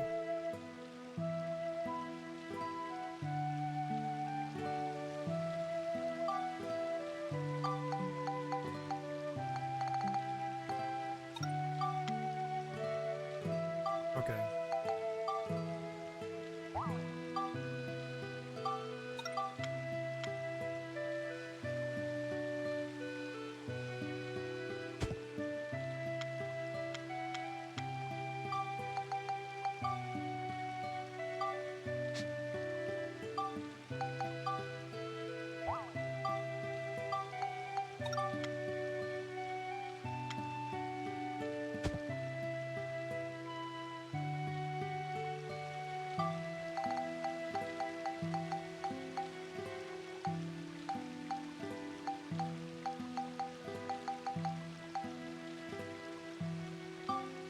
Oh, picture.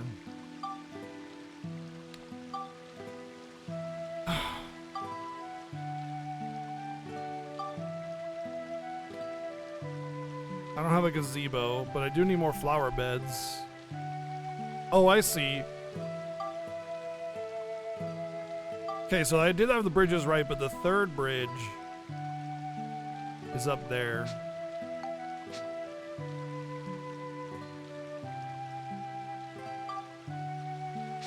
Is that gonna be possible?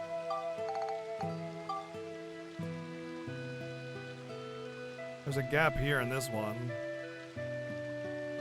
Wait, let's...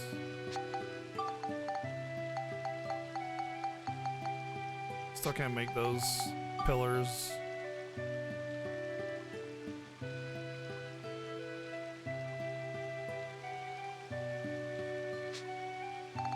So this is not right, because there should be a standoff for the pillars. Which means I should just do this now.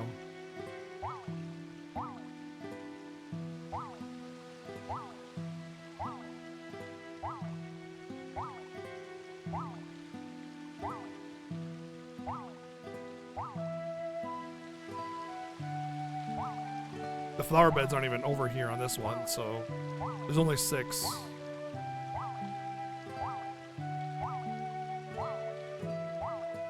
But this part is right. Wondering if I should just not place anything.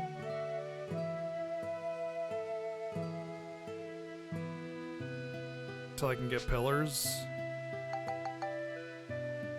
Because it doesn't matter, I can still get my stuff. I do think that the roads are right. Like, that's good there. I think that's good there.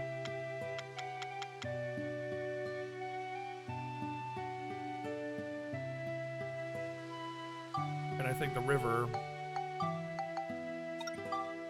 is good here.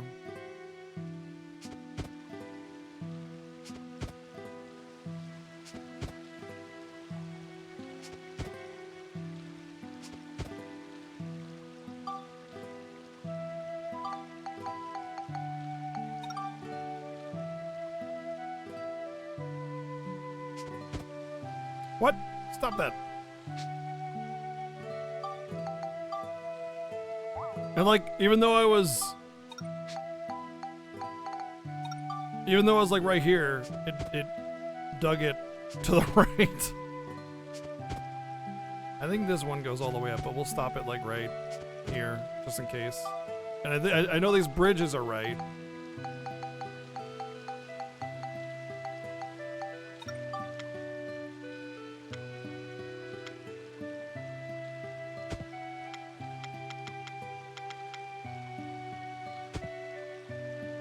And I'm pretty sure this one was up here like that.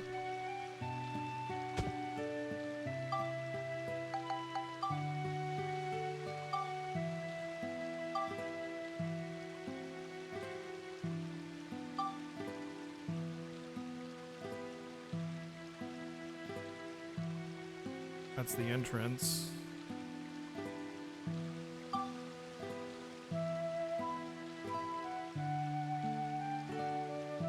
Still need those pillars. The benches on either side.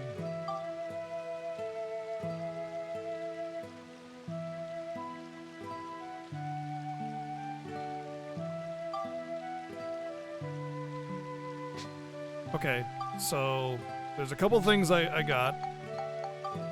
First off, I can do the silver benches.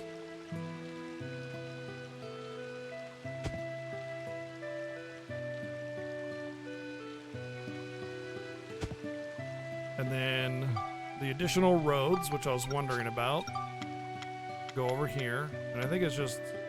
Oh no. Are you serious? Am I like a pixel off to the left or something? Yep.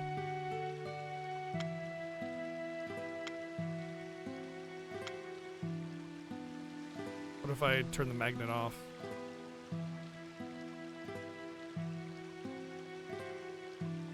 Are you serious?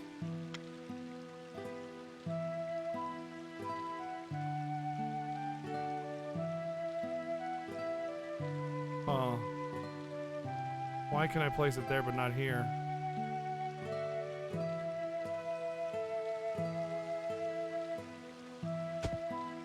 Whatever.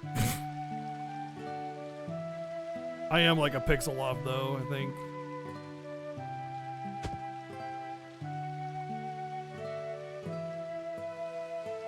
I think it's good enough. I think the game will accept that. And then the Hall of Sorrow is like way over here.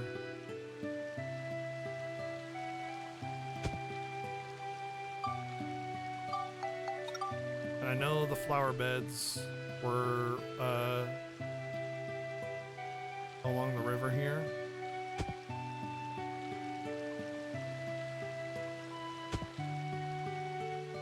And then there was one like right here.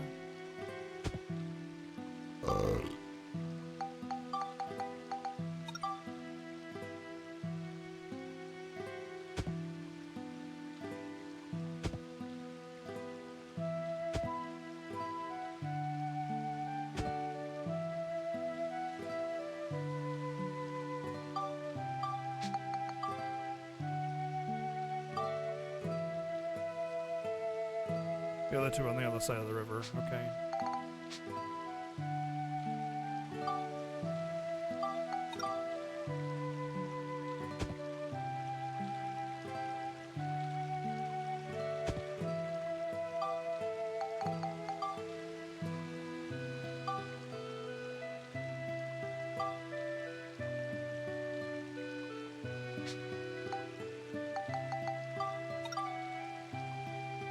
Hey, Crystal, what's up?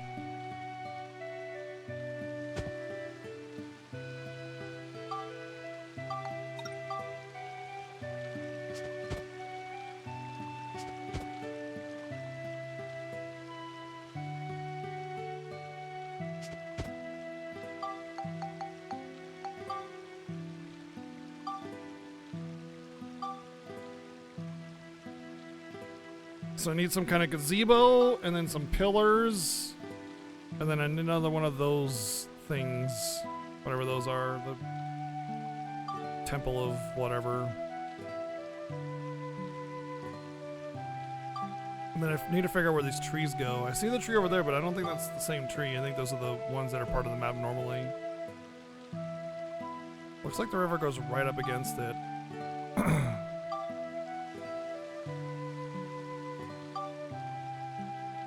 Oh, there's where the trees go. Wait, let me check that. 7 again. Or was 8? I think it's the right side. That's the gate, which means those are on the left side. Okay. They should go.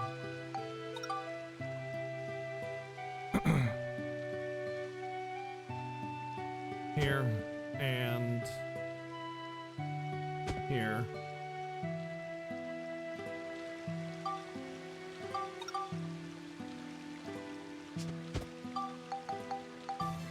And a horse wiener. And a horse wiener.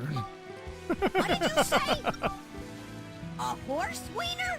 Now that's dangerous. Fix it, please. No. Thank you very much, Fix It Please, for the $11.11 donation. I am not going to move my entire thing 1 pixel to the right. Ain't happening. Not happening. It's just not gonna happen. I'm sorry. The developers fault. Look at this. You see the texturing? It feels like you can go 1 more tile over to the left, but no, you can't. So screw it. It's just gonna happen. It's just gonna be off. This is just gonna how it's gonna be. I'm sorry. I'm not fixing. There's no way I'm fixing that. The fact that it's pixel perfect like that, screw that. Not happening. Nope. Nope.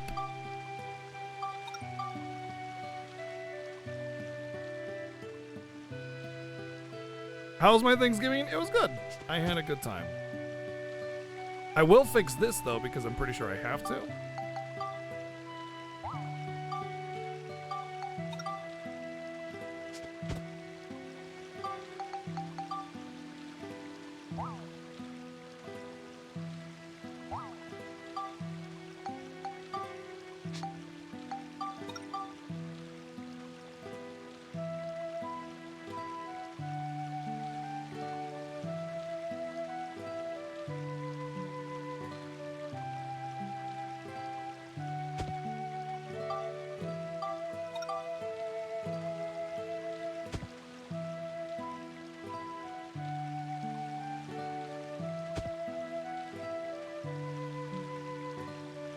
doesn't even look good. Looks like a shitty garden.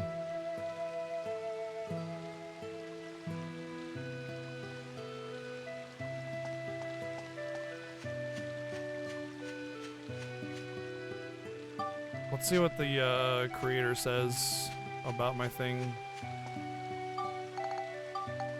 80%, baby. The door and the moon column. That's it. Oh, feelings deep in Stardust Pond. Cool. 80%, baby. And I don't even have all the stuff, so yeah. Yeah, it's just a small gathering with other family, close family that has also been basically completely locked out of going out. So it was a very safe scenario. No risk.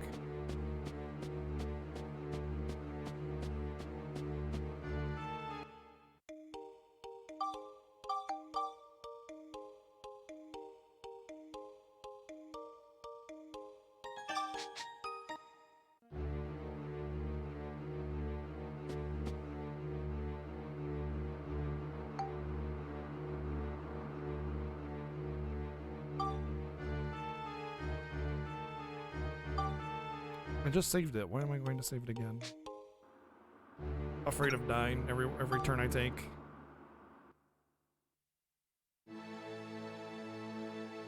I'm sorry, and I really appreciate the support and the donation, but no. There's no way I'm going to disassemble my whole entire thing so I can move it 1 pixel to the right. It's just not going to happen. There's just I do not care enough, and it's fine.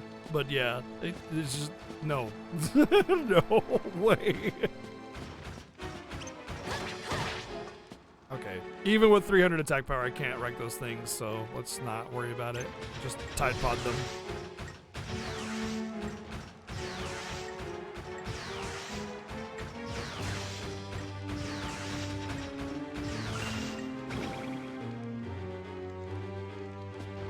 No! No, no, no, no, No. Yeah, no is the answer that I'm going to give you. Yeah, that's true. Yes. You nailed it. Thank you. Really fix it for the $6 donation. No. No, no, no, no, no, no, no, no, no, no, no, no, no, no.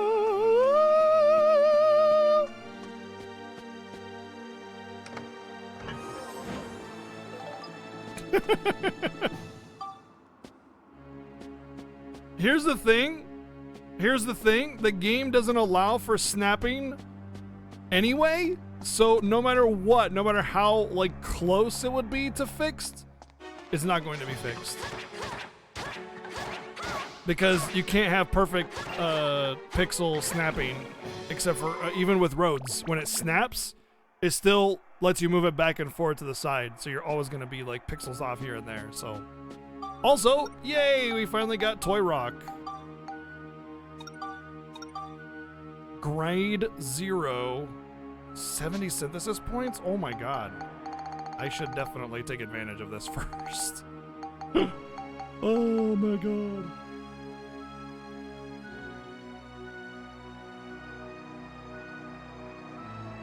So let's just do what we're lacking the most, which is exorcism.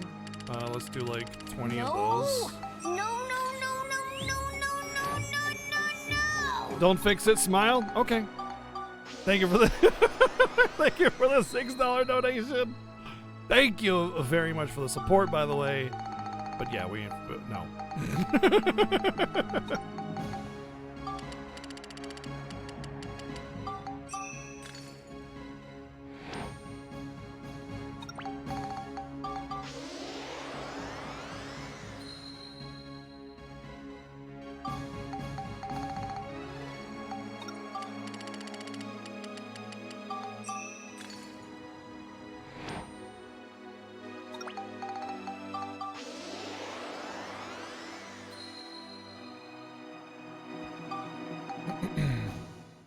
Probably more chill, but at the same time, I'd rather save those for the next round, because I'm only going to get a percentage of it. So let's do flame.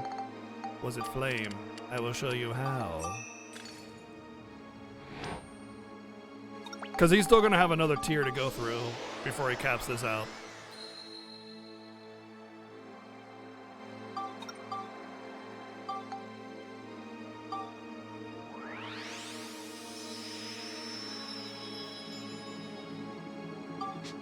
Oh, nope, that's the cap for him, apparently.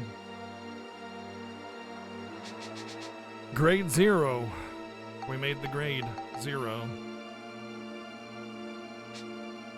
Alright, now we gotta go on Dude Bro, and we gotta level his weapon up so he can have some super duper attack powers as well.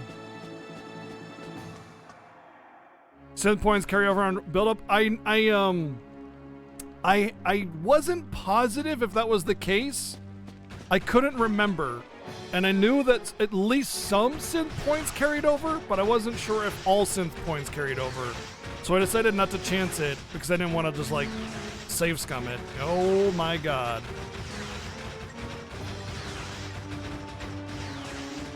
Robots are attacking! So yeah, I had come to that conclusion before, but I'd kind of forgotten exactly what it was. So I was just like, you know what? We're just gonna do it like this. It's fine.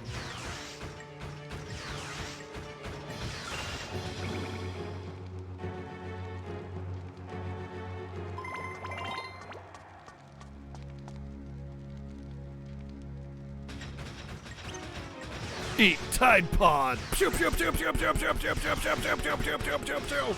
Pew pew pew pew pew pew pew pew pew pew pew pew pew pew pew. Yoshi made delicious soup. Mmm, delicious Yoshi soup.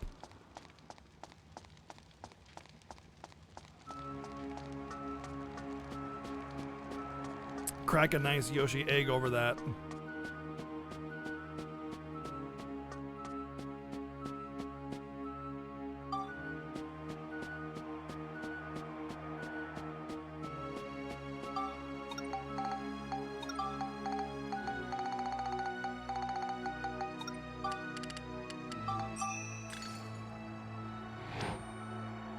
Red or yellow Yoshi?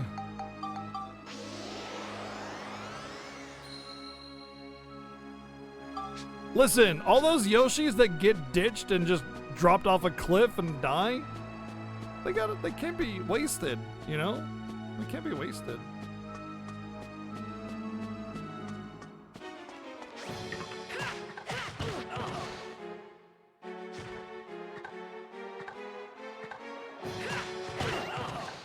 What the hell? Is he like only attack when I attack?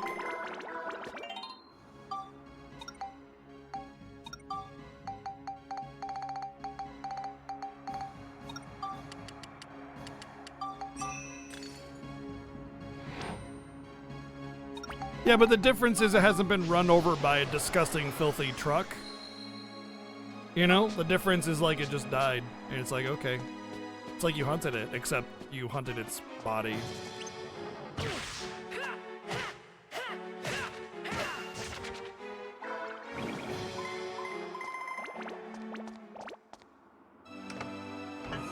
It's quite a lucrative industry, actually. A lot of people buy the plots of land where they think a Mario is going to appear above, and then they'll when the Yoshis inevitably fall down to that plot of land, it's on their land, and you know.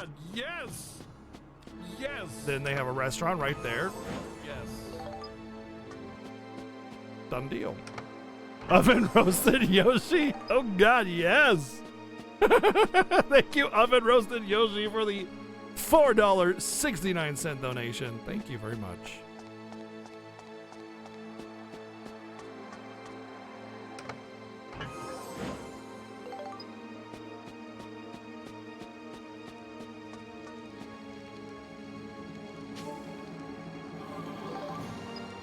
Booties on or off depends on what you're ordering. It depends. Some people have it. Some dishes have it on as a sort of display, you know, kind of like the little turkey feets that they give them. But if you boil the shoe leather correctly, it can add quite a bit of flavor.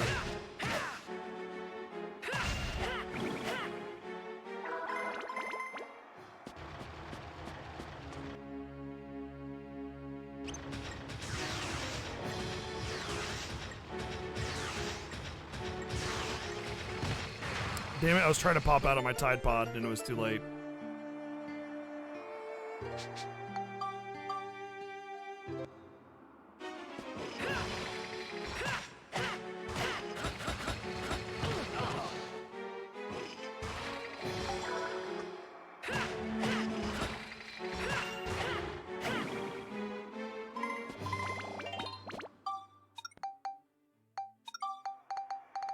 Trying to boost this up every time I level up for now until I get like around level 10 or around 280 attack power because I want to leave some room for growth.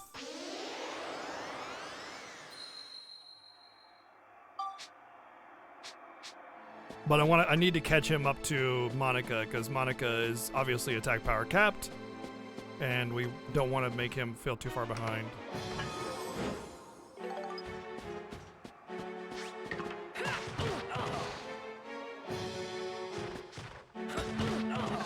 Are you kidding? I was blocking. Y'all saw it.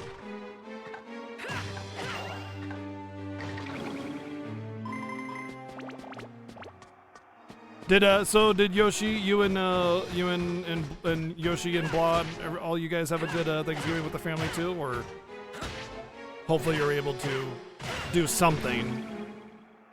I imagine probably just the household. Which is more or less kind of what I did, sort of, just a little bit outside of that.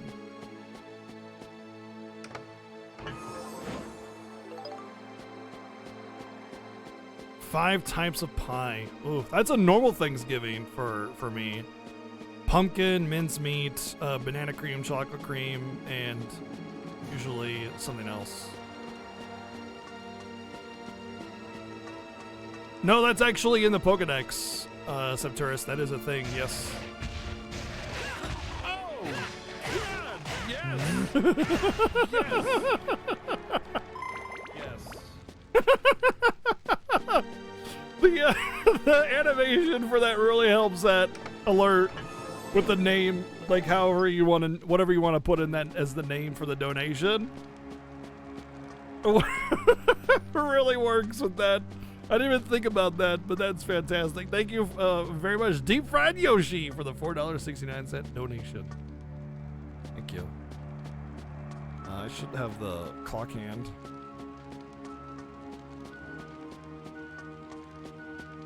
Awesome, awesome, Iron Mog. I'm glad you had a good one.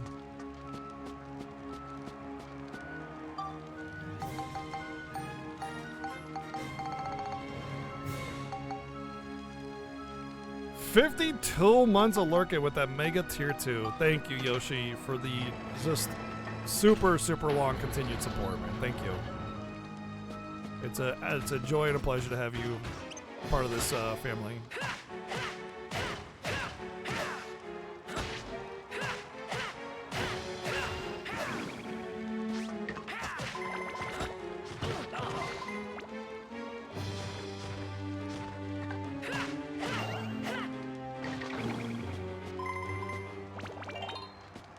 Boodading.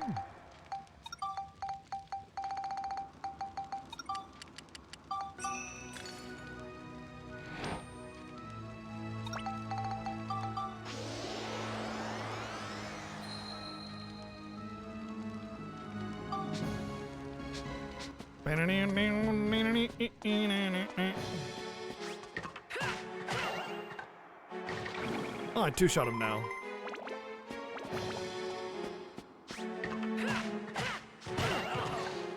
Ow.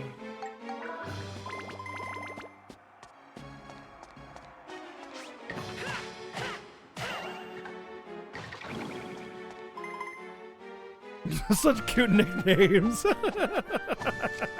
right, that takes care of you guys. You get called family, you get called stop coming over, you get called leave me alone.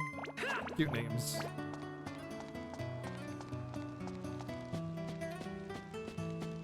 Alright, who wants to play Sphida? Huh? Show of hands? Yeah, I don't think so.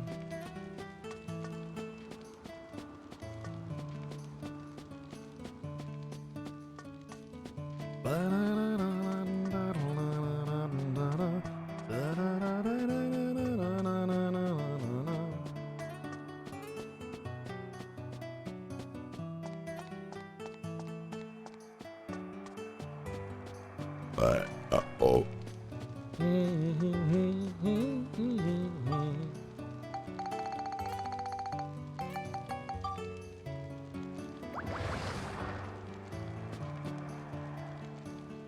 Yeah, I did that once. Guess what I didn't do?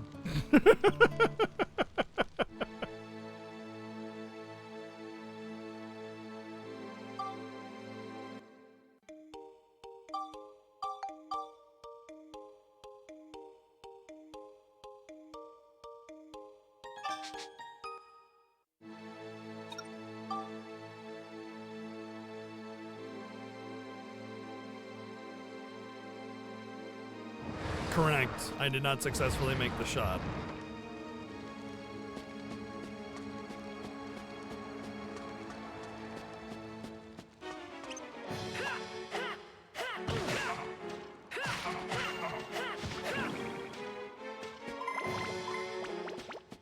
I think what happened was I actually did make the shot successfully, but it wasn't the right color or something like that.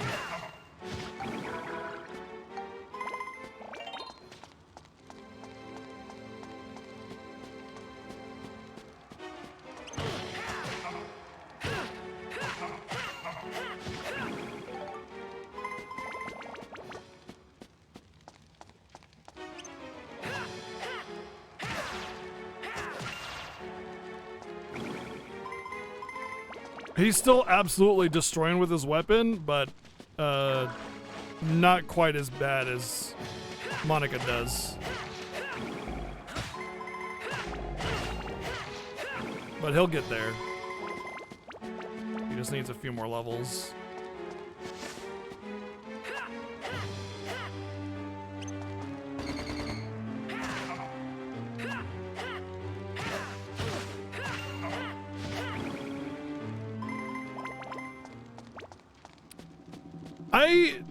I can totally understand the value of the janky shots and everything, but like that's if there's actually a potential to win. You know what I mean? Like it's fine if it's janky, but you get there. It's not fun to me if it's janky and you have no chance of winning. It just makes me like put my head in my hands and cry, you know?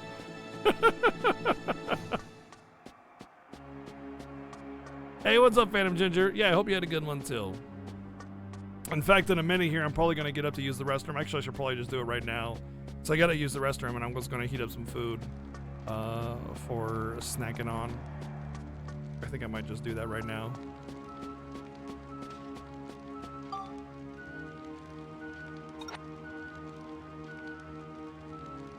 All right, hang tight. Couple minutes, I'm going to reheat some food, use the restroom, and come back. Because my throat's getting a little dry and my bladder's getting very full, so I'll be back in just a minute. Hang tight, we're about to beat this game too, so about to beat this game.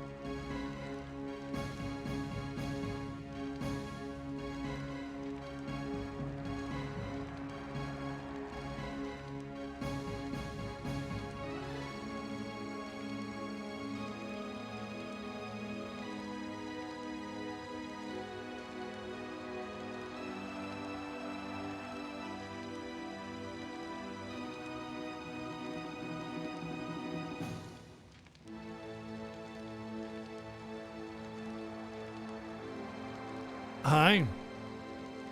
Thank you, Silas, for the 15 months.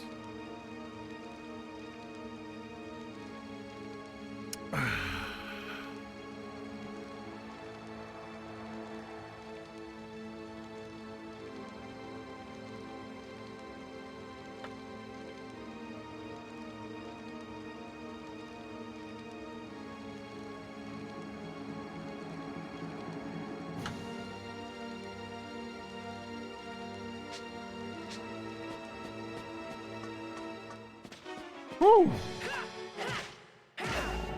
That feels better.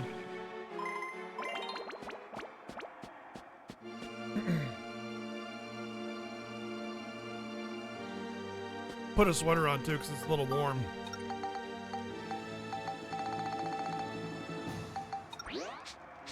Two resurrection powders. Oh boy.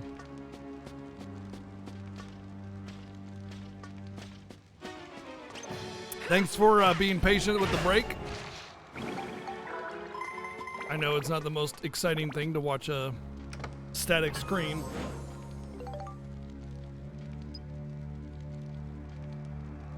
But you know, I don't want my bladder to explode.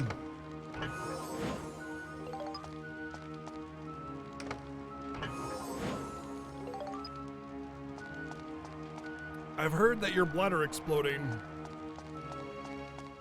is not good. It's not healthy.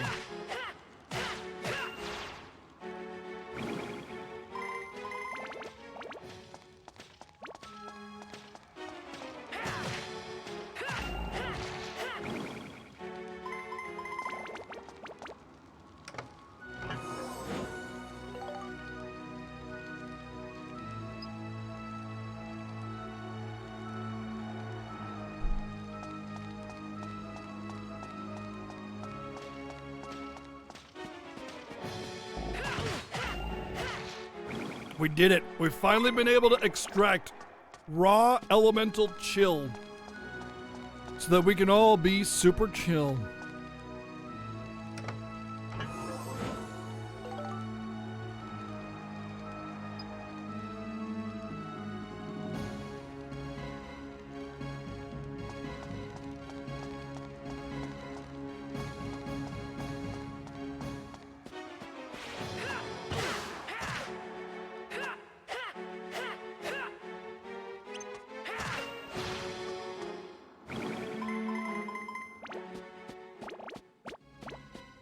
You know, I wonder if the element in your weapon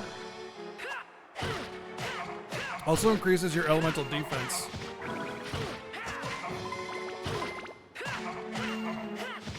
Because I was thinking about it, if you just had defense, kind of makes it irrelevant what kind of element the enemy is using, you know?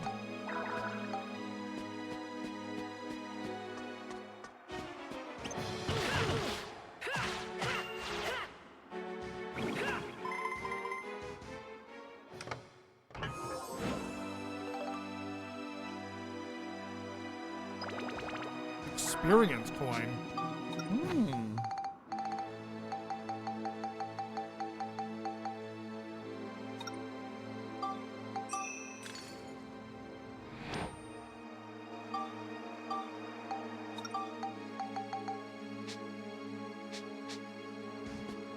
I should probably give it to him just because her weapon is more or less maxed out.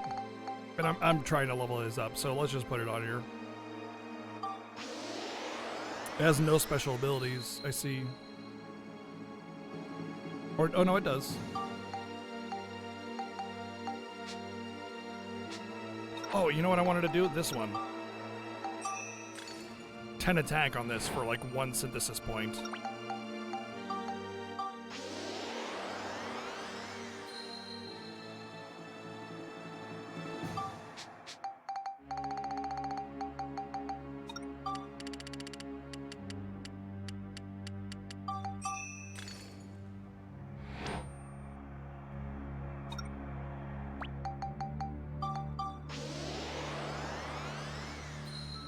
Oh, I thought he was at 260, not 240.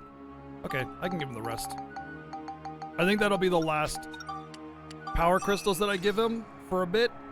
I'll gain some levels, see where he lies at like plus 12 or 15 or something.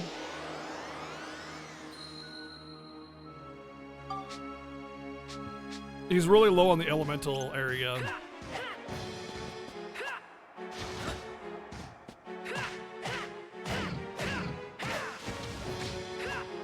The sad thing about this power that I have is it feels like it's almost as if that's the expected power. I'm power capped on Monica, and it almost feels like that's what the game expects me to have, because these things are like still taking a lot of hits.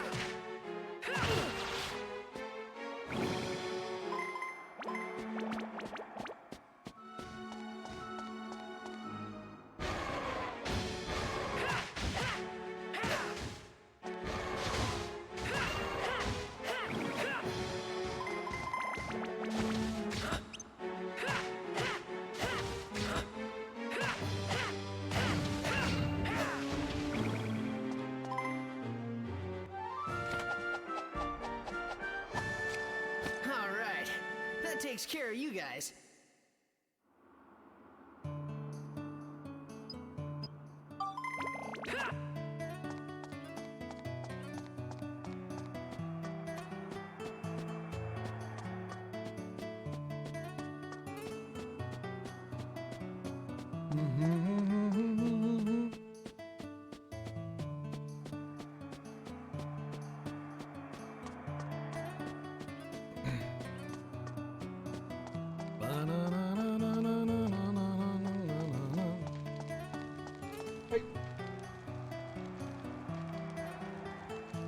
Put the box out on accident for Kitty.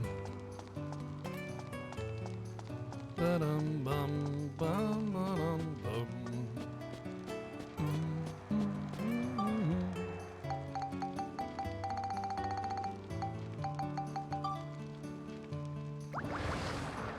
Can you give me a second? I want to eat my food, eh? Come on, video game. I want to eat my food.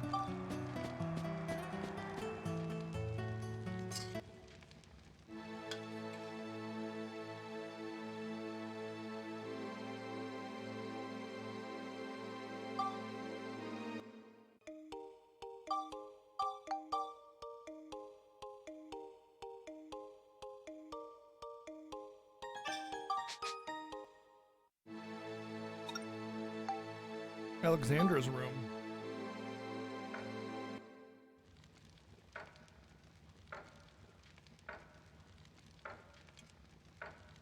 Hold on.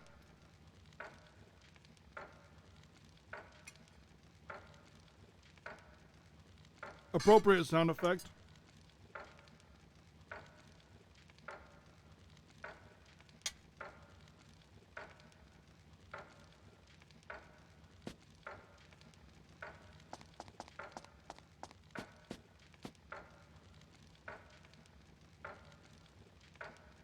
What?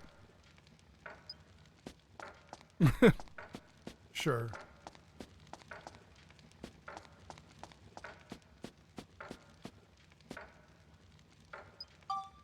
Ah ha ha, you do need the thing here.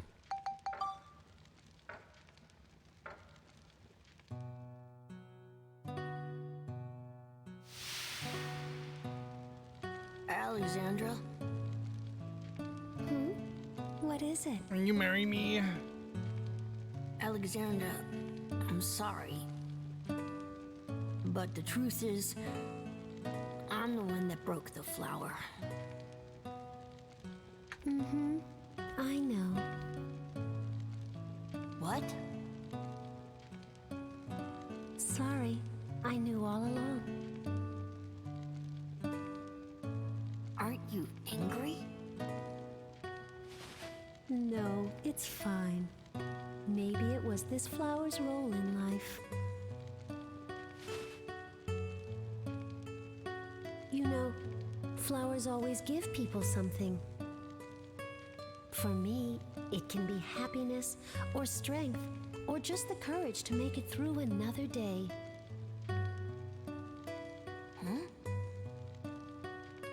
This flower gave something to you, too, right? What? The satisfaction of When killing you it. broke the stem, you must have felt something. That was the role in life for this flower. Besides, it gave me something as well. So taught me we can that justify you're that for a very people when they kind die without man. meaning their purpose was to get killed? Oh, okay, cool. I appreciate you attempting to be, poetic, but instead you're just devaluing the life of every single thing that ever lived.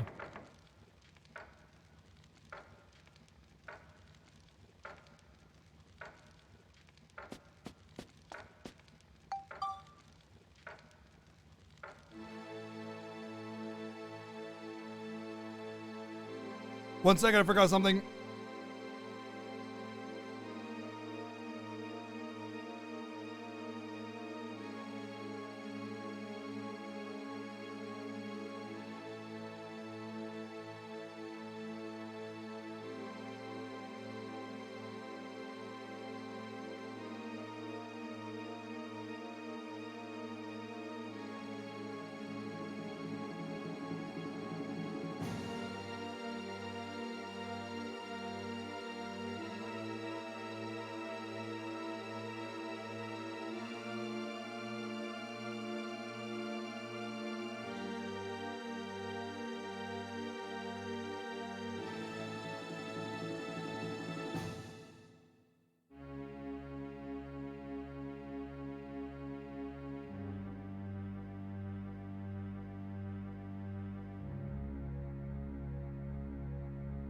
What was that other thing that happened with this game where it tried to be all poetic and romantic or something, and instead it just said something really messed up?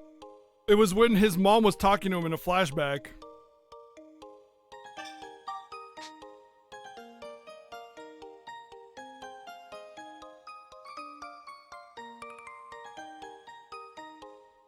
No. In this one, silly. Not in one. But yeah, there was like, what was it? Do you guys remember? There was a flashback where he was with his mom and he was laying in bed, and his mom said something. Oh yeah, it was like, yeah. It was like he was sick and he's like, oh, I'm gonna die today, and he's like, oh, you can't die today because if you die today, you'll burn in hell forever, or something like that. But she said it all sweetly, like, it's okay, you can't die today because you'll burn in hell forever. Tee hee hee. Like it was supposed to be some kind of sweet motherly thing, but it's like, what? Yeah, you won't get into heaven. Yeah. Like, what the hell is wrong with you? And that is not the first time that game has done it. It just did it again, where basically it said the flower's role in life was to just die pointlessly.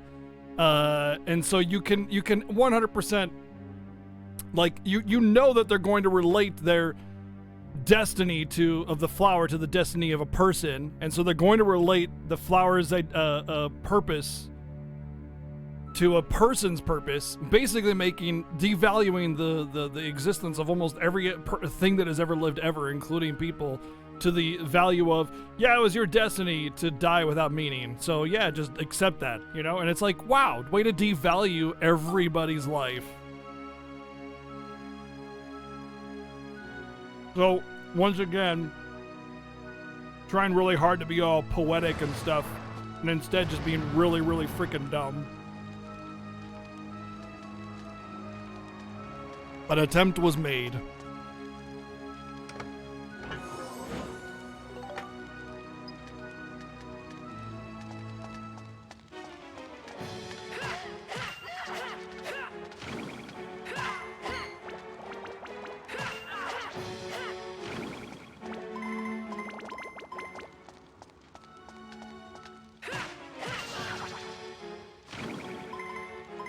I call an S-spade an S-spade. Probably sounded better in Japanese. Maybe. Some of those things are the victims of localization, but part of making a game is localizing it, So it doesn't, necessarily get a pass for that, but it's possible it sounded better in Japanese. But we can't really know for sure.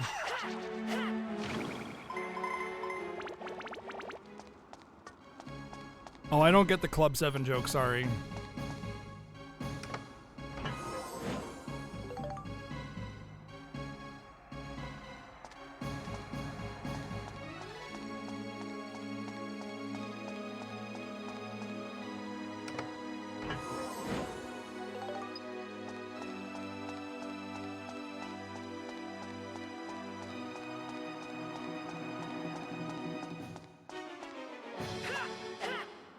Keep in mind that we have native English, like Native American people born in America in the U.S. as the voice talent for this game. So when they're reading these lines and they don't question them, but it also means that we had localizers of equal, you know, like nationality that had the opportunity to not write those lines like that. So still a flaw, whether it sounded better in Japanese or not. You know, it's kind of would be nice if that were the case, but yeah, we don't know for sure.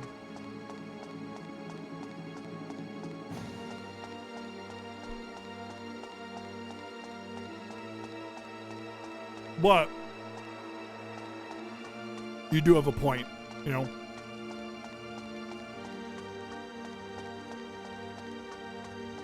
It very well could have been much better in Japanese.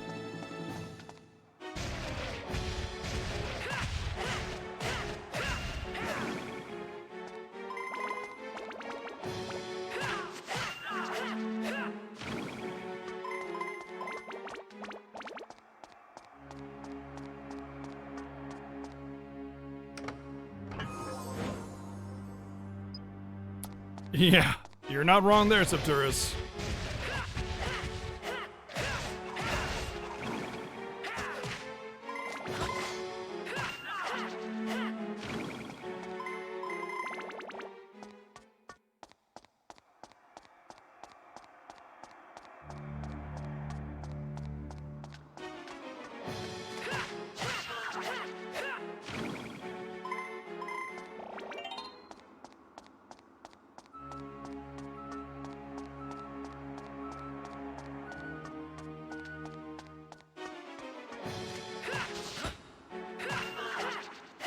$1,085, baby.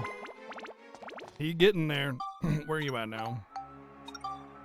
274 at level 9. I imagine he'd get 369 more attack power at 12. That's 85. I could give him a few more attack powers, but I mean, yeah, we'll give him 3 more. And I think that'll pretty much cover him forever.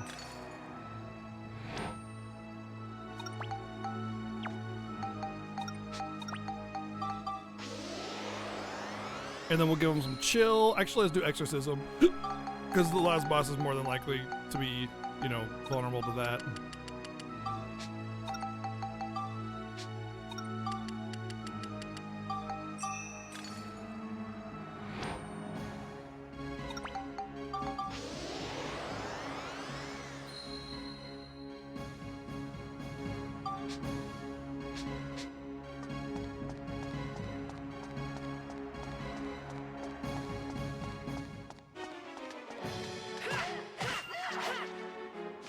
Hey, you know what? There's part of me that is thinking that the boss might actually be some kind of holy elemental or whatever, just neutral elemental, because from what I can gather, you know, he's just some kid that is misguided.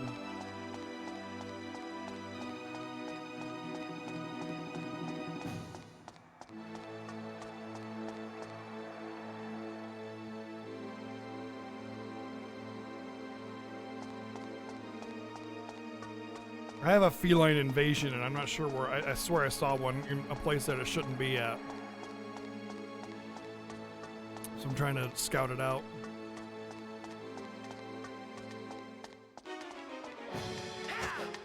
I'm trying to scout it out while also trying to eat pumpkin pie and play video games.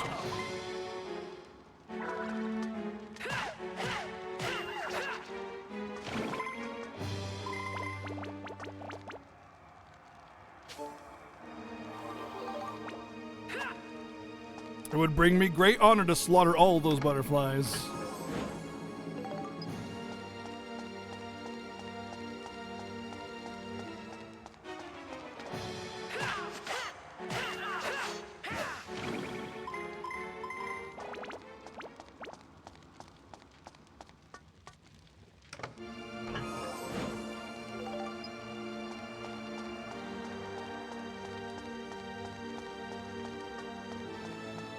Gooey Peach in this game just looks like a troll butt.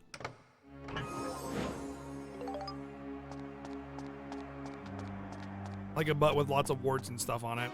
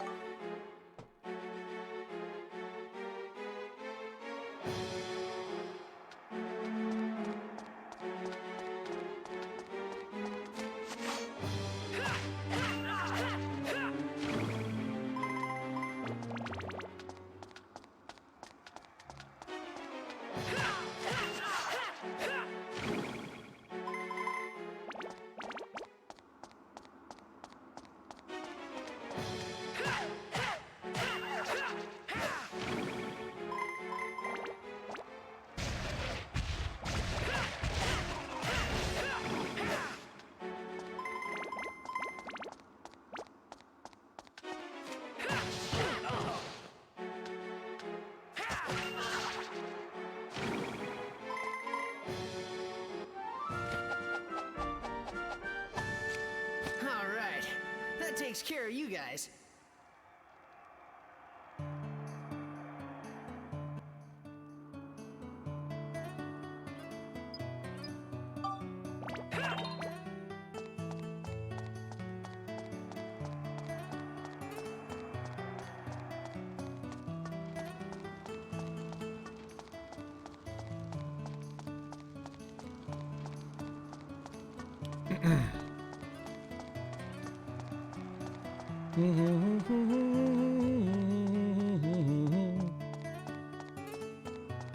Oh my gosh, I was really feeling peckish there for a bit. Man. Thanks for being patient through my eating and everything. Oh boy, do I feel better.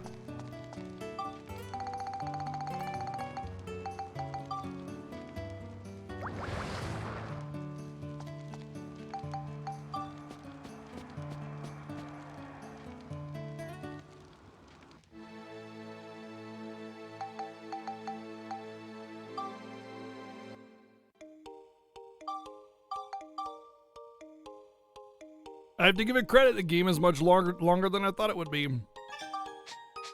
44 and a half hours on the save file, not counting all the times I've died and game over. There's been a lot of game overs.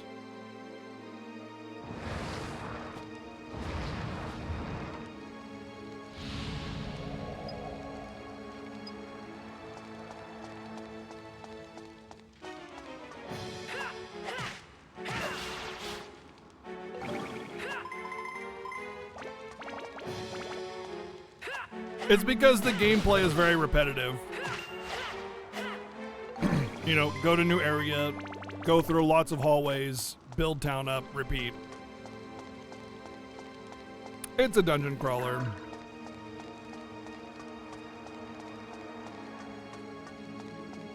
So, I will say that at some points, it does kind of feel like the game has just kind of gone on for too long because it's so repetitive.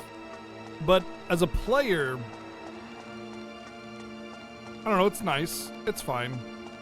Diablo's really repetitive, but I love Diablo 3. I absolutely love Diablo 3. I think it's fantastic. As repetitive as it is, I still grind out. Well, I used to grind out every season, you know?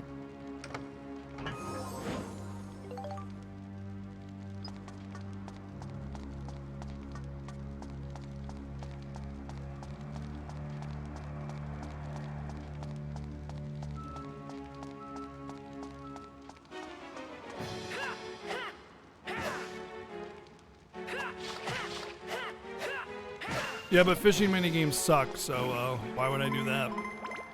Why would I waste my time with fishing?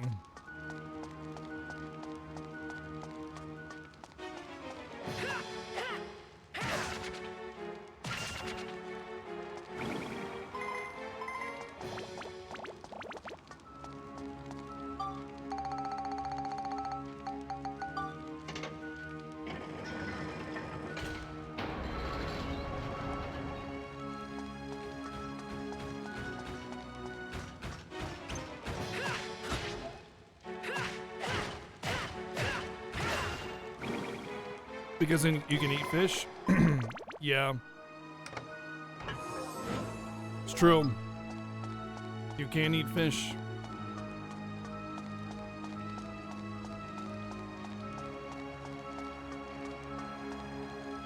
When is golf percent, dude?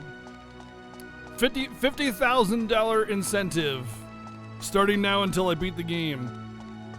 Complete all golf courses in Dark Cloud 2.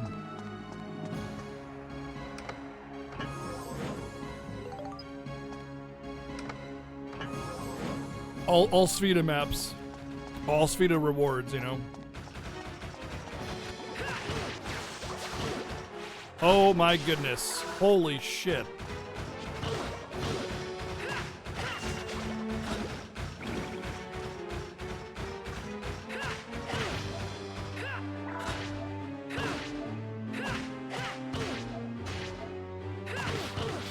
What the fuck? Are you serious?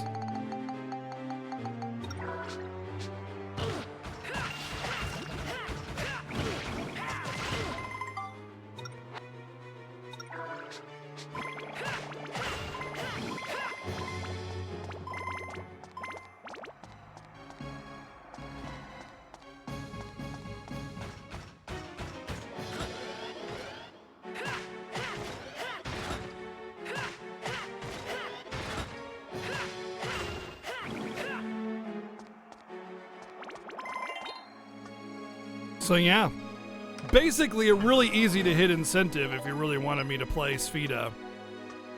You know?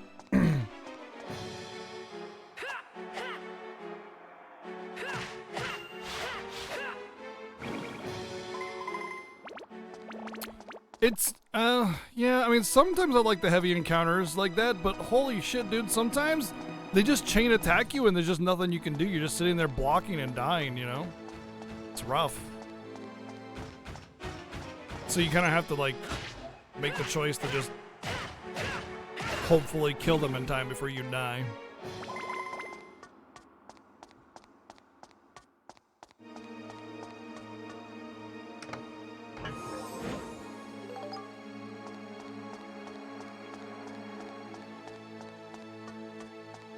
I see another cluster of enemies down there too.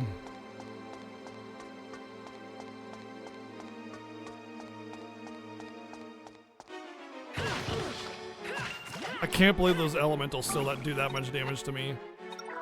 That's crazy. After all the potato pie that I've been eating.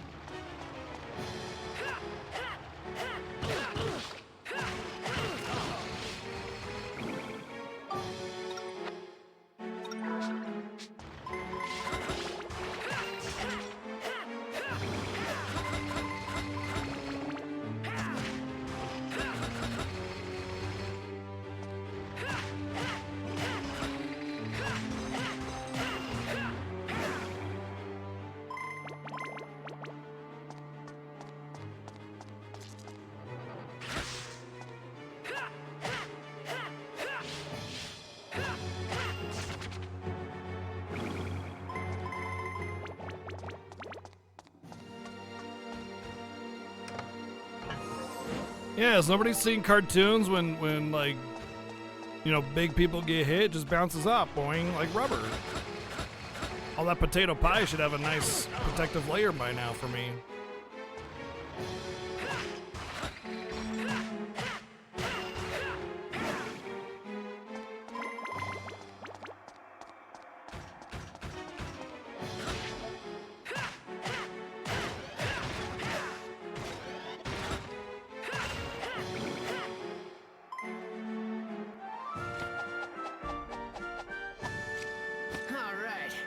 Takes care of you guys. Get taken care of.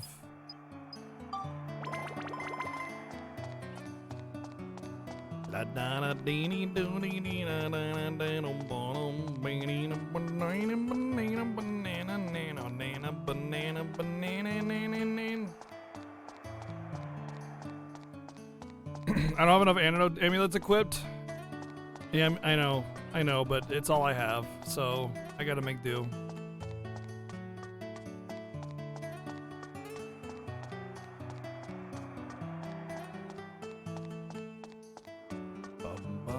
Boom, bam, ba-dum, ba-dum, bum, bam, ba-dum, bum, doo.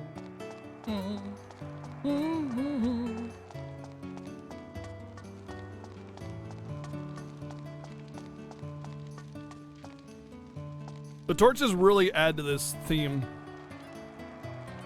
You get that campfire feel.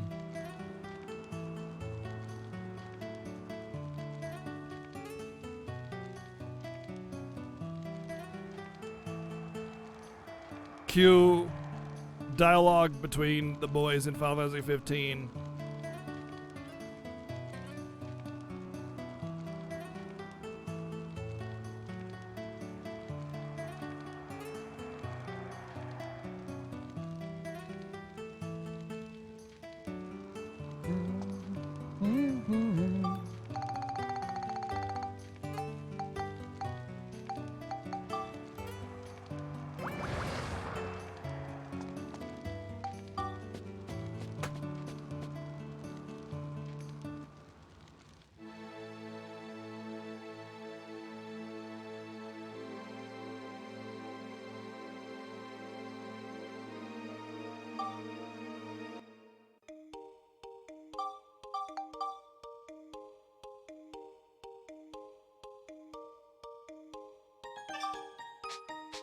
When I'm saving the world, I think about Coleman's camping equipment.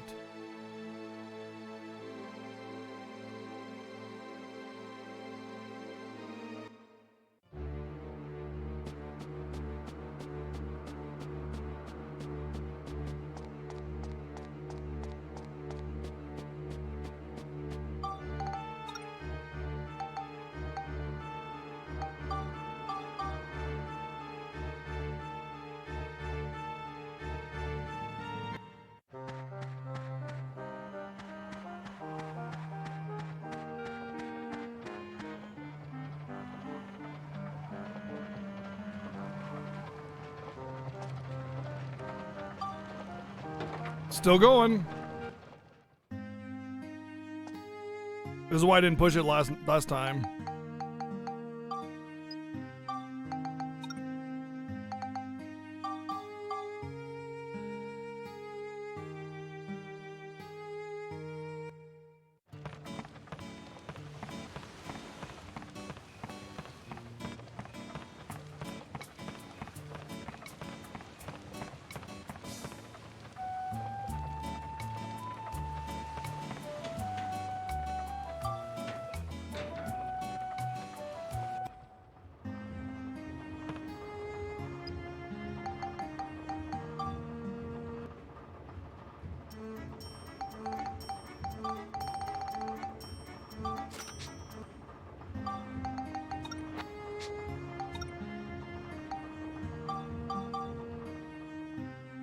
I really dislike how I have to make so many trips just to restock my stuff. It's kind of silly.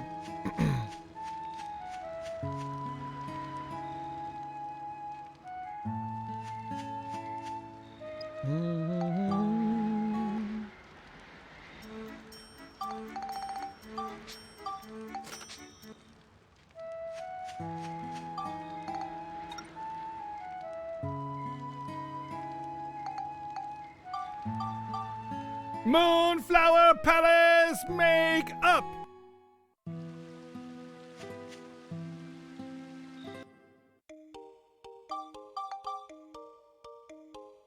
Hello, kitty.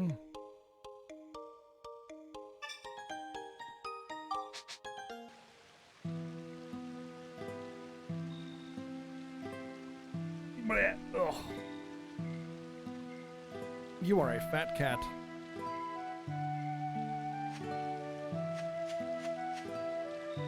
Someone brought their mattress. Yeah, I've seen like people camp out there and stuff too. Seen a lot of crazy things.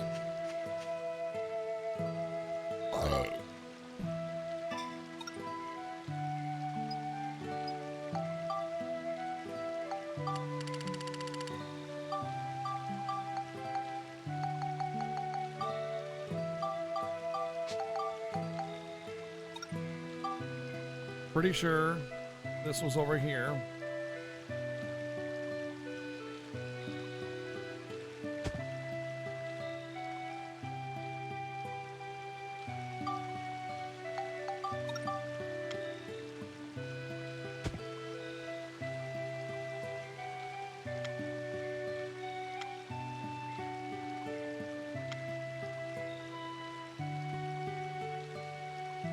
You know what, let's just look at the pictures to make sure. Okay, Stardust Pond is in the right area. And it looks like all the columns are completely connected. 4, 4, 4, 4, okay. I'm not gonna pet you, kitty. No.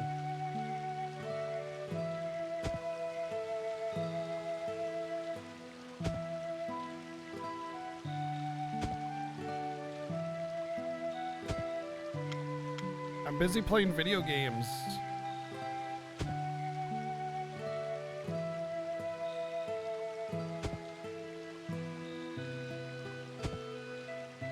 Oh, I see what's going wrong now.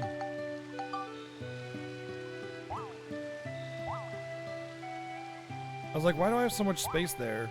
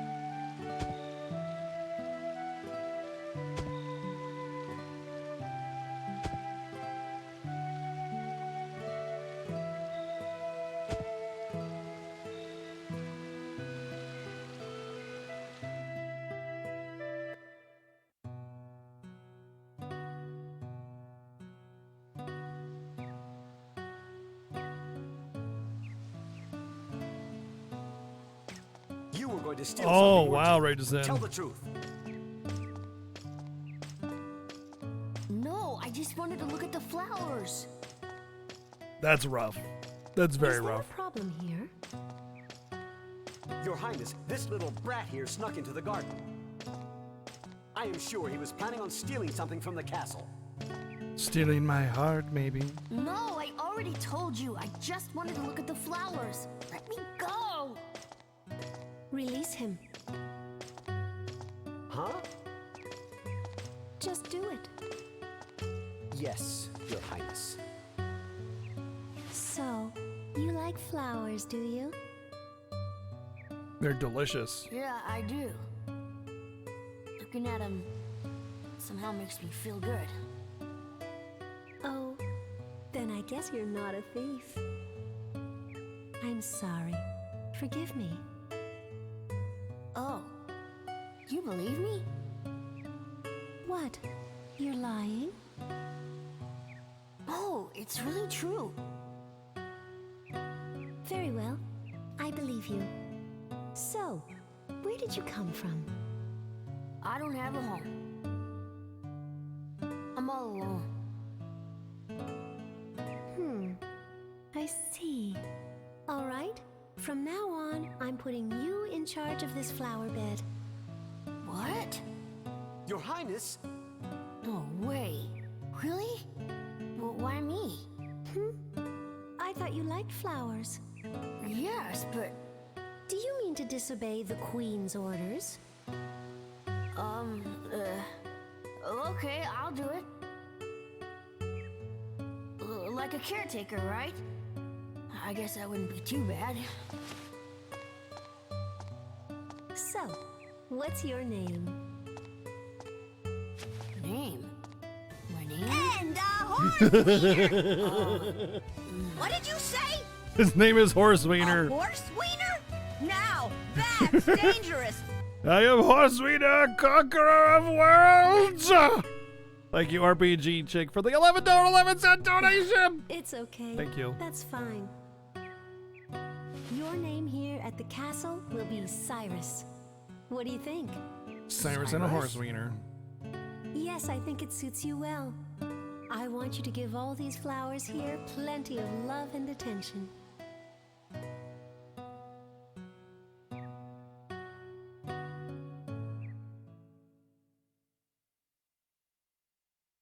Alright, Disney Princess. Thanks for the opportunity. Sunstone and Moonstone.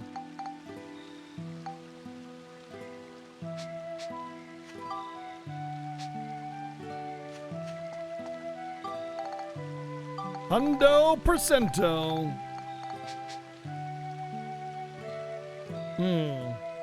My favorite part of the garden is this part right here. Love this part a lot.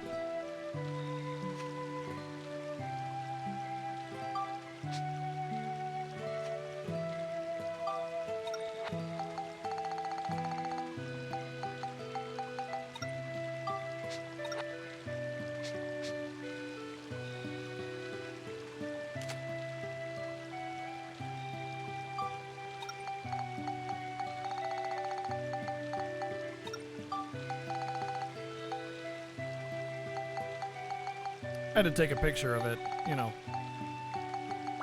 for the my memories. I like to keep my memories.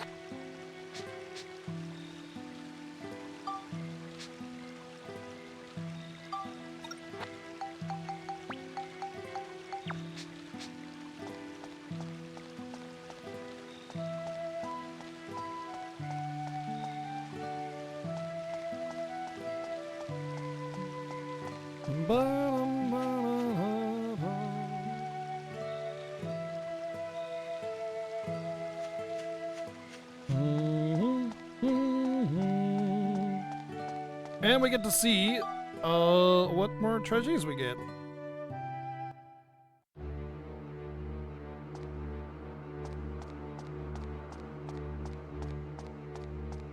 Trashy, trashy, trashy, trashy, trashy, trashy, trashy, trashy, trashy, trashy.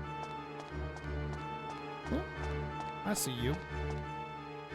I see you, little treasure. You can't get away from me.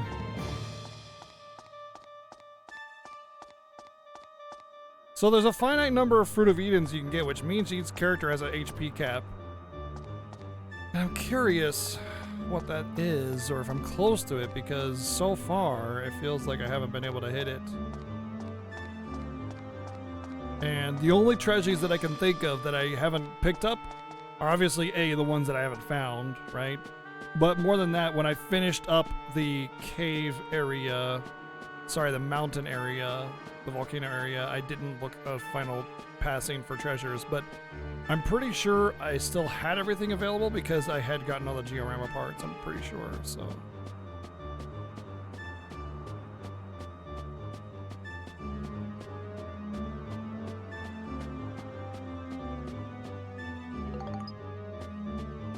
Ooh, here we go, baby.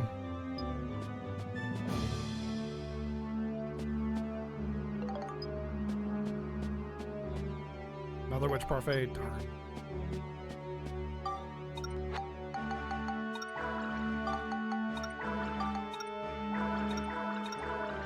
Okay, fine. I'll just keep buffing up Monica.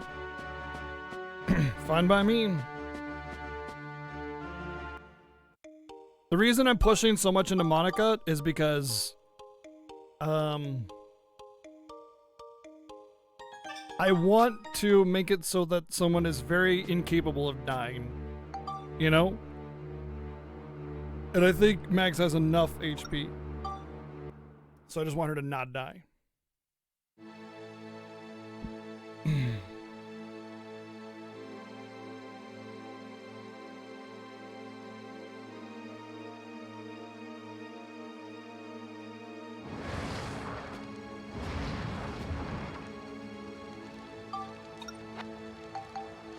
Alright, so you have plus 16, plus 11.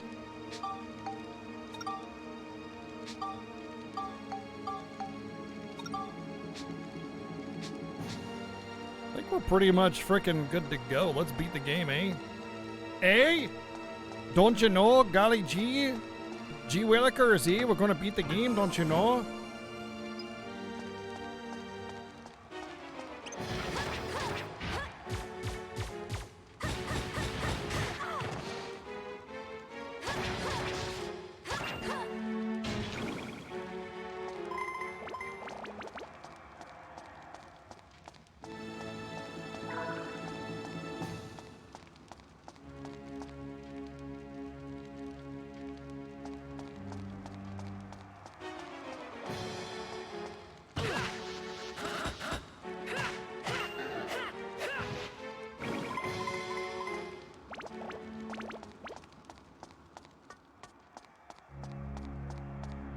Queen's Pot Stash. 360 blaze it. No, that's not 360. 360 is the sex number.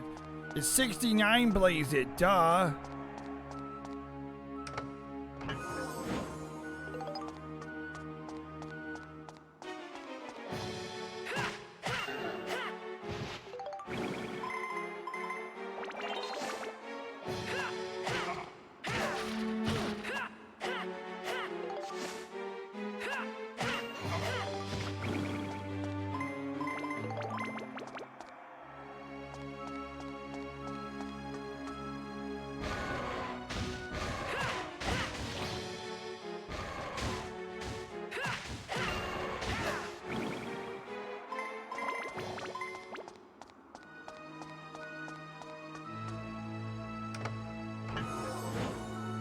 Banana no.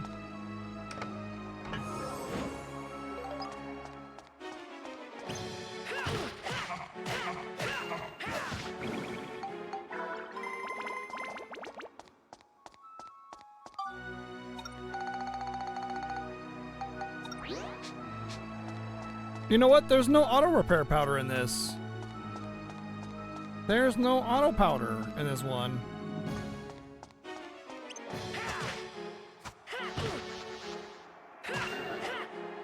Probably because they realized that you didn't need auto powder if it doesn't weapon break.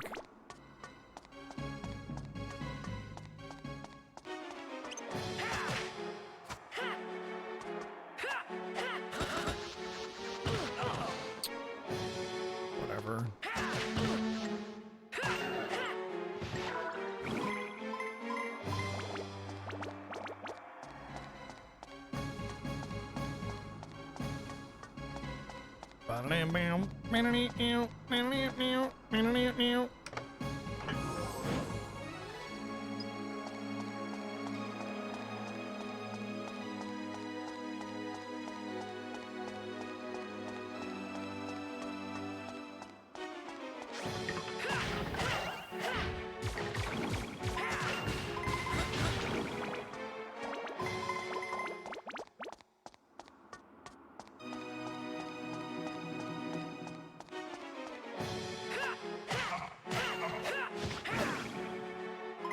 Those things still are annoying, even at all my extra defense that I have.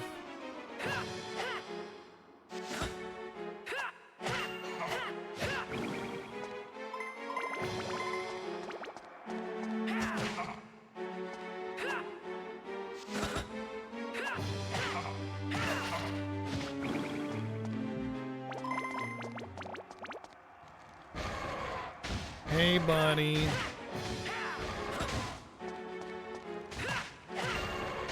Someone's a cranky treasure box.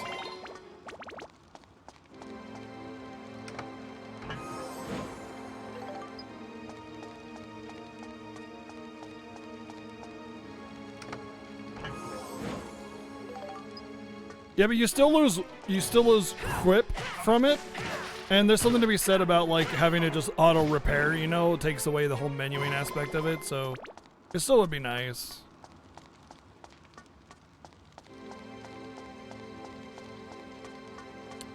I don't think I got the clock hand.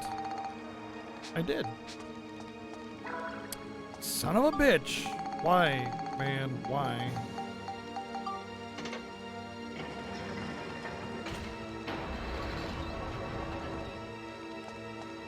Desco will kill you all, just like our final boss would do!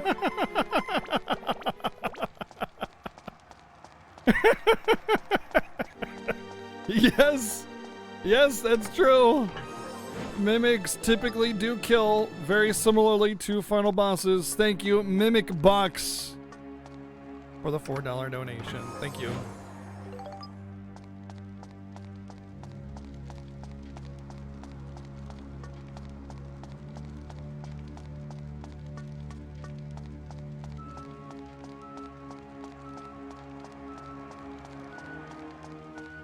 Let me send a message really quick.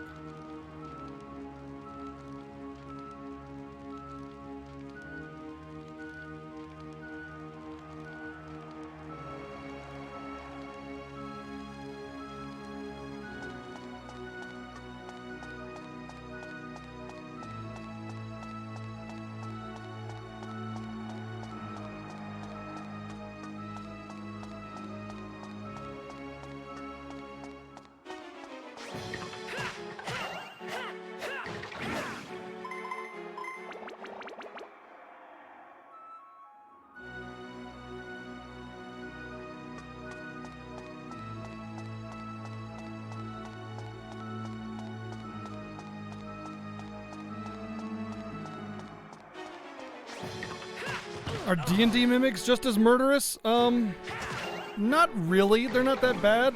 But there are different kinds of like dungeon crawling type monsters, like rust monsters, gelatinous cubes that are kind of similar to mimics that are far more dangerous. It also depends on your DM, but like just straight out of the textbook, the mimic box isn't that bad.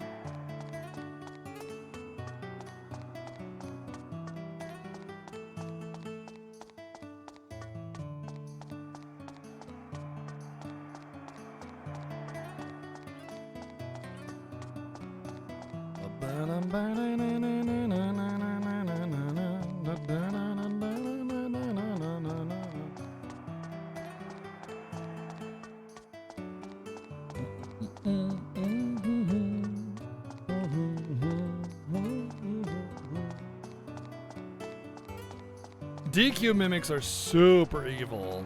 Super evil. They are the frickin' epitome of shitty mimics.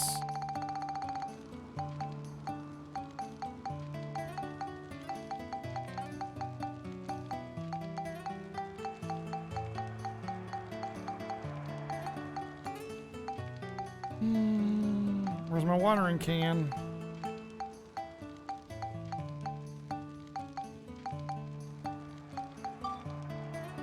Gotta get my Gamer Girl bathwater out so I can advance to the next level.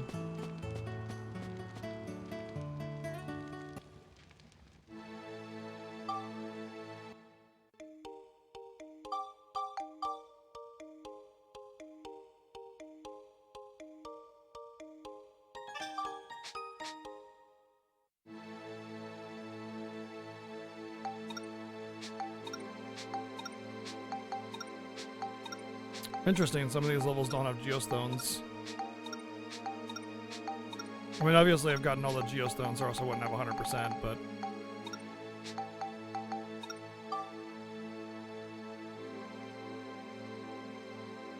That means I could just push it. Once I get the key, I should just advance.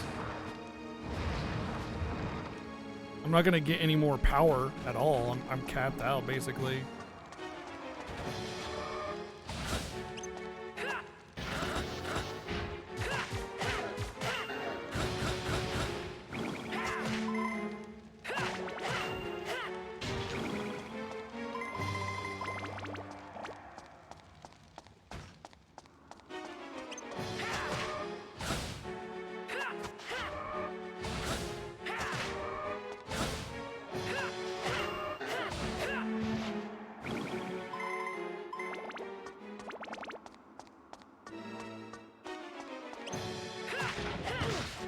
Oh yeah, I forgot the liches and the golems and everything are poorly translated into Lufia too, like Gorum.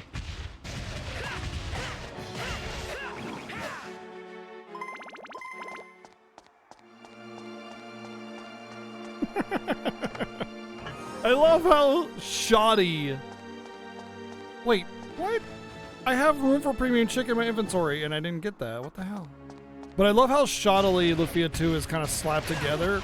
It's so buggy, yet the game is like still top tier. You know what I mean?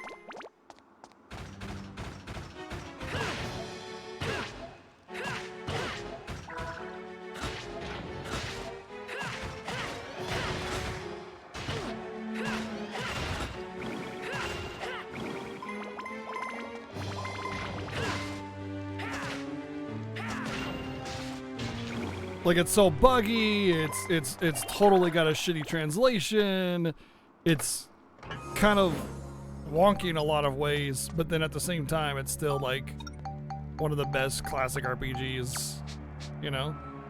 Gotta love that. Speaking of good luck, I just got the key, so yeah.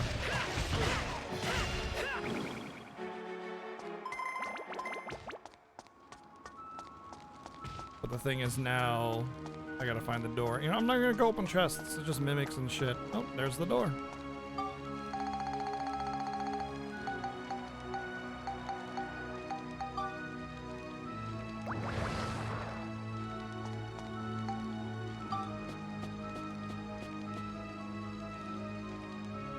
You promise Fida on every floor? Oh my god.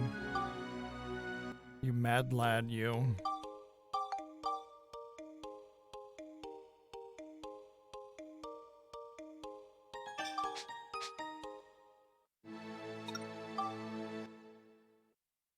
Did you score in every floor or just tried it at least once?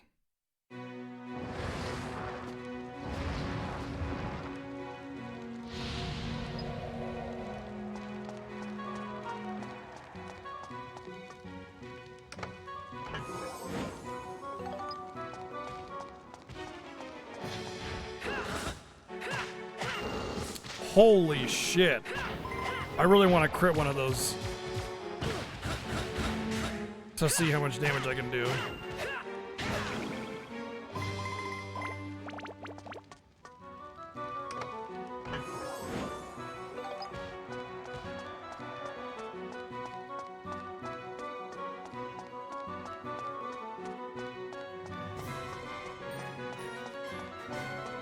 Primey, thank you for the 13 months of that Prime subbing.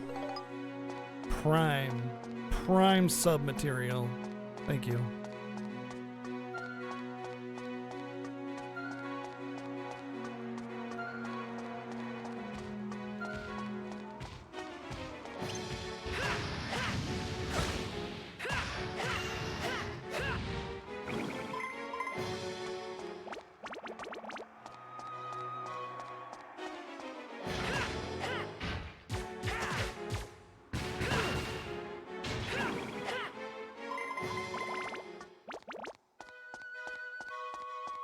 Just in Master Spheda player.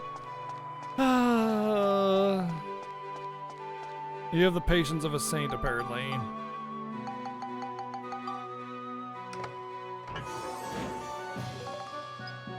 Did I just open a treasure chest that you required a key so I could get 4 keys from the treasure chest?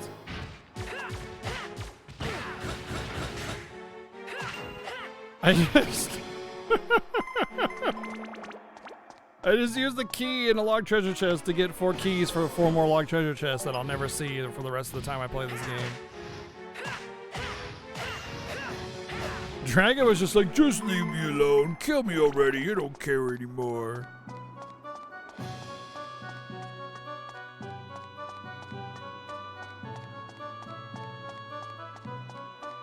Wishing for more wishes, right? Basically what happened.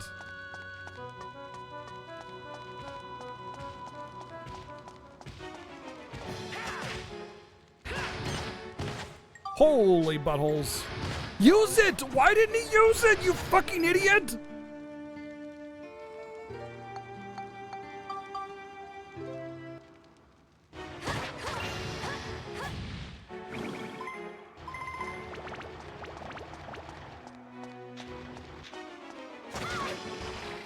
Only thing I could think of is must have been thirsty. So now we gotta fight this thing for 18 years.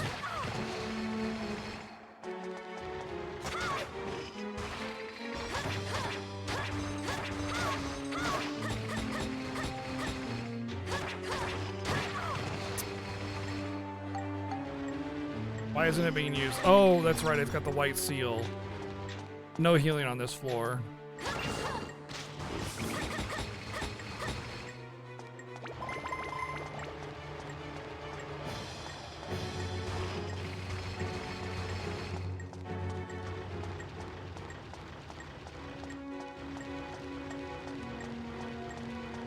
Of course.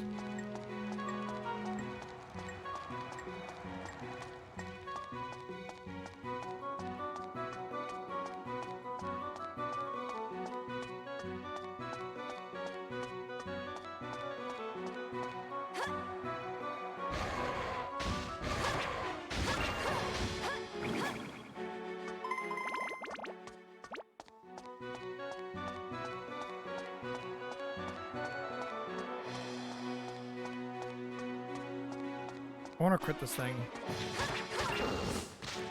Darn.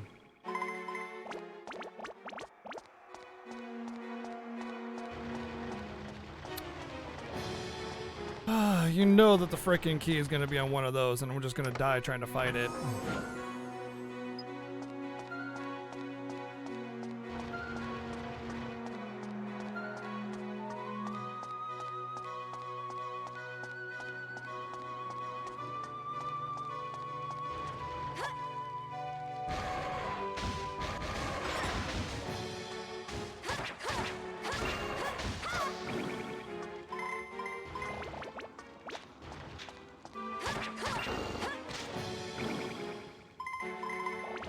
Get it? Nope.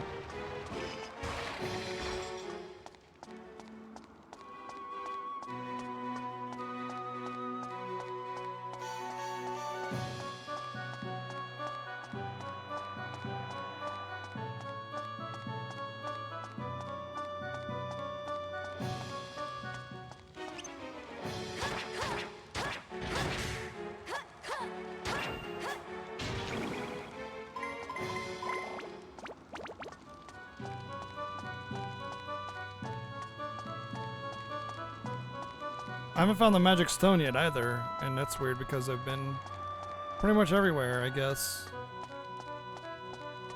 Well, guess we'll go die.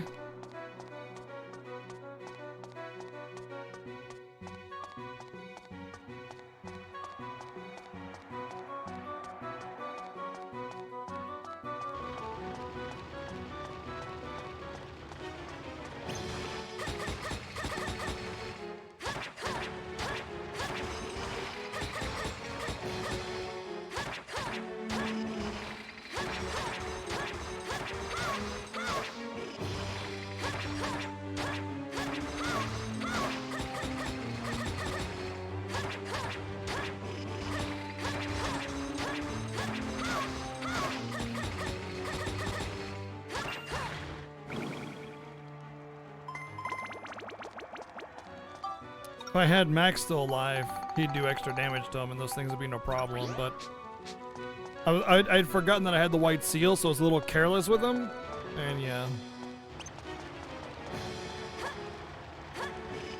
Nice jump attack, thank you.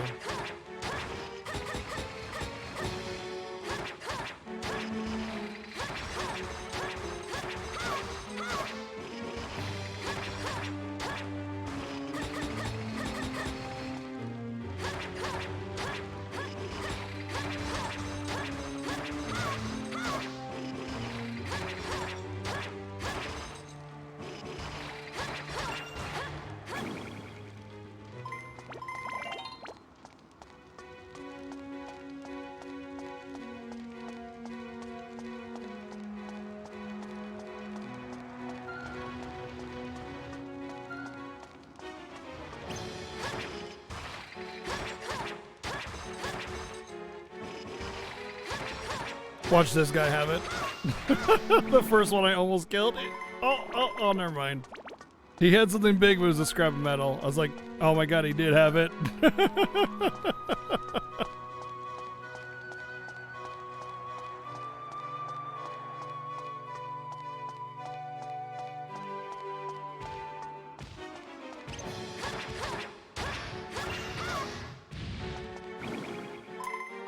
Come on. Oh, okay, we got it.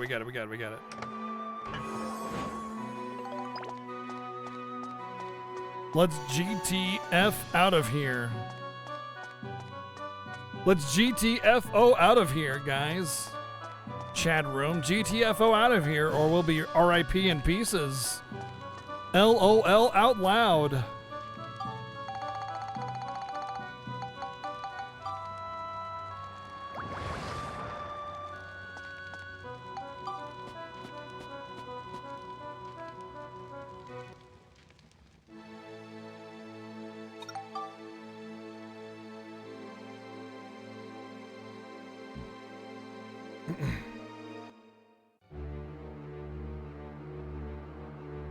Maybe treasures are determined by how far into the levels you go to and not just the Georama parts.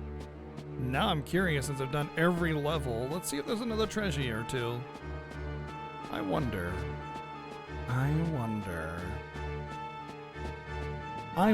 New from Apple. Have you ever just... Well, if you have, then you want the I wonder. Because when you're odd, you can't even. 5 medals short of what? What's that 5 more medals? Oh, it is based on levels cleared.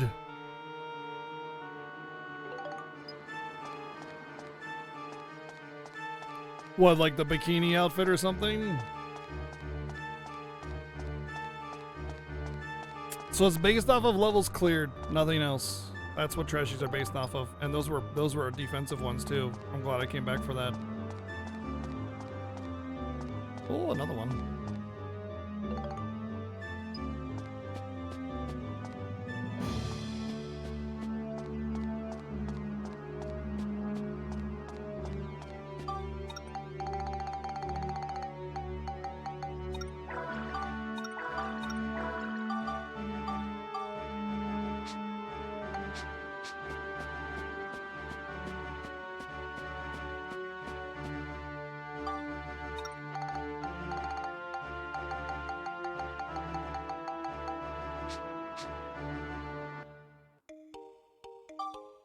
I'm missing a witch parfait out there somewhere, and it's probably in the volcano town in the future. I'll be damned if I go through that place again, though. Let's ikimasu. Well, should I stock up on healing? Yeah, let's just stock up on healing. How much cheese do I have? Got 17 bananas.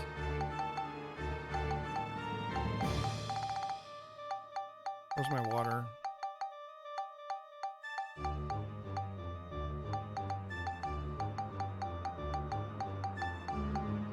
Where in the world is my water at? Gotta remember I got those stamina drinks, 19 cheesies. I have no idea where the water is. But whatever, I'm pretty sure I got plenty of it. So, my Tide Pod is full. Let's just go get bread and...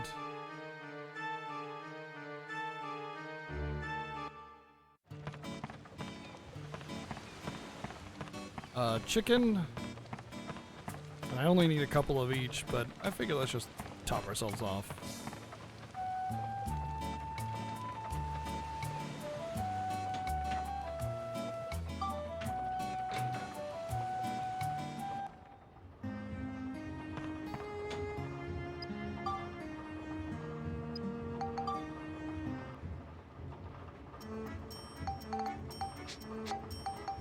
Right, I specifically didn't use bread because I wanted to save myself a step by not using bread. And the first thing I do is go to buy bread.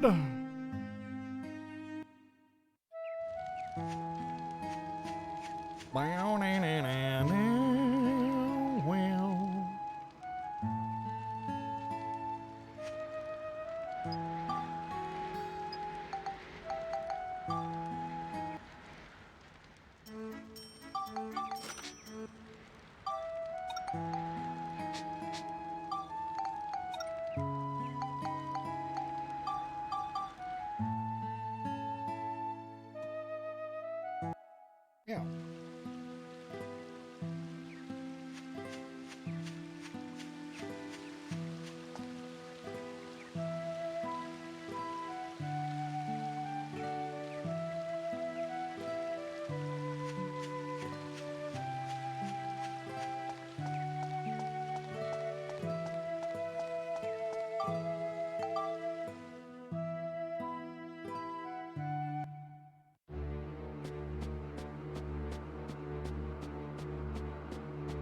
What's up, Kim?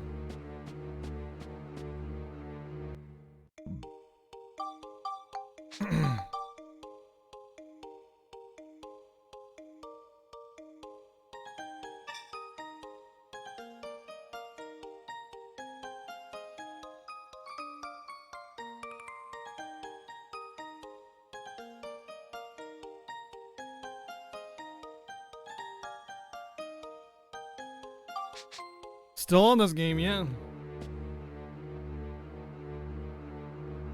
But I think we're about to go to the last level. Sun Chamber.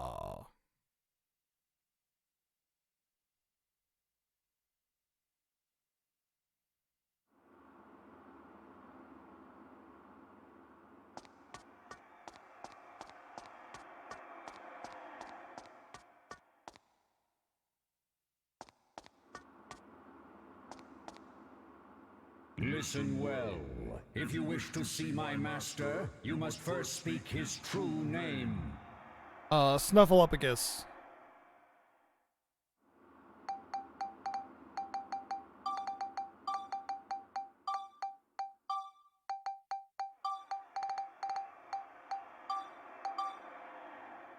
That is... The best part about that is that's not even his true name. It was given to him because he didn't really have a name or didn't remember his name or anything. Speak his true name.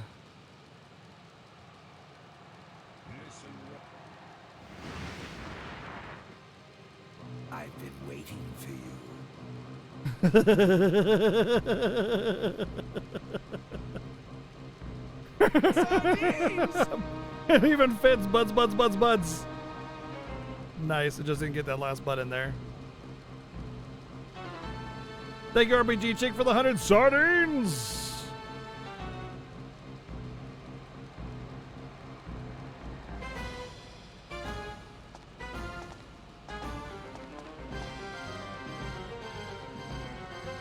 Griffin!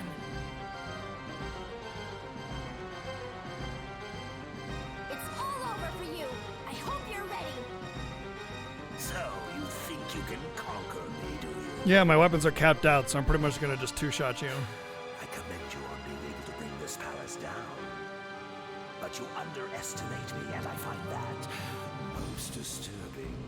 In fact, I believe a demonstration of my true power is in order.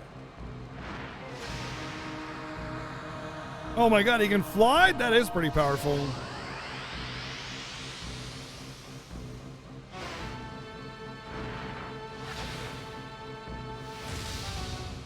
Sinful humans, now you shall pay for your transgressions and disappear from the face of the world. If you insist, Mark Hamill.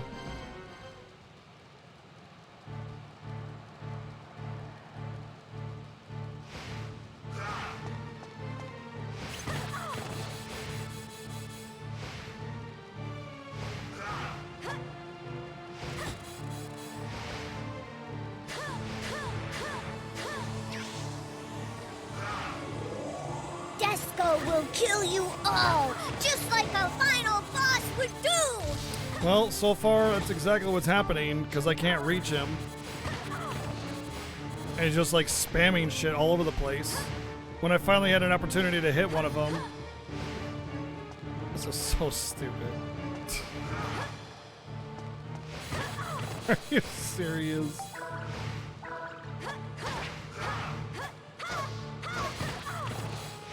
The spam is obnoxious.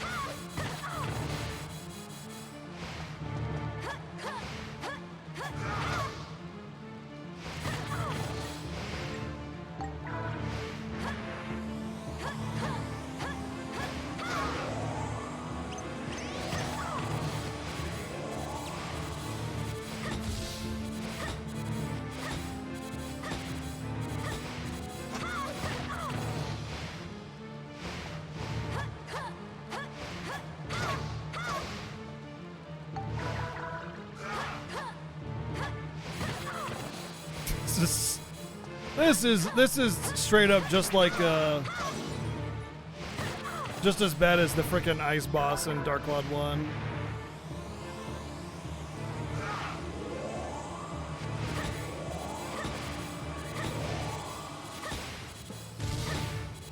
The fact that I still take damage even through a block.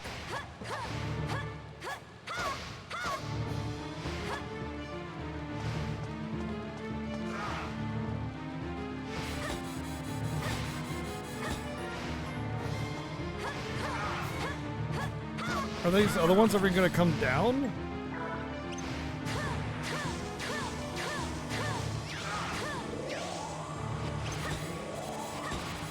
Hey, thank you, Lady Laura, for 2 months of the Prime! I appreciate that, thank you.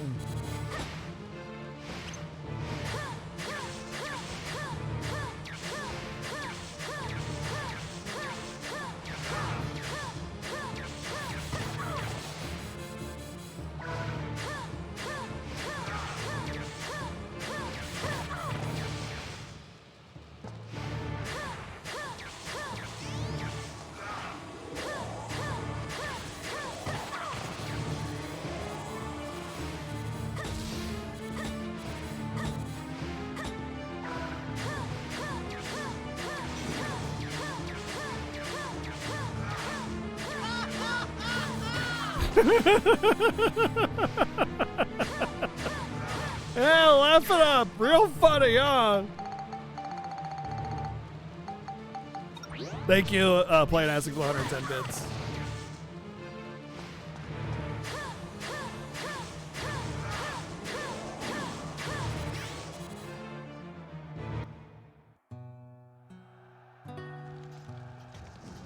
I wonder if it matters if you hurt him or just kill the Atmalia. Alexander, we have to run. Our enemies are almost here. No, we're gonna stay You and go die. alone, Cyrus. I'll stay behind. I'll stay behind and die for no reason whatsoever. No, Because that's I won't apparently do an that. honorable You'll be trait. killed. Please, Cyrus, just do as I say. I'm queen of this land. Whatever may happen, I must live as this country lives and die as this country dies. Thank you, Playing Acid, for the 110 bits. Well, excuse me, princess.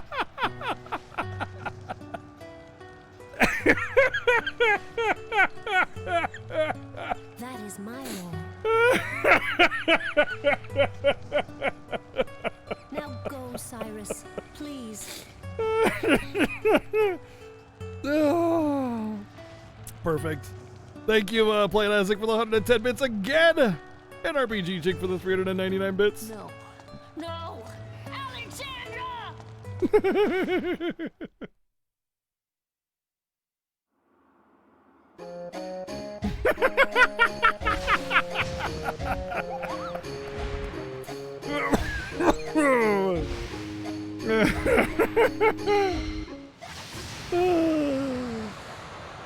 Thank you, Playing Acid, for the 355 bits. Very appropriate.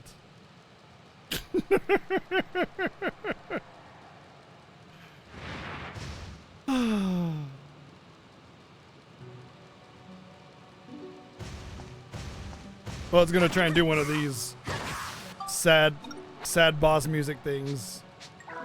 Sorry, it doesn't work. It actually has to be a sad moment, and it's not.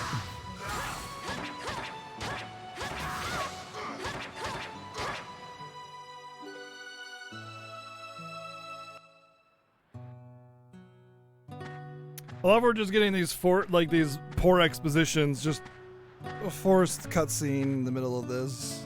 Alexandra, I'm all alone now. The humans started attacking and killing each other just for a few shiny stones.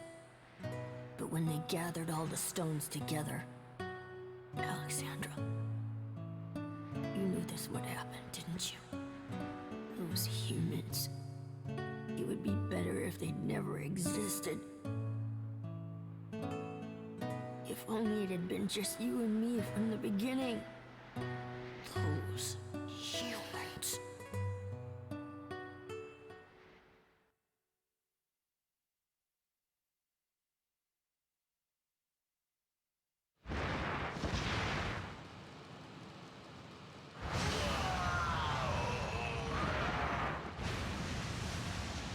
Alright, is this your final form?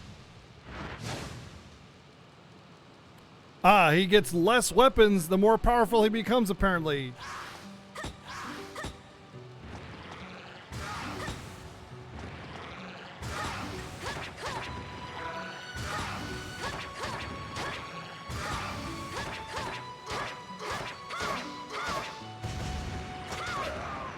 Hard boss.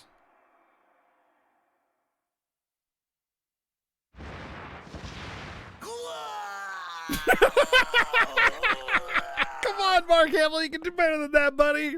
I believe in you.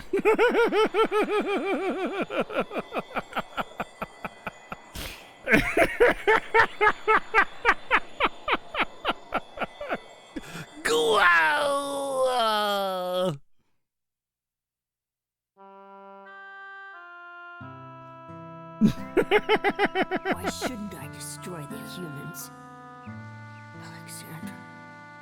Alexandra, what they did to you. They make war. Yeah, if you isolate the audio for me, it will definitely do that. People who have nothing to do with them, just to get the power of the stones. They don't deserve to live. It's natural that they be wiped out. I'm not the bad one. It's not me. They're to blame. I just wanted to be with you a little longer. Thank you, RPG Jake, for the 355 bits and J-Rock for the 110 bits. Thank you. It's true that humans have strong desires, and they often make mistakes when they try to fulfill those desires. But humans also possess something very important. I think that even you know what that is, Cyrus. Poopin'? You've been watching this whole time, haven't you? You've seen the boy on his journey. You realized a long time ago that you are wrong this time. The precious thing they have inside them, it's something that must not be destroyed. Something that must be passed on.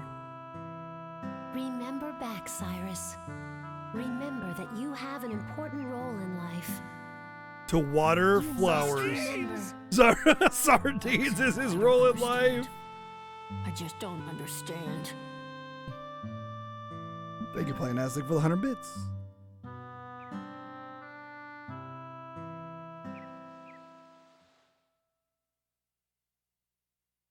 My role in life is sardines. Get wrecked, little bunny foo-foo. Oh no, it's the 18th form, the finaler boss. I'm tired of your whining. Your role is finished.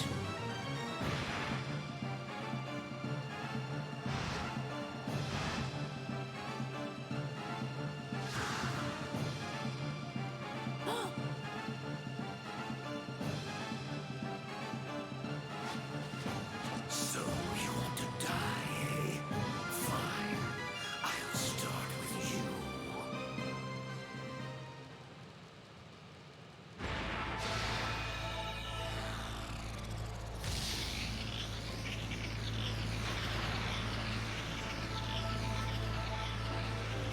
You want to fill your dark soul with light.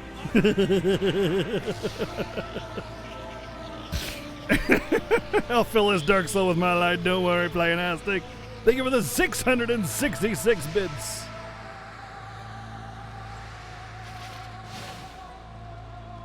Oh, well, we died already. That was a quick fight.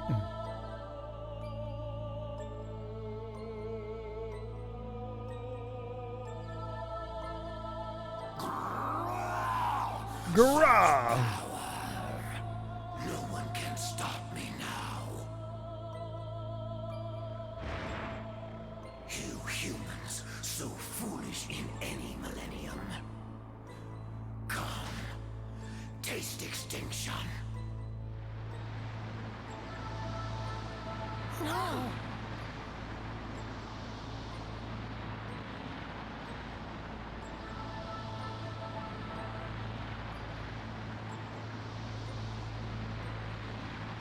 Could this be the Star of Oblivion?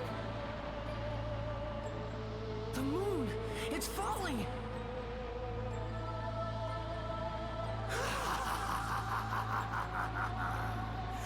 Oh, yes, the work of those ancient fools. Well, fine. It will save me some effort. When that moon Thank you, Daughtry, for the bit. this world will become my paradise. The souls of those detestable humans shall come Nice to hat. serve Oh, wait, me. it's the building behind him. LOL. I will become king of a dark world, seething in hatred. Oh. Spooky. Ha ha ha. Ha ha ha ha ha ha. What? Still alive, are you? I'll fix that little oversight now.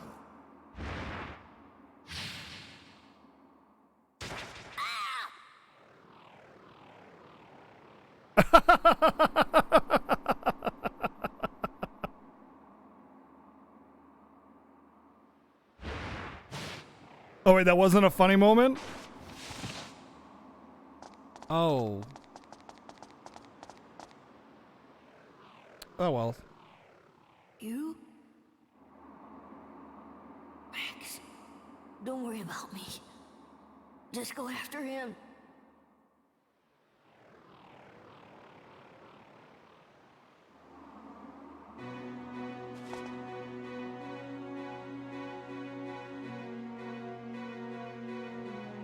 He's not gonna be in Dark Cloud 3.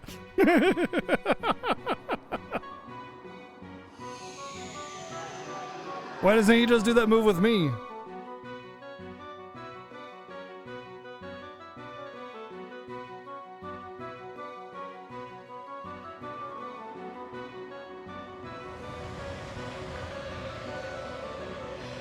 Okay.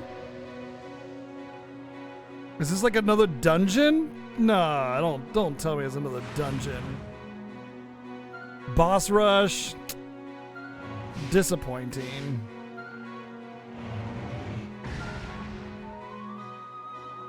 It should have just been the frickin' boss, but no, we're gonna get boss rush instead.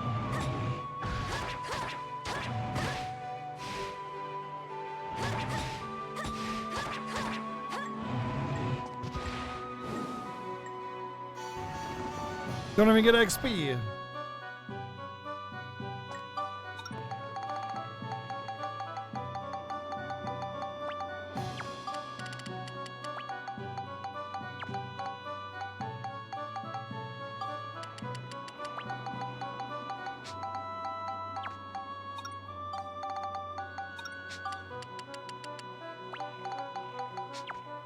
You can't equip water?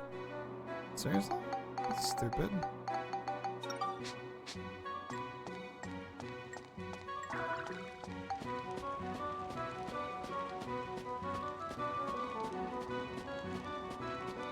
Yes, Kim. Yes. Every day after this is gonna be Yakuza Like a Dragon. We're gonna try and beat it before the end of the before the fiesta starts. We basically have Saturday and Sunday to do that. So I may go late on Sunday to finish that out. And we're just gonna go straight through story, I think. I don't know. I really don't want to. Because I'm having so much fun with the game, I really don't want to just rush the story, but, you know, I want to beat it before the fiesta starts. I didn't expect to love the game so much that I started doing all the side content. All of it. All the side content.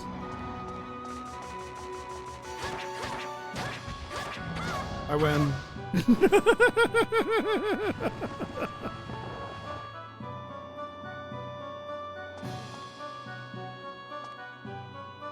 What's this?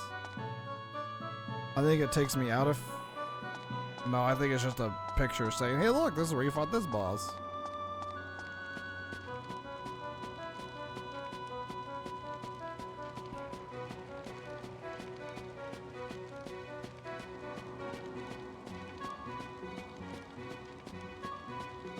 Dude, the path to the next boss takes longer than the boss fight!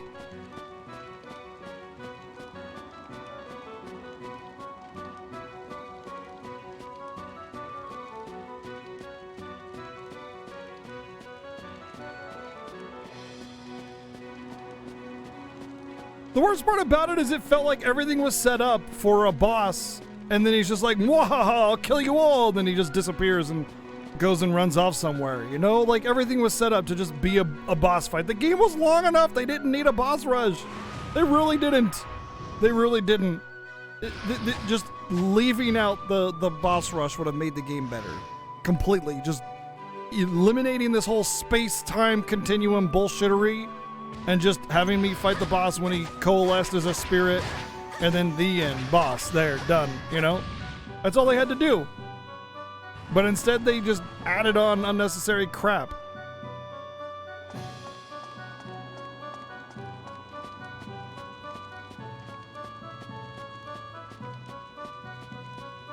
More of a Boss Mosey than a Rush. Yeah, I would say more of a Boss Marathon. Because holy shit, dude, we gotta go like miles.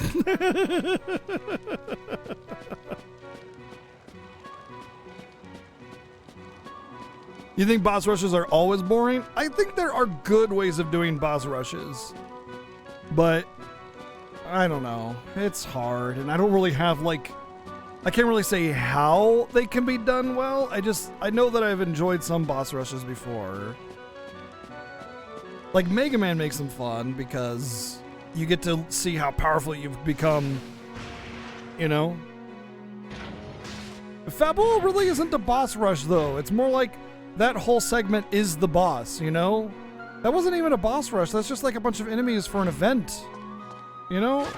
A boss rush, I think, is more defined specifically by redoing all the bosses that you fought previously in other levels. You know, unnecessarily back to back to back to back. At the end of the game, specifically. You know? Yeah, Fabul's a gauntlet, yeah. I don't really count Fabul as a boss rush. I don't know. Maybe I'm seeing it differently.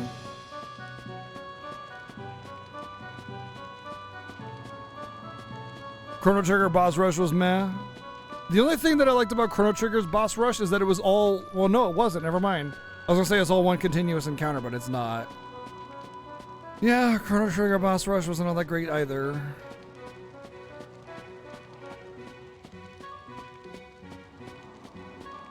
Oh, good. I'm glad I didn't... Yeah, I'm just being... Yeah, never mind. I'm not going to say anything. I hated Binding of Isaac because of that word that you used at the end, RNG. The game is just so RNG.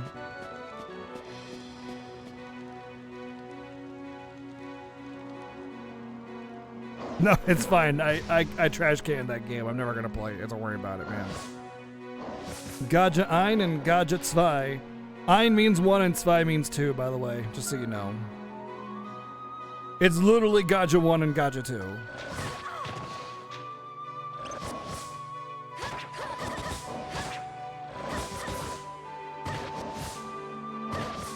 Okay, can I get a chance to attack?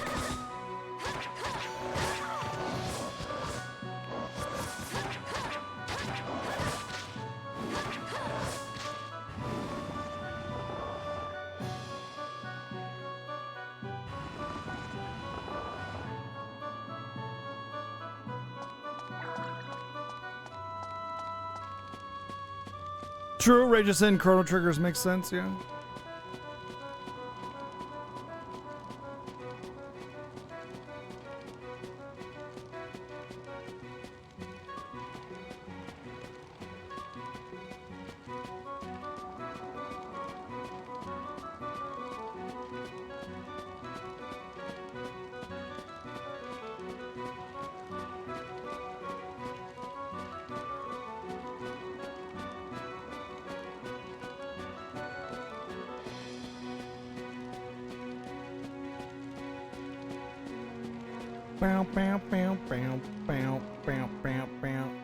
Oh, hey, Howlart. How's it going?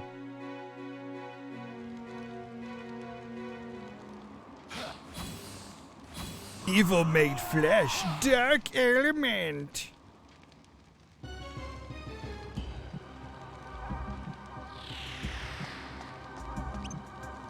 have a time limit now? Owie.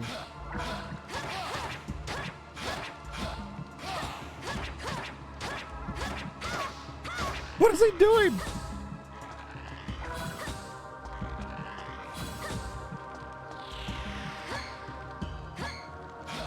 Oh, I bet I gotta switch.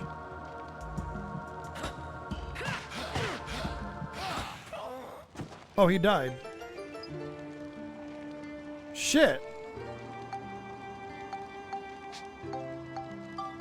Will I be able to beat him now? Oh, crap. Can I resurrect powder him? I didn't even realize he was low. Okay, good.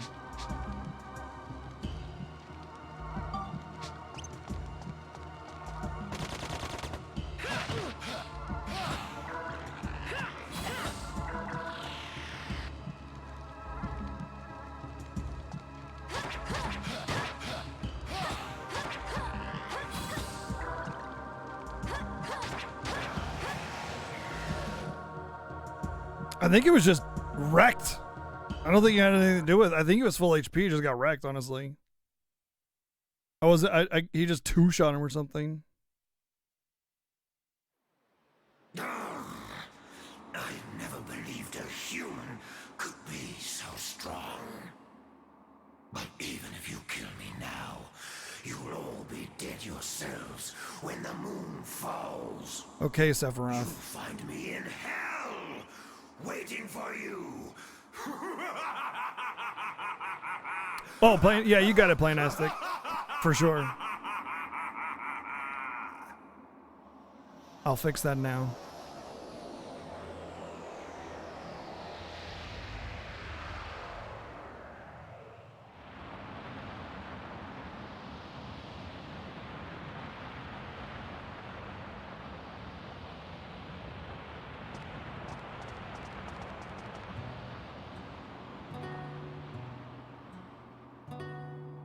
Although, unless someone's got a ridiculous snipe.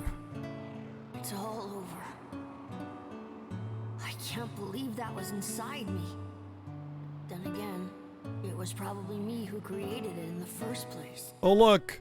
Bad guy that actually wasn't bad guy gets redemption arc. What do you know? Alexandra. I got stabbed through the heart What I have to do. by a 2-inch diameter stave. Onto me in my memory. I'm just gonna get up and walk around a little How to bit. Stop the Star of Oblivion.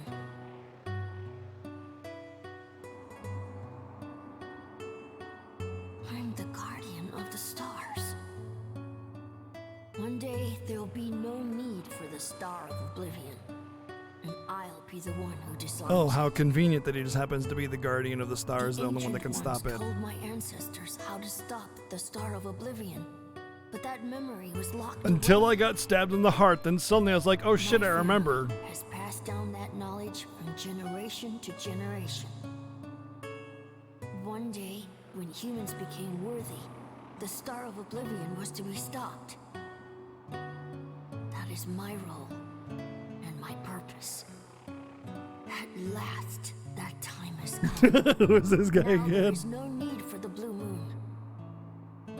Moon! Prism power make up! Return to the dust that bore you.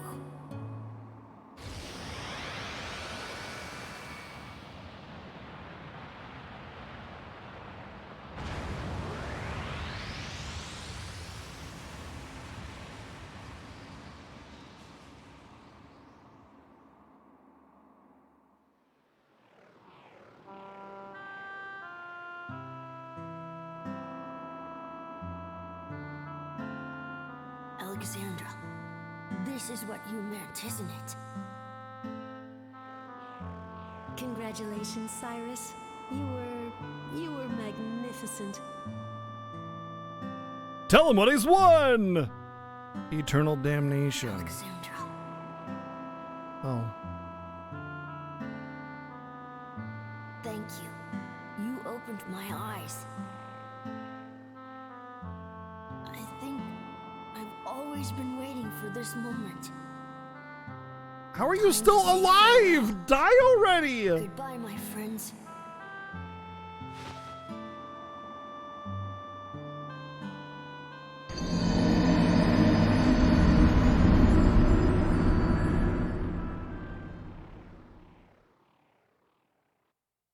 J-Rock has redeemed 25,000 channel points for me to make a funny face. 3, 2, 1, funny face, get your picture, go!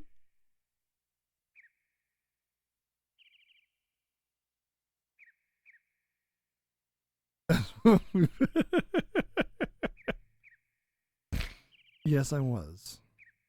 My hand was getting tired. Holding it up to the button.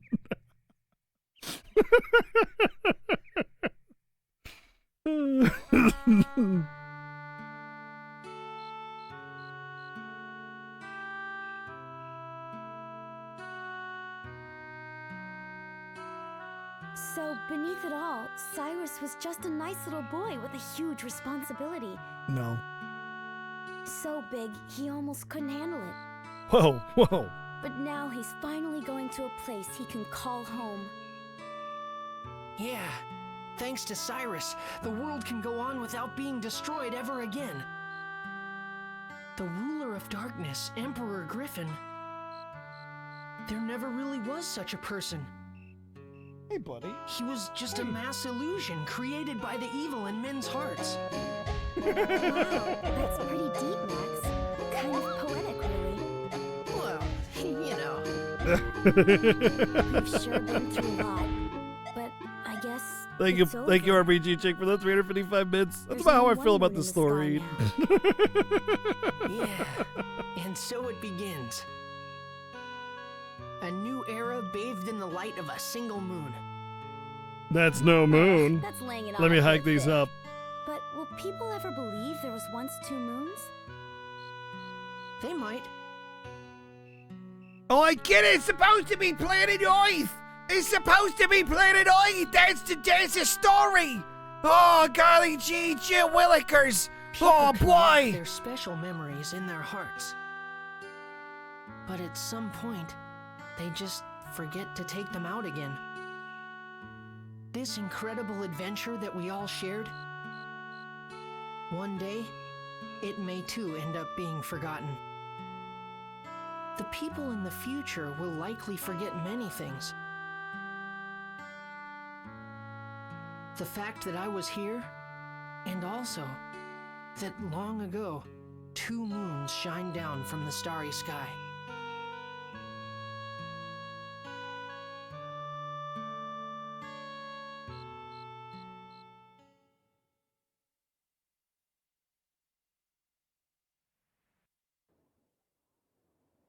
And Credots?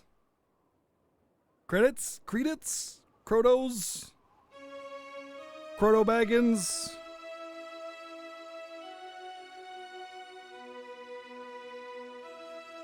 See, we know that this is planet Earth because there's evidence of floating magical sky fortresses, time travel trains, and other such relics that we've uncovered from our archaeological Time for us digs. to say goodbye too, So you can Max. tell that it's meant to It be was fun Earth. traveling with you. I won't ever forget you. Don't worry, I've already forgotten you. What's your name And again? Max, you'd better not forget me either. Whoops. Whoops. Don't worry, I won't forget you, Monica. Or my journey, Whoops. or how we fought together. I could never forget any of that. Well, good then. I consider it a true honor to have met you, Max. I won't forget you, Rachel. That goes for me as well.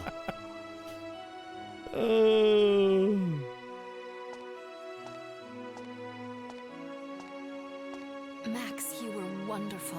Also, you're not my real son. I was just using you so Mother, that you would fight It's for time to us. say goodbye, Max. Be strong, my son. I will. And I'm not going to cry. I'm a big boy. I've seen lots of tears shed lately, and it's made me a stronger person. Max, there was so much I wanted to tell you. And there was so much I wanted to hear about you. I'm so sorry. I know. I'll write you a letter, Mother. I'll put in it everything that happened on our adventure. Then I'll hide the letter right here, so that it'll reach you even in the future. Wouldn't it be already there then? Wouldn't she just be able to, like, go right over right Yes. now and pick it up? I look forward to that. Mother, I'm so happy that I was able to meet you. Always be good to yourself, Max. Goodbye, my heart. The letter should be right here. Mother! Oh, we're in the past. Never mind. They're going to the future.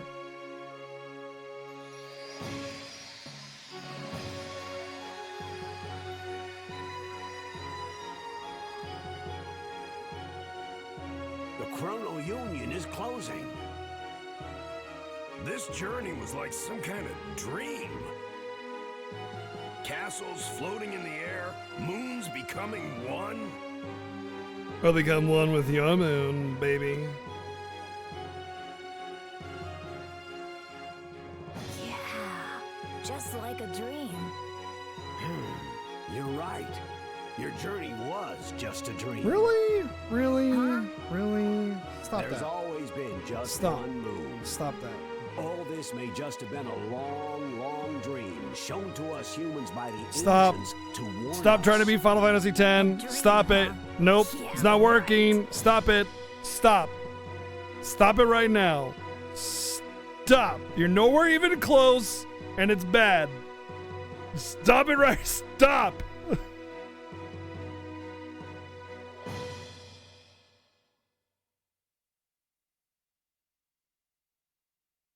Well, Mother, it turned out a little long, but this is finally the end of my letter. We really had an amazing adventure. Oh, it's still trying to be Final Fantasy X, I It was realized. a lot of fun too. After all, I managed to meet you. They're trying to they're and trying Monica. They've been trying to do the whole narrator thing for a while, but it's like kind of This been is our so true goodbye. passive about it. Please, Mother. And I realize Don't now forget about me. that they were actually Take trying to do a care. narrator thing. I'll be here in my time, doing Yeah. fine. Farewell. They didn't do. To my future mother. They swing and a miss. It's not even a paradox, Tomba. It's like 28 paradoxes at least. It's like 500 paradoxes, not even just one.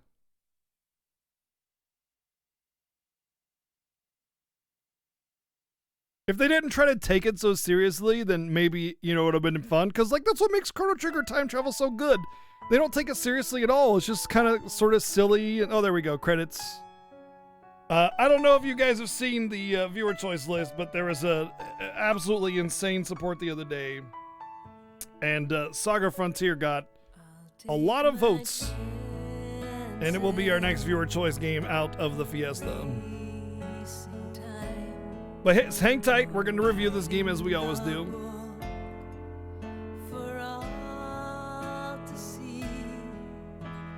But yeah, I appreciate the attempt that they made on the story.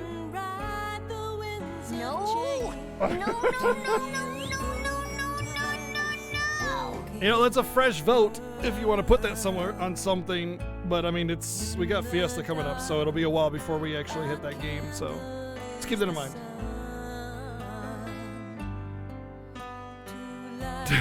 No, golf percent was not hit. It's a dream, it's a hope that one day we'll be free. Give me strength to open up the door.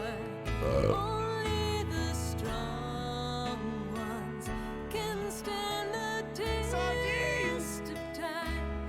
Caught in between these two worlds. Well, that's weird. Oh. The sun will rise to pierce the skies when this wonderful world starts to. Thank you, Kamen Rider, for the 100 bits. Can you tell me what 195 is? Because the software crashed.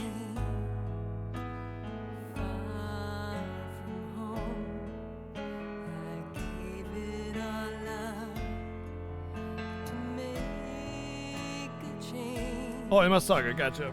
Sure and strong, I will fight for what is right to make a better place forevermore. Through the door, I feel our freedom burn with the light. Yeah, and it's not letting me close it either.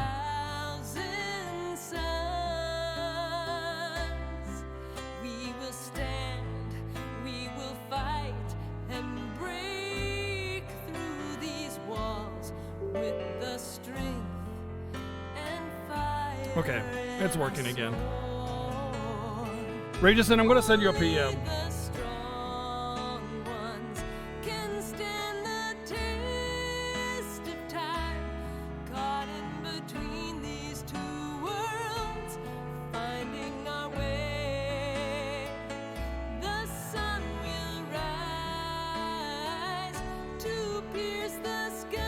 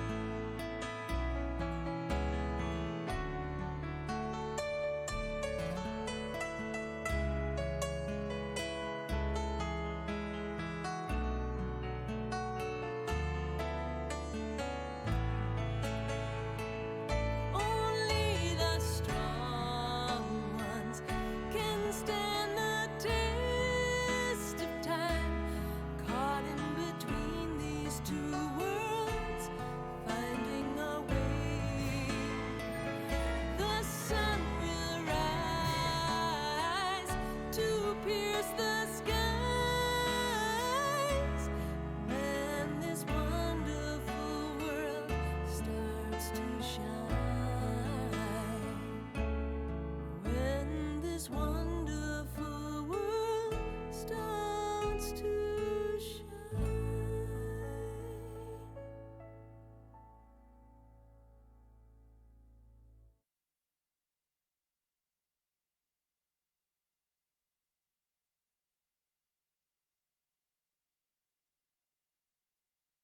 The end. 1 second. I'm typing up a message.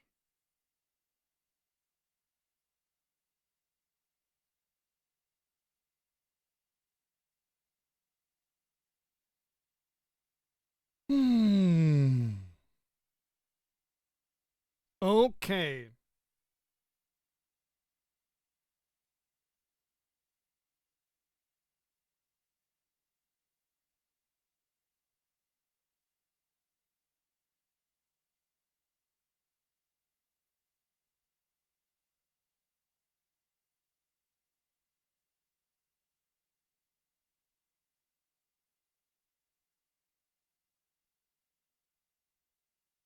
Sorry. Sending out messages. Okay. Let's see if we can go past this. Boop. Boop, boop, boop, boop, boop, boop, boop. Yep, we can. Chapter 8, start file.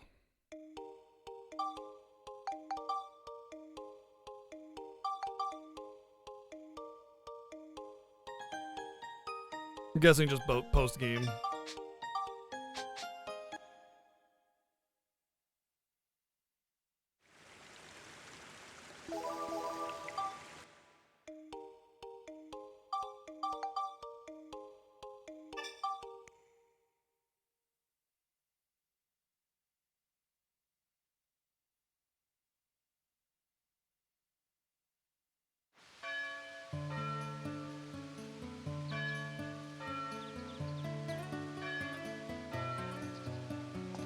La, da, da, da, na, na, na, na, na, na, na, na, na. Dark Cloud 2 the After Years. Hey, Max, I've made a decision. You're going to leave the town and never come back? Well, I've decided I'm going to revitalize the whole area. And the first step is to expand the Blackstone Railroad to cover all of it. What do you reckon, Max? Will you help? Yeah, of course. Okay, then, I've got a favor to ask. I want you to go to the mine and search out some Zelmite, which we need for fuel.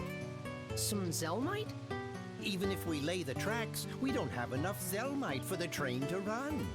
I feel like somewhere in Palm Mine, there's a huge deposit waiting to be discovered. Yes, I feel that as well. And I want you to look for it. Okay, I got it. You know the way into the mine, don't you? It's in the park. I'll have it open for you, so go and have a look. I'm counting on you. I always keep my mine shaft right next to where children play. It's the safest Chapter place 8, for it. The Forgotten Adventure.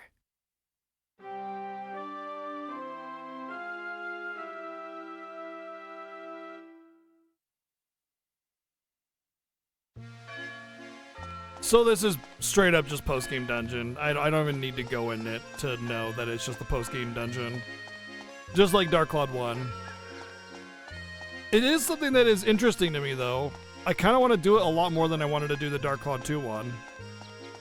Check it out? Alright, fine. I'll go check it out. I'm guessing 100 levels.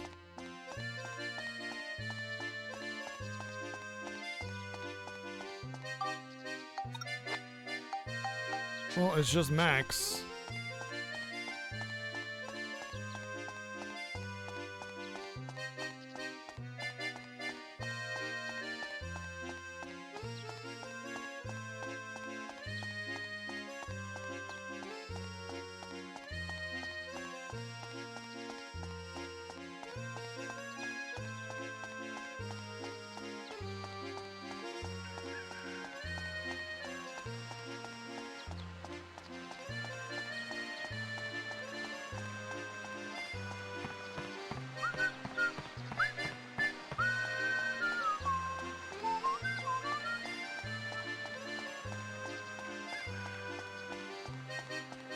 Ba bum bum ba dum da.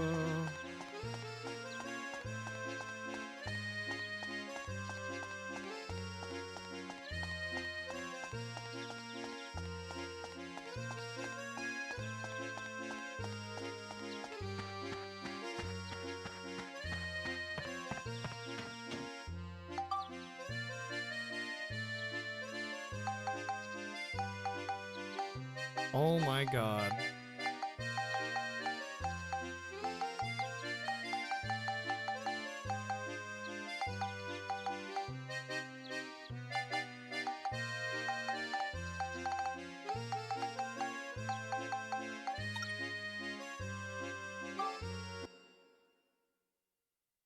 It's a lot of paths it can take.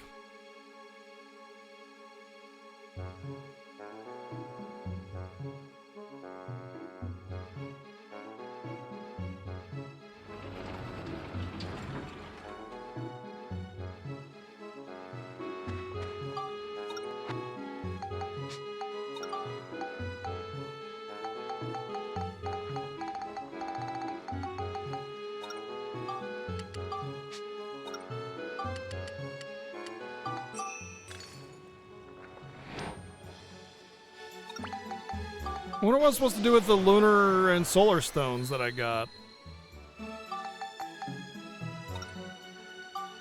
Oh.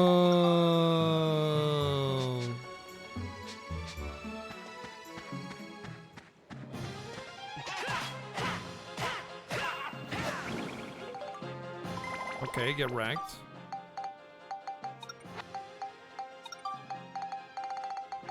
Let's see if the post game allows me to break the damage limit.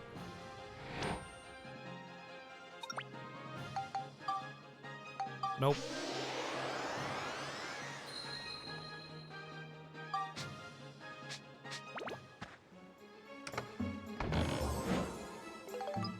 Just regular old glass. How much XP am I getting? Not a whole lot. You know what this is? It's Dark Cloud 1 Dungeon 1. It's just as boring design as well. That's the way through. Gamer Girl Bathwater.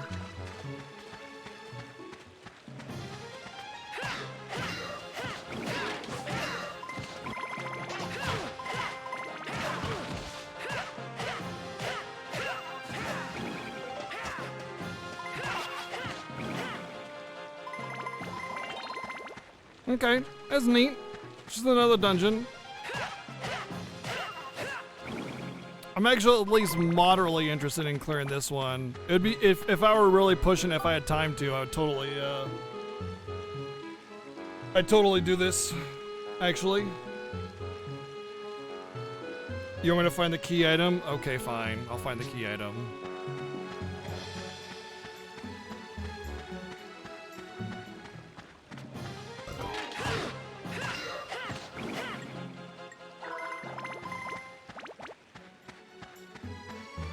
I'm gonna laugh if it's like Zelmite and I use the Zelmite to fuel my little car to go further or whatever, and it's like, but why?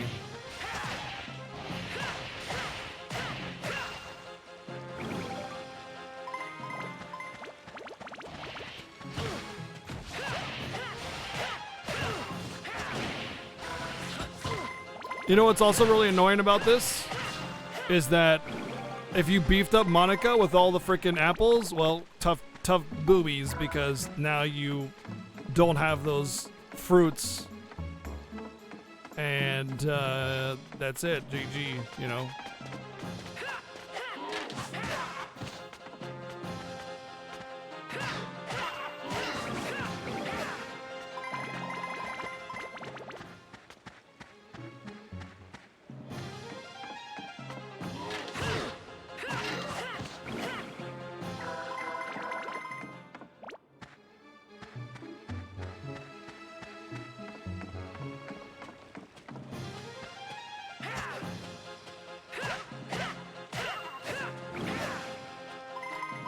No, you would not put soap in the Gamer Girl bathwater. You can't drink it that way.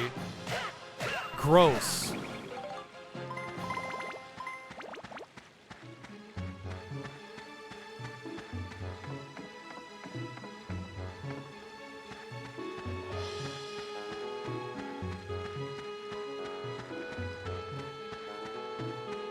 Yeah, right? Who drinks soap? Disgusting.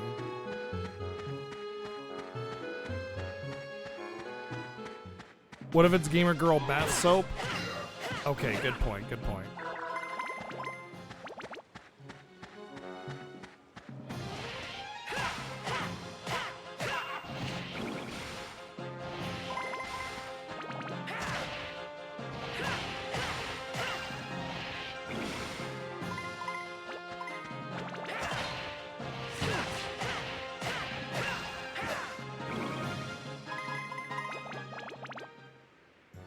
Trolling oil. God dang it, it really is, isn't it? Oh, it really is the Dark Cloud 1 dungeon. Ah, you bastard.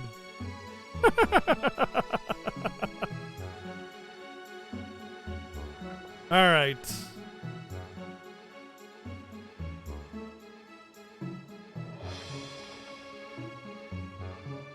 Let's get set up for the review of Dark Cloud.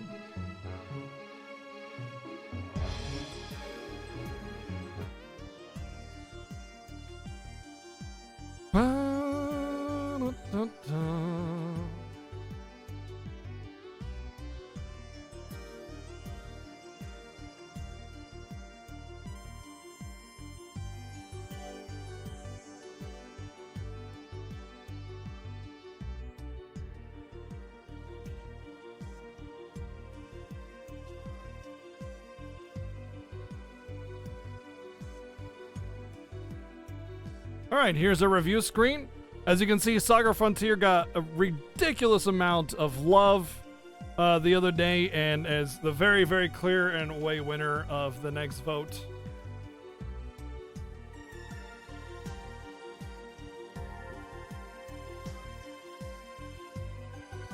So out of the Fiesta, our first game will be Saga Frontier for the viewer choice games on Monday and Tuesday, which I have played a little bit. I've beaten a couple of the side stories, but I've never beaten the game. And in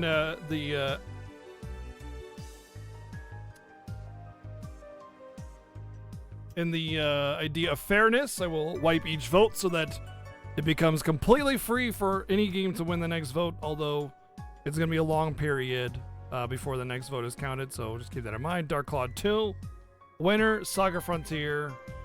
We will beat all scenarios, okay? Beat all scenarios.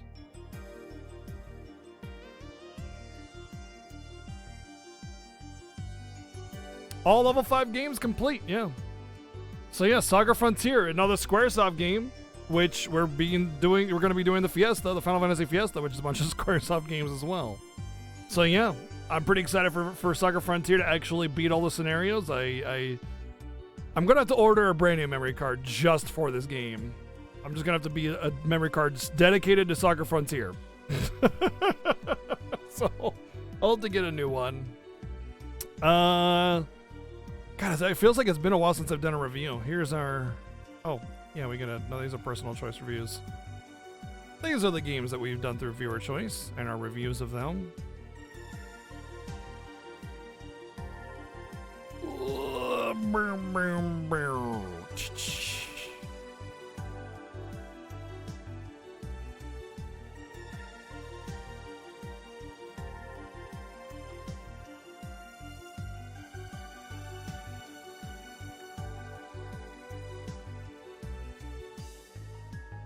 Thank you, Rageson, for the date. I like it when you take me out of that effort, of needing that effort with a date.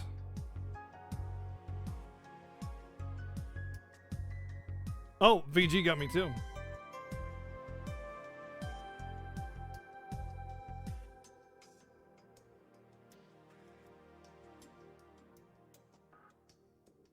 Okay, so let's talk about this. How are reviews done? 5 is average, deal with it. If you don't understand, please speak up now so I can tell you why you're wrong.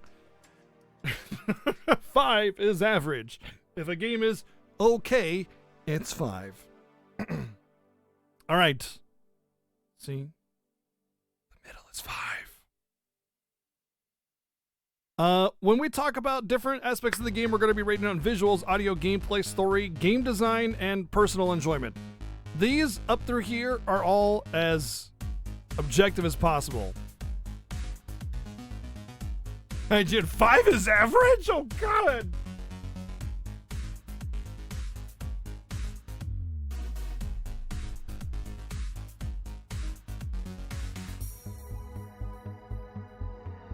Sorry, I was petting my cat. Much more important. When we talk about each of these individual scores, we want to do more than just, hey, wow, the visuals were okay because I liked the way this one zone looked. No, it's all of them combined, you know?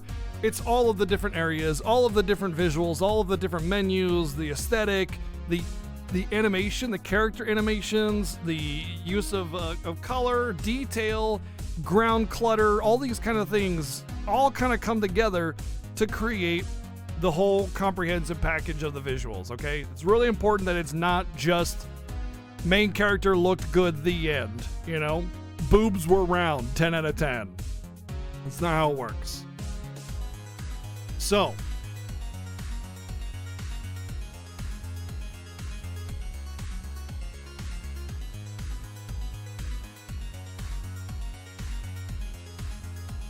yo, the Suckerfoot's here too? Can use the Pocket Station? Oh, dude, I'll have to bust that out then for it. That's awesome. I'll have to look into it to see how I can use it.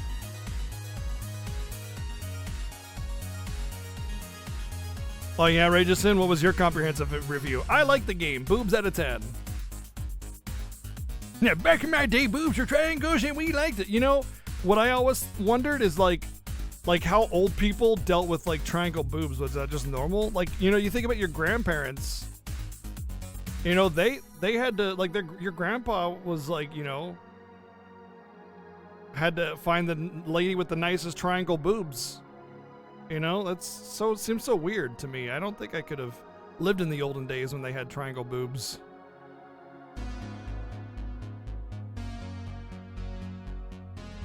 It's kind of like how everything used to be in black and white, you know, in the 50s. Eye patches were a big seller.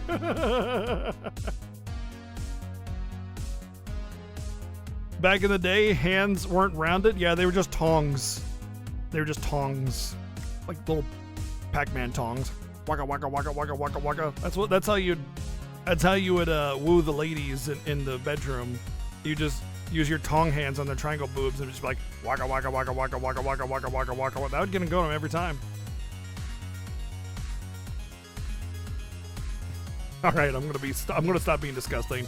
God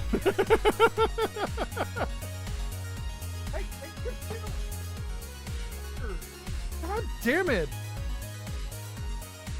My new chair just got torn to fucking shreds because the cat decided to want to jump all over it. Out of nowhere. Just out of nowhere.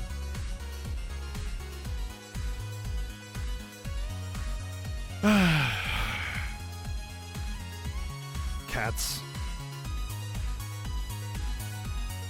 Anyway, audio is the same deal. It's not just the OST, it's also sound effects, sound design, voice acting, all that stuff coming together as well. Gameplay can be as simple as just how you access the menus and how much menu hell there is or is not. You know, quality of life things, mini maps, stuff like that. It's all part of gameplay. And then story is, of course, the story, but it's more than just the story. It's about the writing, the plot lines, the narrative. All those things are important as well. And, of course, side missions and side dialogue can really add on to this.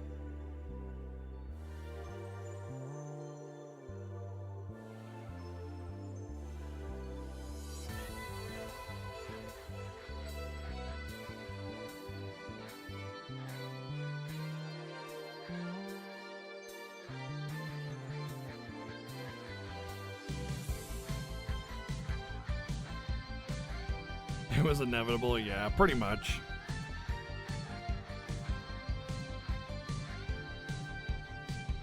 Game design is more of a how well structured is the game? How well put together is it? How cohesive is it? Elements of bad game design are like bad tutorials or lack of direction, that kind of stuff can really hurt this one, but also bugginess, glitchiness, that kind of thing also affects this score.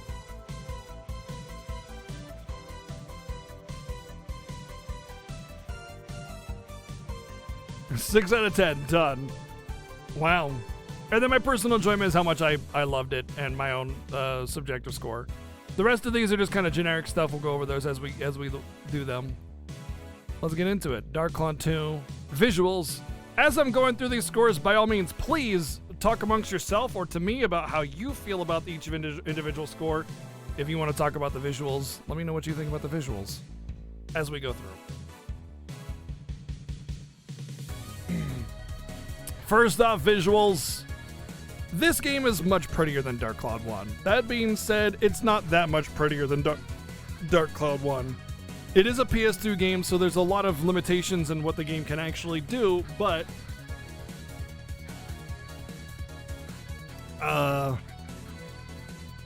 it's still kind of flat in a lot of areas.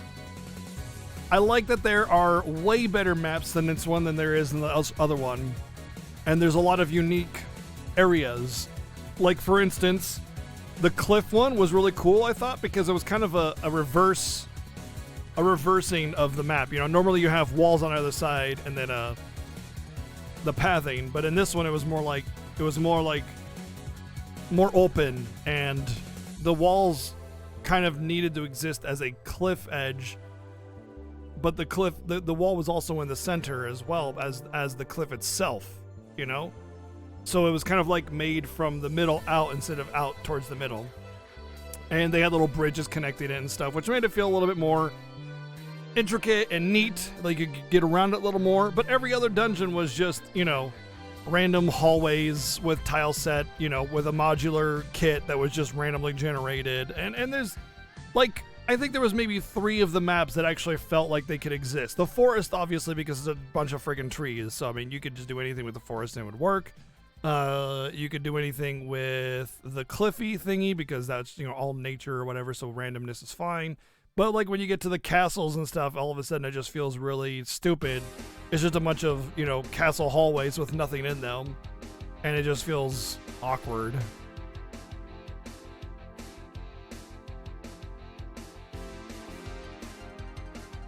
But one thing that really bugged me about the visuals, above all other things, is that while the town building was a lot more comprehensive and detailed and really neat and had a lot of pretty pieces to it and really cool housing, it ultimately was extremely limited. Despite the depth being added, they forgot to fill in, you know, all that depth with content. It was just like, wow, you can do so many more things with the building. I really like this. And then by the time you get halfway through the game, you're just like, I wonder when that's going to come into play. And then it just never really does. And that has a lot to do with the visual aspect of it, because you're getting these huge plots of land, but then you're capped to like 4 houses. And you're just like, look at all this empty space I have. There's just nothing in there. And by the time you're done 100%ing the town, capped on all your buildings, you don't even have a town. You have a house on a pillar and a house on a pillar over there. It just lots of big empty. Lots of big empty. And there was a vast lack of detail in a lot of areas that made the, unfortunately, lacking in the visual department, but also in the gameplay department when we get there. Overall, though, I think the visuals were pretty good, especially for PS2 era. Animations were a little hokey, and I don't think that they really excelled all that much. But considering PS2, I think they did pretty good. I think they definitely did above average, but not by a whole lot. And I think the whole modular repeated dungeon is really what's going to bring this down more than anything. So because there's no real unique areas to the game, it's all just, here's one thing, and then let's have a repetitious dungeon. And unfortunately brings it down to the lower end of that above average. So we're going to give it a 6.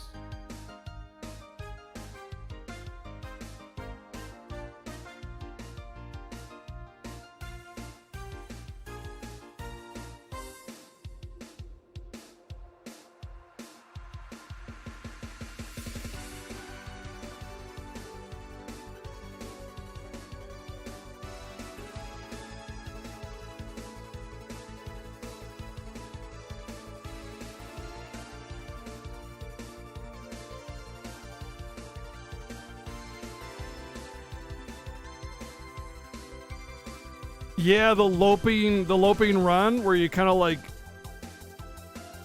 Yeah, I know what you mean. I know what you mean though. But yes, this era has that running animation all the way through it. Also, I'd like to say that the combat animations were pretty good, but that doesn't. It kind of keeps it there rather than making it better or worse. But yeah, a lot of the combat animations were pretty cool, but there's also a lot of repeated enemy types pretty much throughout the entire game. Yes, everybody was running like they were hopping over tiny little hurdles. Yeah, and that's kind of the same running animation from the all the way through the 90s to the mid 2000s until games like on the PS3, like Dark Souls, had that heavy sort of feel to it. I think God of War was the first game really to do that sort of like I am a heavy person wearing armor kind of running, where you feel that weight of them as you're moving around, and it feels good. Honestly, I love that. Yeah, a lot of the bosses were just enemy reskins. We'll get to that. Audio OST was good. The OST was super chill, had some good vibes to it. I would like it if the battle theme carried on between battles, but you just kind of get the battle intro over and over and over and over again. You battle intro, battle over in 2 seconds. Battle intro, battle over in 2 seconds. So that's kind of annoying, but overall the jams were pretty good. There was a lot of repeated tracks. Like, we just had the normal battle music when we were doing the boss rush, and it's just like, man, they could have at least tried to make this feel epic. But instead it's just like, here's your boss rush, here's your normal battle music, go have fun. But I would say the music was definitely one of the better parts of the game, for sure. I would say, I don't know, this is kind of hard for me to say because I think a lot of the music was really, really good, but I don't know if it was that good. Yeah, I'm gonna give it an 8.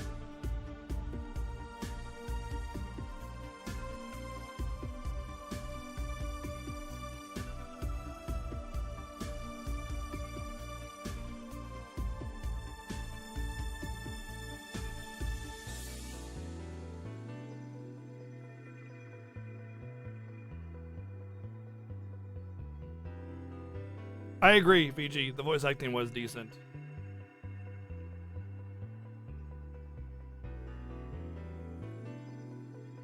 So, gameplay, right? The big one. For a game that's basically gameplay, this is important. Especially Gua and yeah, I agree. This is a really important one because this game is a dungeon crawler. By the way, Wild Arms got a 7 on OST, but only because of the sound effects. It would have been a 9 otherwise, so just keep that in mind. But yeah, the gameplay of this game was unfortunately hindered by a lot of frustrating designs that could have made it better. First off, I think what could have made the gameplay better is having your ranged weapon level up with your melee weapon. Just give XP to both of them. Just let them level up together. That would have completely cut out the bullshittery of, like, ranged enemies being complete annoyances all the time. Or, at the very least, give enough XP to where being able to level up every weapon on every character was easy to do, but instead it felt like I had to sacrifice being able to clear most monsters by focusing on a ranged weapon that would only clear some monsters. So I felt really unmotivated.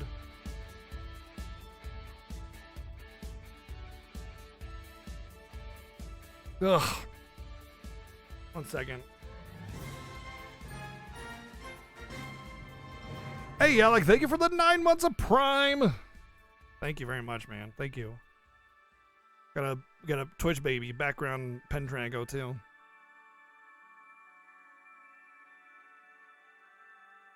But yeah, like there's just not enough XP to feed more than one weapon on each character.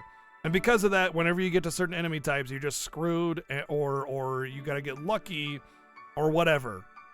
And it's kind of annoying, you know? Like, I'm not gonna grind out just so I can, you know,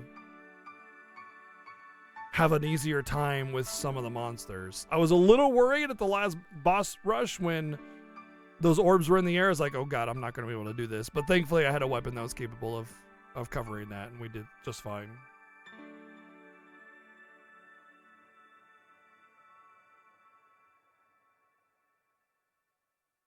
With synth breaking? What do you mean synth breaking though? How would you level up the weapons to synth break? What do you just get like a bunch of level 5s and pop them into there? Because you need to level up the weapons to like do the build up to get them to their max forms and stuff still, you know? But so then you're using weak weapons all the time to get higher stats. So I kind of count that still as grinding, because if you got to use a weapon that's 1/3 the attack power and you're taking forever to kill something just to level up that weapon, it's kind of grinding. But I guess if you're doing like character switches and stuff, then you could still do it that way, I guess. But still, I don't know. It's forcing XP in other areas, which is a clever mechanic, but still feels kind of stupid that you would have to do that just to be able to build up your weapons. It almost feels like you're exploiting just to be balanced, you know? But the thing is that it's not like the game was all that hard, which is one of the problems that I'm going to talk about now. The actual random enemies were so unfair. There were so many random enemies that are just like, by the way, you're dead, LOL. And then every single boss in the game was a complete joke. Every single boss in the game was just like, whap, whap, whap, you're dead. All right, I won. What? Wait, what? You're dead? What? And obviously, easy doesn't mean bad or good, but when random enemies are way harder than bosses, that's just bad design. You know, the bosses should provide the challenge, and then the random enemies should be, you know, just cleaning up.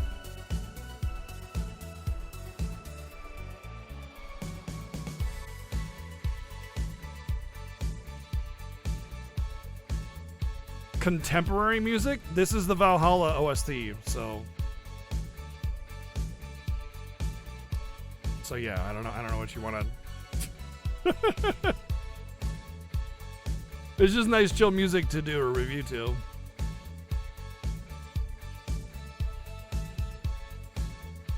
I seem more aggressive towards some enemies. It depended on the enemy. So I found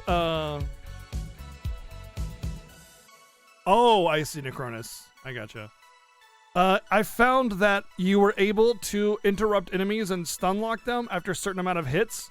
So yeah, I was aggressive for certain enemies because I felt like I could get them into stun locks. But, you know, if I felt like I was being pressured, I blocked, of course.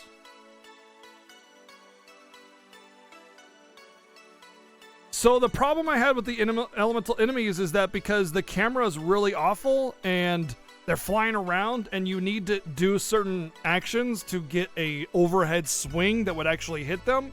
For Max, it was his third swing and then you had to press forward towards them in order to do it. But sometimes because the camera was so bad and you're spinning around them and you don't know if they're in front of you or behind you a lot of the time, you would think that you're pressing towards them, but you're not, and then you just do a normal swing and then you would screw it all up. So that was one of the problems I had with those floating enemies was the camera and the way to get an overhead swing.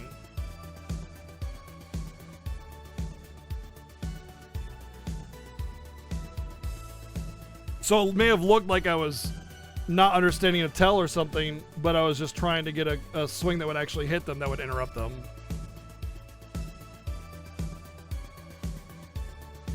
But that's part of the gameplay, the controls, and the camera, and all that good stuff. Overall, though, the game was fun, and the systems were way better designed than Dark Cloud 1.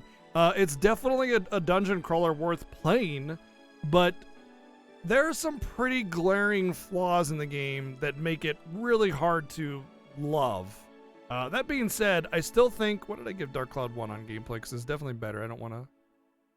I give it a 6. Okay, perfect. Because I was about to give it a 7.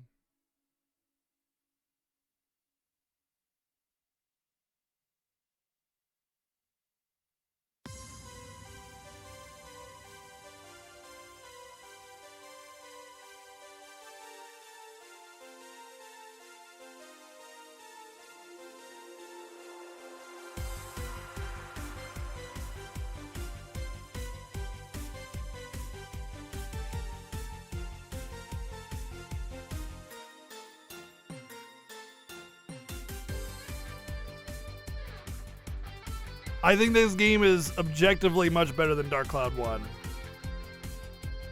In pretty much every regard. Definitely visuals, definitely audio, absolutely gameplay, and Dark Cloud 1 didn't even have a story, so yeah.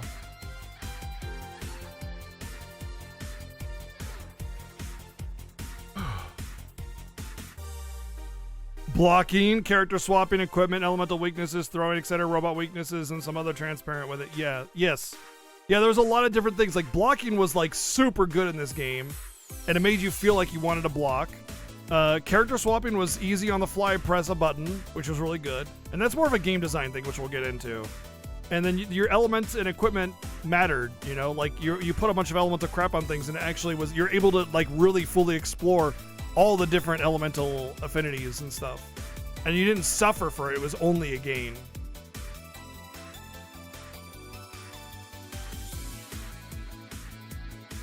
You have super nostalgia glasses for Dark Cloud 1, but Dark Cloud 2 is glaringly a better game. I agree. So, story. You're going to see something.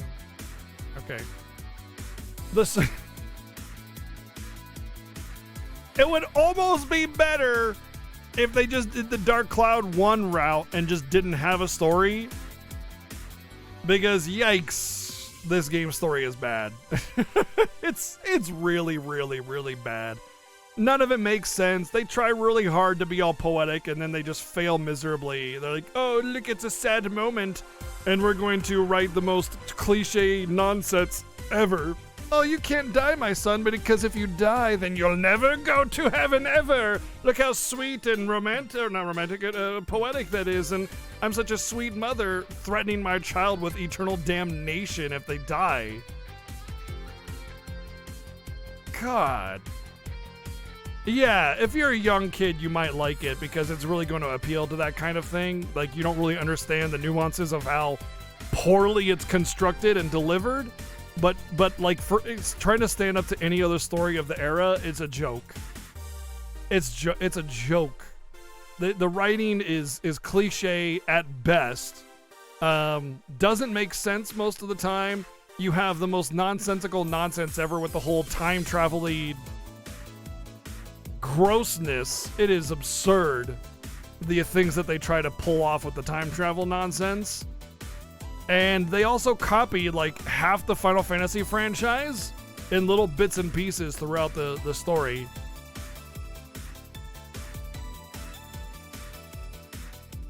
I would say that they at least tried, and at least there's a narrative. So, like, at least there is a story, and they did try to have a story, and they tried to have a narrative, but it just was a shitty one. Dark Cloud 1 didn't even have a story. It was like, hey, kill Hitler riding a genie, and you're like, okay, and then that was it. And then, of course, at the end, it got all super fanfiction-y at the end, but whatever.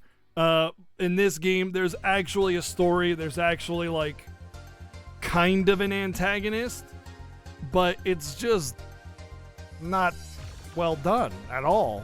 Not even a little bit. So I'm gonna give it a step up from Dark Cloud 1, which is a 3.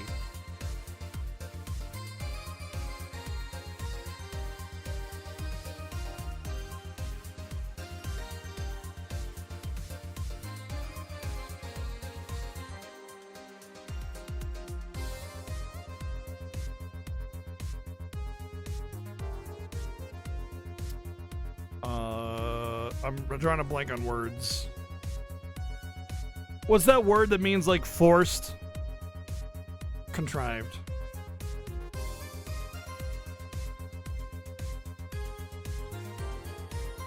Like that one scene with the one guy that was on his airship, and it's like we beat him up, and then suddenly it's just like such a forced scene where he has to go into his backstory and try to get a redemption arc, and it's like all of that was super cheesy and poorly done. It was like that was fitting the biggest triangle block into the smallest circle hole I've ever seen in a storytelling.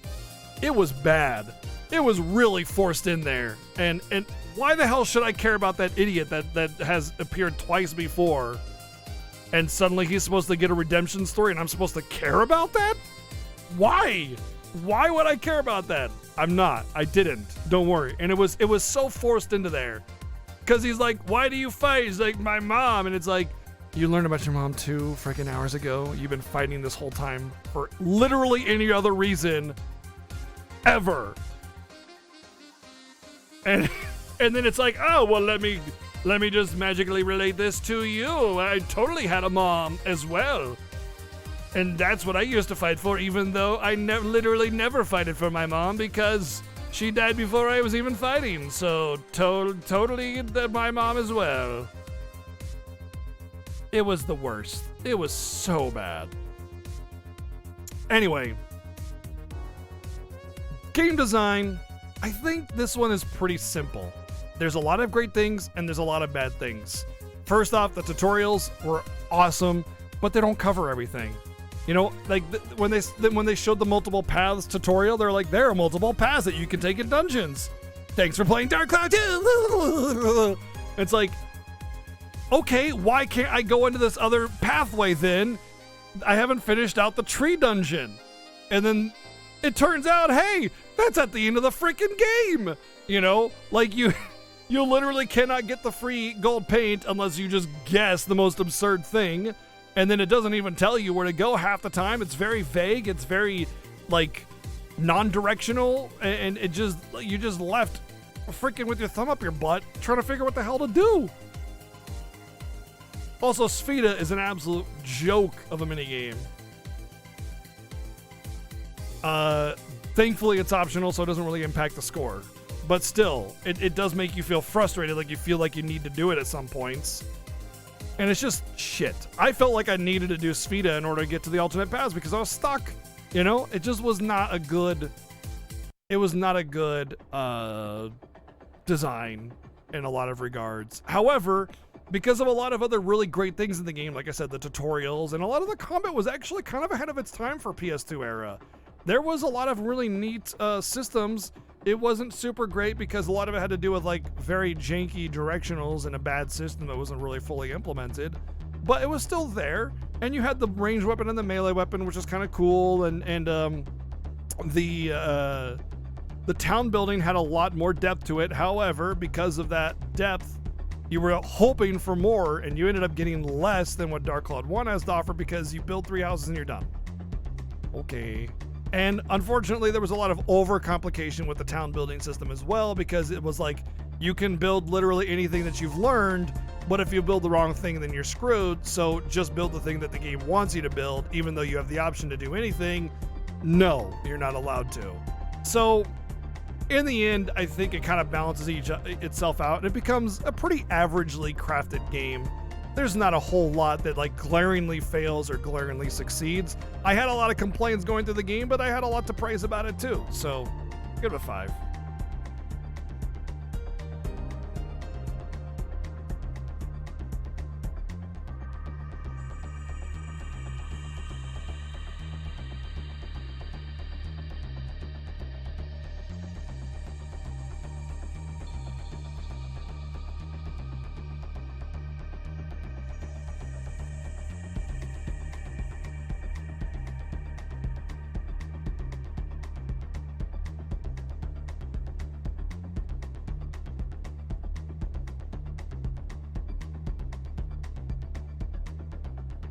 I'm glad Sphida was optional too. 7 on enjoyment. Really had a lot of fun with this game.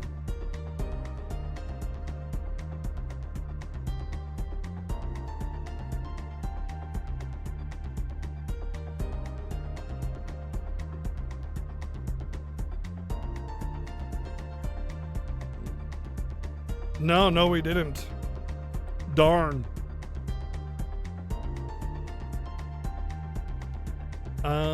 15, 20, wait, 15, 20, 36. 36 out of 60. That's pretty dang good.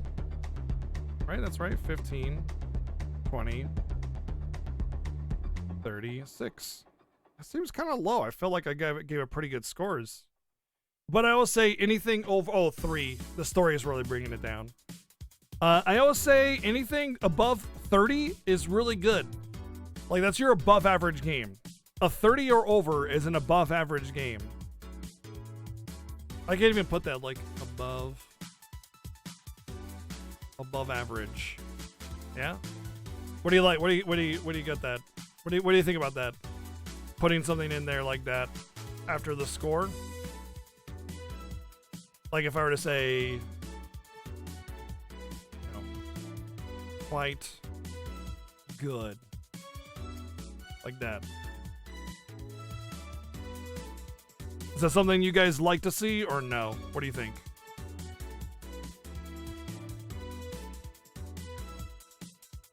Because I think when people see a score of 30 out of 60, they're like, oh, that game must suck.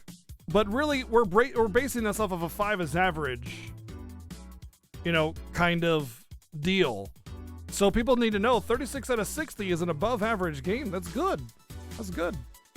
You know?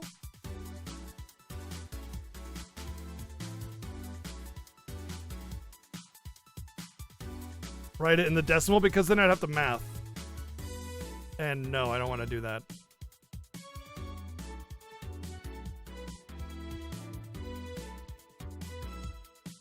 But if I were to put like, let's take this for example, 40 out of 60, that would be a 0.66.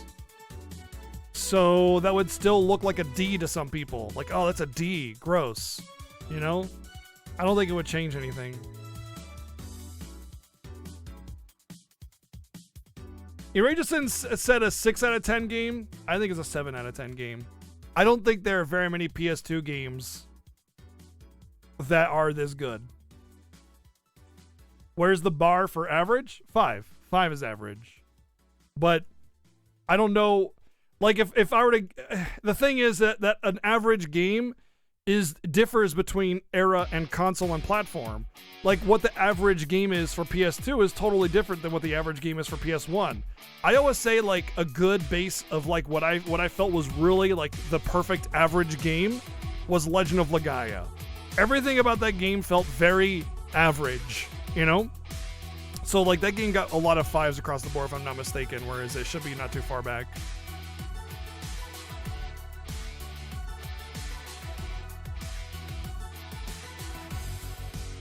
Okay, farther back than I thought. There it is. 7, 4, 5, 3, 5, 5. It's a lot of 5s. Yes. Even 4 and 3 is pretty dang close to average, but yeah. But I mean, it depends on the console, you know. A lot of games are dependent on the console that it's on, you know, and I try to rate it based on its platform. So when I'm rating Dark Cloud 2, I'm rating it based on a PlayStation 2 scale, you know.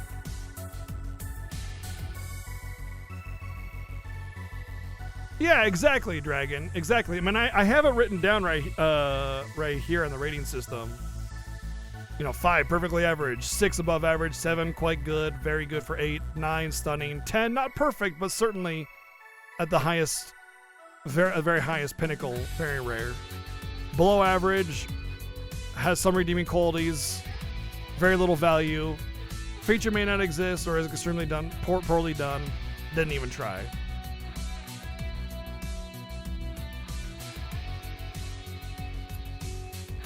Vast majority of data. So, our next viewer choice game is PlayStation. Is going to be Saga Frontier. However, tomorrow and the next day will be Yakuza Like a Dragon, which is our personal choice review, which is our games over here. In fact, I can write that in right now. Yakuza Like a Dragon. PlayStation 4. It's actually a JRPG. That's the weirdest thing because if you see here, we've been doing a lot of Yakuza. Yakuza.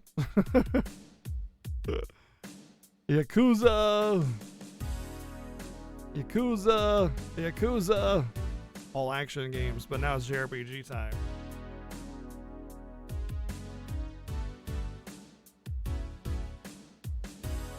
I went above your expectations in terms of game overs. Yeah, game overed a lot.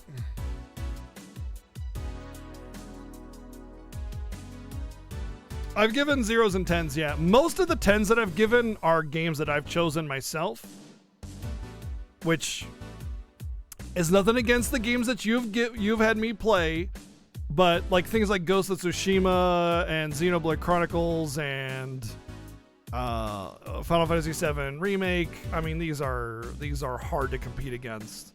You know, you're just not going to be able to compete against it with things like Quest 64 and Mega Man X Command Mission. No offense to Mega Man X Command Mission, I kind of enjoyed it, but overall the game was not super well done. I would say Mega Man Command Mission X is actually a really good example of a very average game. If you look at these scores, they're pretty close to average, except for these two.